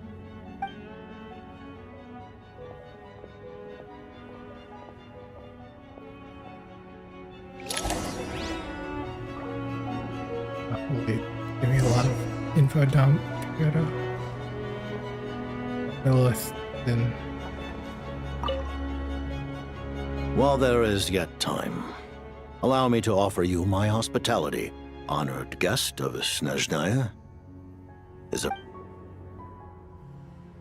Project is still Tillian. I remember hearing the term Mistleton from Columbina. Yeah! Paimon wanted to ask about that when the name came up just now. What is it? Paimon's heard of Project Stuja, but not this one. As you know, Project Stuja is a series of measures enacted to consolidate our nation's resources, the greater purpose of which is to serve Project Mistleton. Many of the things you have encountered thus far are essentially for the advancement of that project. This includes the Kuvaki Experimental Design Bureau in Notdry. Researching Kuvaki was merely a facade. Its core objective was to use local resources and research findings to build Mistleton itself. And that's a weapon built for the final battle against the Heavenly Principles, isn't it? Huh? How did you know that? I was given some intel, and I made some deductions. Wait. You must mean that thing over there. Oh, Paimon's gotta take a closer look at this thing. Especially after you guys sent so many people to Notdry to work on it. Kuvaki alone will not break through Celestia's defenses, let alone challenge the Heavenly Principles. The Heavenly Principles are no doubt accustomed to combating the power of the Light Realm, and elemental energy is simply the power of the human realm, converted to that form by the Heavenly Principles themselves. Any attempt to use this power against its creator would be a futile endeavor. For now, therefore, we have set our sights on the form of energy associated with the Third Descender and the Stellar Linchpins. This may hold the potential to allow Mistleton to contend with the Heavenly Principles. You could say that by reverse engineering the Stellar Linchpins to extract the energy within, we have obtained a source of anti-Celestia energy. The Kuvaki Experimental Design Bureau, Project Stuja, and the new energy experiments. Huh. So, Project Mistleton is what ties it all together. And it looks like your plan is almost complete. No wonder the Ruler of Death came after you. About the Tsaritsa, Snezhnaya. Her Majesty the Tsaritsa has embarked upon an expedition to vanquish a monster. Were it not for this, I imagine she would have been delighted to grant you an audience. Oh, really? Seems like the powers that be in Snezhnaya don't intend to hold my past conflicts with the Fatui against me. Yeah, the Harbingers have been granted significant autonomy in retrieving the Gnosis. But by the same token, they do not completely represent Snezhnaya's official stance. Yeah, both the Jester and Rita seem to be very accommodating. You read my mind. Speaking of the Gnosis, Paimon's been dying to ask this question since forever. Why exactly does the Tsaritsa want to collect them? Is it something to do with the fight against the Heavenly Principles?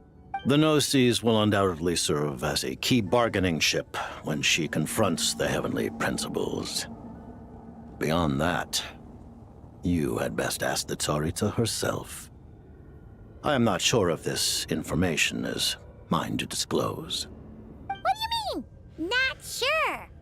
Don't you make the rules? You're the highest-ranking Harbinger! Taking on the Heavenly Principles is something most people wouldn't even entertain in their wildest fantasies. Why is the Tsaritsa so fixated on this? Into that today, civilization is nothing but an illusion. Something whose very existence can be negated at any moment. Yeah, Runova was talking about that. Our civilization may very well be destroyed in the struggle, but as things stand, the Heavenly Principles could choose to negate our existence on a passing whim. And we must not sit back and accept that fate. Only by changing the state of affairs, only by overthrowing the heavenly principles, can our civilization truly be said to have taken root. Otherwise, the fate of the people of Conria and Hyperborea is a cycle doomed to repeat itself. Accepting potential destruction in return for getting to control your own fate. Furthermore, perhaps this is still somewhat difficult for you to understand. Are you aware that all the rules of this world are made up of curses? Huh? All of them? Paimon knows about the curse of death you mentioned, and the curse of immortality that you and Dainsleif have. What else other curse are there? Then the birth of the Hilly Churls, the rules of Natlan's Ode of Resurrection. Those are curses too? Farina's long life seems to stem from a curse placed on her by Focalor as well. Yes. Even a god's love for humanity is a curse the heavenly principles inflicted upon the gods. What? The Tsaritsa has always had ample reason to hate the heavenly principles. If she can seize their authority, she will reconstruct the entire world, and when that time comes, humanity will be completely liberated from curses and lies. Look forward to it. It will be a world beyond your imagination. Though the ordinary people of Snezhnaya may not understand these details, in this frigid land locked in a ceaseless struggle against the environment, in this nation to which the gods have never shown favor, we all believe that standing in solidarity with the Tsaritsa in our shared struggle will surely usher in a new and better world. About your relationship with Paimon. Paimon really doesn't remember. He's basically a stranger. Like you're freaking out of nothing. Allow me to explain. The reason Paimon reacted to the anti-Celestia energy developed by the Armory Palace is because she comes from Celestia herself. More specifically, she is one of its creations. Paimon? A creation of Celestia? Oh, right. I was blinded by anger earlier, but thinking back on it, Renova also said that Paimon is a creation of Celestia. But she lacks Celestia's power or authority. Wonder what? As you know, the lunar fragments in Nodcry were pulled down from the sky using Fatui technology. But the first application of this technology was in Conria over 500 years ago. I used this technology upon the heavens, and the response I received was none other than Paimon descending from Celestia. I presented her to the Vinster King, but he took no interest in this gift, nor did it satisfy him. Paimon then took up temporary residence in my palace until, of course, the arrival of the Cataclysm. Shit. She was there for that long, shit. Wait, Paimon's a little confused. You're talking about things that happened in Conria 500 years ago. You're 500 years old, Paimon. Paimon was there for that? But Paimon doesn't remember any of that. Falling from the sky? Being given away as a gift? None of it! Blessing Paimon. Having lived through the Cataclysm, perhaps you too were burdened with some manner of curse. Although, losing your memories would indeed be the smallest price I've ever seen paid. But it's not just her memories from Conria. Paimon doesn't even know how she spent the last 500 years. She only has memories from the past few years. No matter how hard she tries to remember. Interesting. What was Paimon like back in Conria? Did she know a whole lot because she came from Celestia? Was she super smart? What now, Paimon? Unfortunately, When you arrived in Conria, your consciousness was like that of a newborn infant. Oh, None could say what kind of being you once were in Celestia. During the time you lived in Conria, your personality was no different from how it is now. I'm surprised the Winter King wasn't exactly taken by your charm. Aw, man! Paimon's plan to get her memories back and become super smart is ruined before it could even start. You know, even though Paimon lost her memories, she still feels weirdly close to you for some reason. That must mean you took pretty good care of Paimon back then, huh? On the contrary, I completely ignored your existence. Fuck. I was entirely focused on my struggle against Troptatir the Wise. Your dad, Paimon. Went to get the milk. But now, as I see it, it is as if you are the only sane thing that survived that era of insanity. And thus, are worthy of protection. Noted. Man, Paimon's gotta stop projecting friendship on everyone she meets. But, Traveler? Even though you know Paimon's some creation of Celestia now, you still want her, Thought you right? would choose the second option. You're not going to abandon her? You're still Paimon. Oh, phew! That's a relief. Paimon's just learning about this, too. She's barely even processed it.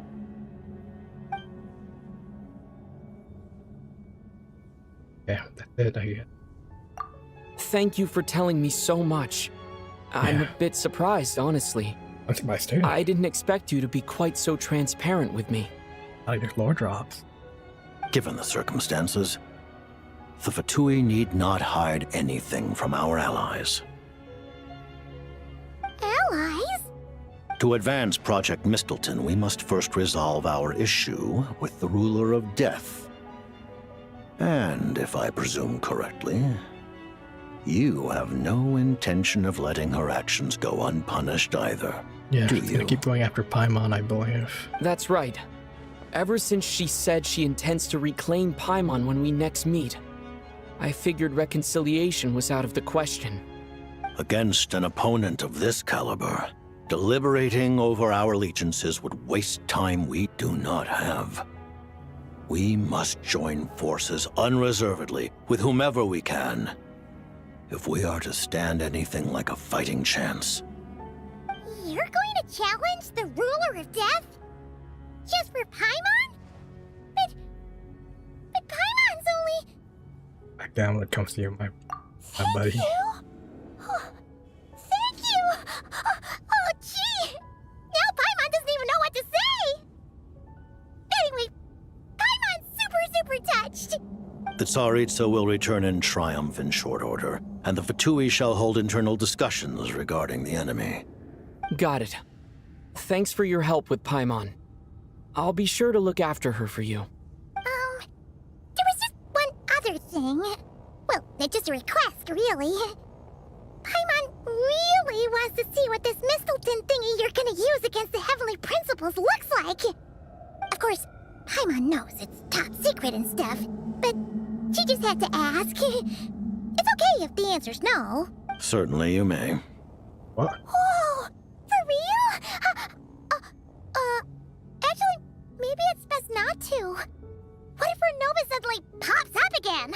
She might take this chance to... While the technology is not yet fully developed, it has nevertheless reached the stage where Celestia's creations are unable to damage it. Oh. Wow. No wonder Paimon felt so out of sorts recently, even though it was super far away. Now...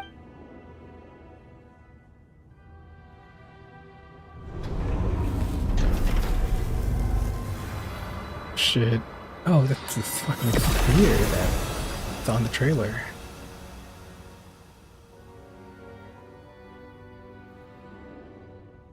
That's a pizza with wielding.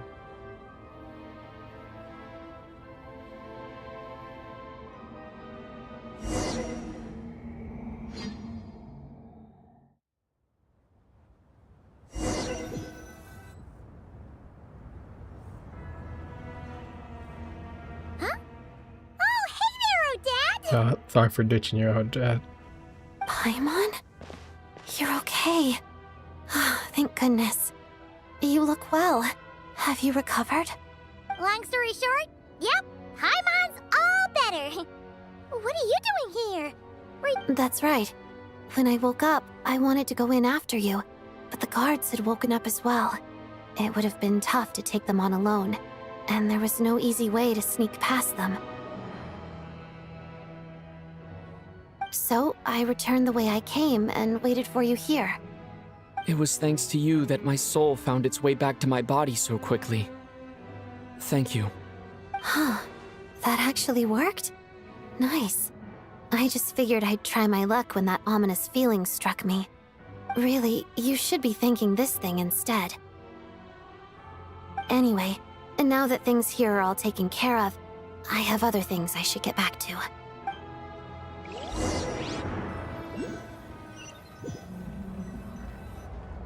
Ah, Director Chuganov, you're back. We just received notice that Project Stuzha has been suspended, so we've convened an emergency meeting. This is the preliminary plan. In addition to expanding production capacity, we've also discussed feasible layoff plans to optimize revenue and expenditure structure. Our calculations indicate that the factory's profits will increase by at least 30%. Just give the word, Director. That won't be necessary. Leave the energy for those who need it. Whether they use it just to get by or to run a business, that's up to them. Start preparing to halt production and lay off the staff. Make sure the workers are able to land on their feet and that they are duly compensated. Thank you all for your hard work during this time. Am I hearing you right? Why? After all the tough times we made it through, now is exactly when we should start to turn a profit. I just suddenly don't want to do this anymore. Huh. Does there have to be a reason? Iskra. Scrooge McDuck. It's time to rest. Ever. Three Ghost of Christmas. Dear esteemed members of the Rokot, given the effects of Lelik's radical actions upon our organization's reputation and social stability, a decision has been considering that Lelik did what they did for the benefit of the people. The Rokot has nevertheless negotiated with the authorities, ultimately securing a waiver for all penalties due to them. Lelik will be suspended for a period of time. Depending on their future performance, they may be allowed to adopt a new codename and continue acting as part of the Rokot. The purpose of this notice is to remind everyone once again that motives and methods are equally important when one operates in the shadows. Even with Project Stuzha's suspension and our interim operational victory, we must guard against complacency and rashness and work to consolidate the progress we have made so far. We act only for the greater glory and solidarity of our nation. May the aurora shine ever on, and the tundra always stand firm. We act only for the greater glory and solidarity of our nation. May the aurora shine ever on, and the tundra always stand firm. Looks like it's finally over. It's getting started. You mean for us? Just thinking out loud. I've never seen the Snezhnaya Act so lively before.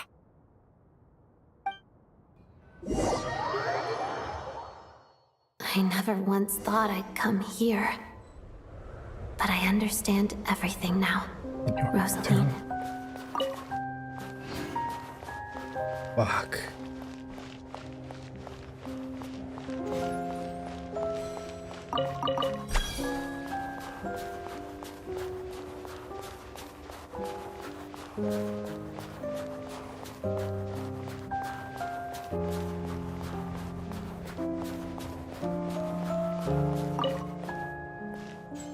I've seen Spirit Seeker performed many times, including by your mother.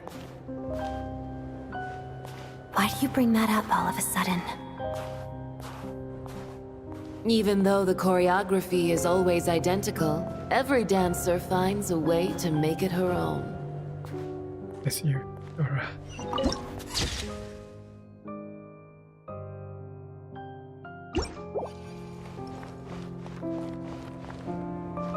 So you actually want to talk to me about ballet?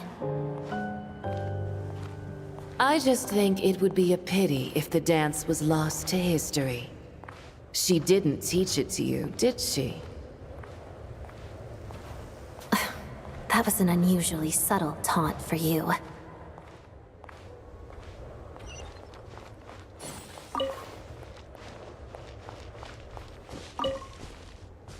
We embraced one another on the snow-swept plains, melting the ruthlessness of time.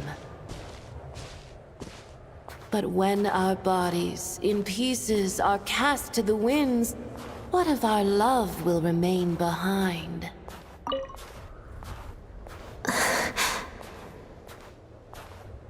Don't tell me you can't sing. Shush.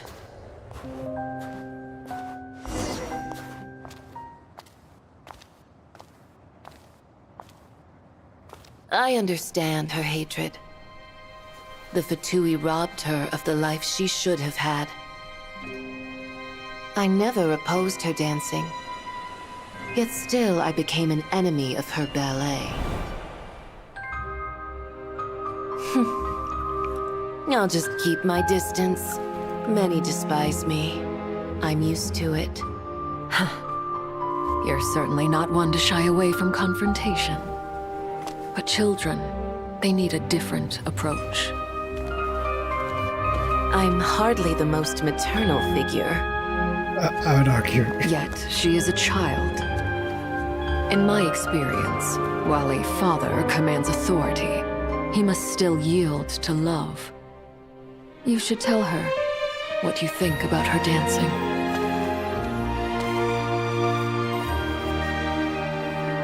Odette will soon take the stage at the Koralyevsky Theater. This could be your chance. Geonosis secured. It went smoothly. I'll be there. Have them send me an invitation.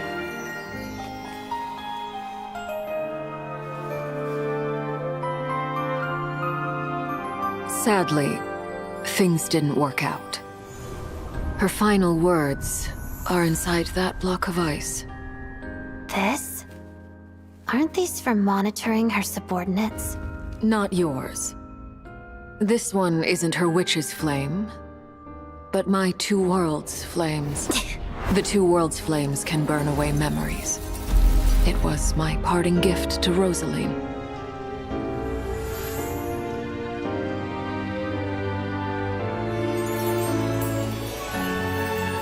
If all goes to plan, she and I will both live to see the Tsaritsa succeed. I believe she'll find peace.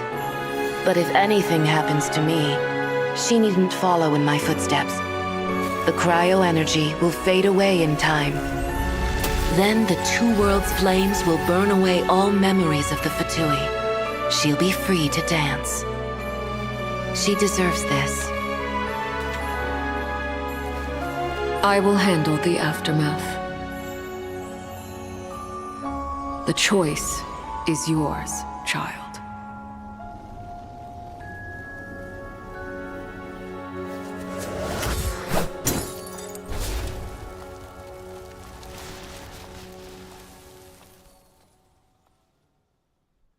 Oh shit, so Rosaline expected her to break it. She did it from a distance, like. Fresh air at last! Paimon's head isn't spinning anymore, and the fever's all gone. Paimon's finally free to fly again! That's good.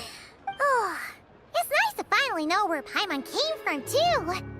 It did make Paimon a little nervous at first, but it's such a relief now. Like, who cares if Paimon's a creation of Celestia? She's probably not anyone that important.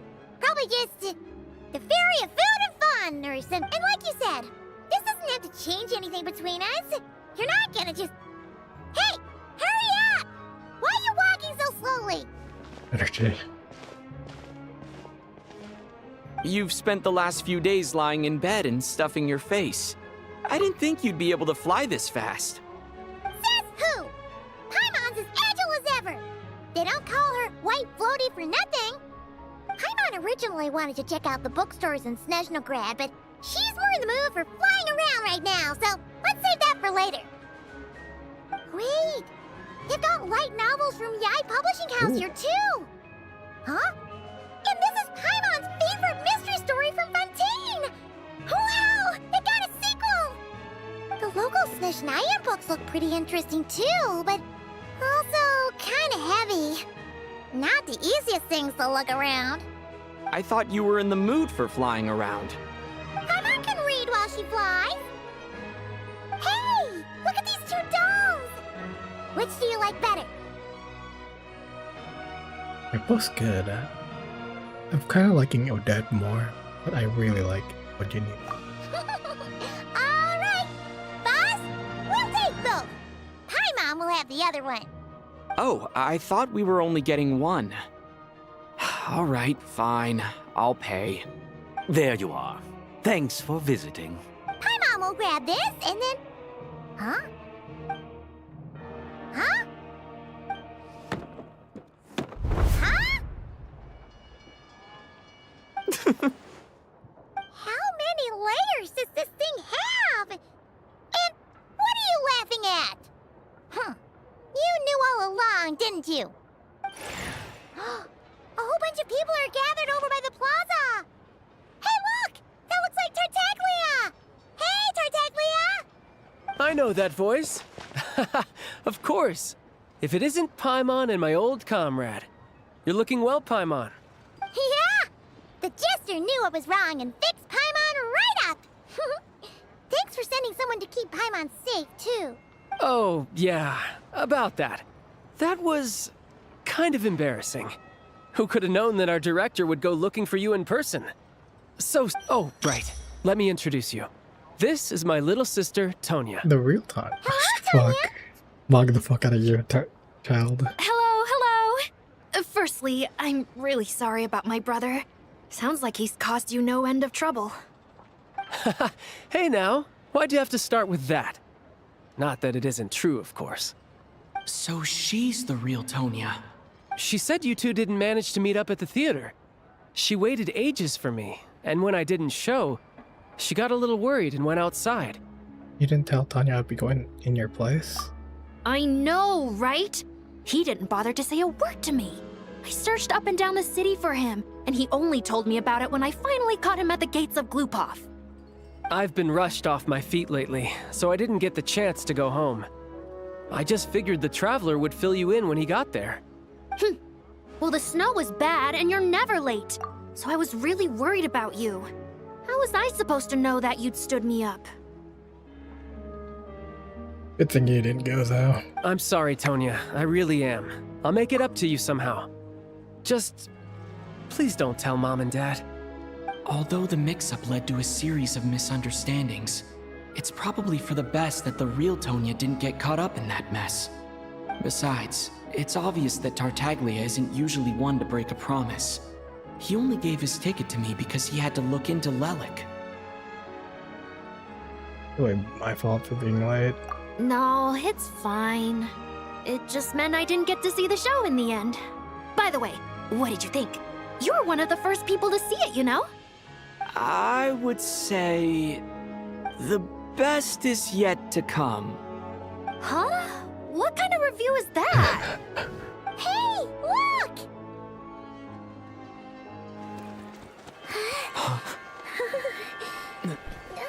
I'm here. Oh shit.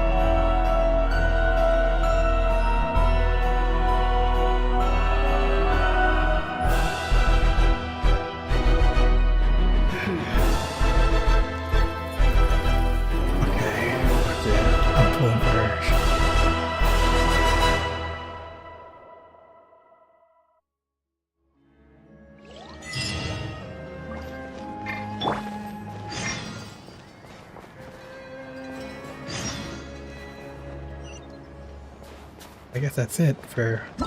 Oh, right? This was a wild quest. I really liked it.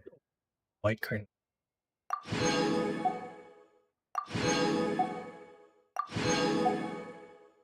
Maybe quest down.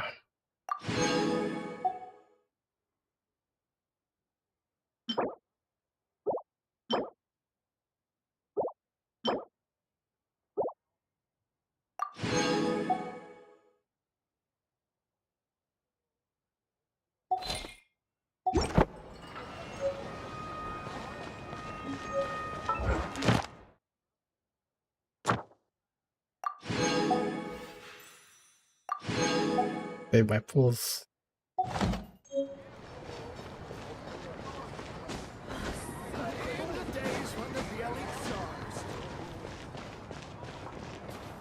What a quest.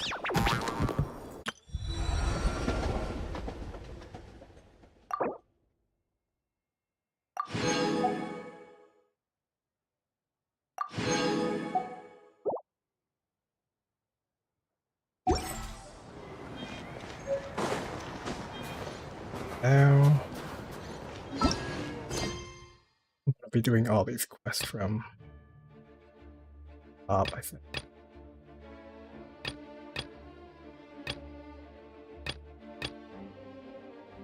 The blue.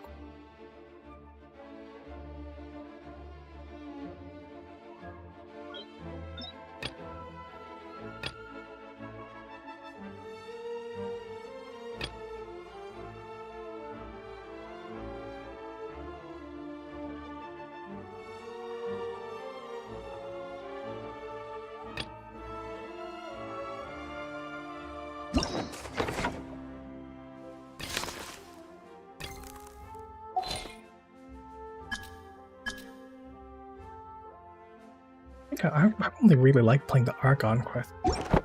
The world quest I like to explore while I do that. How the fuck do I get up here?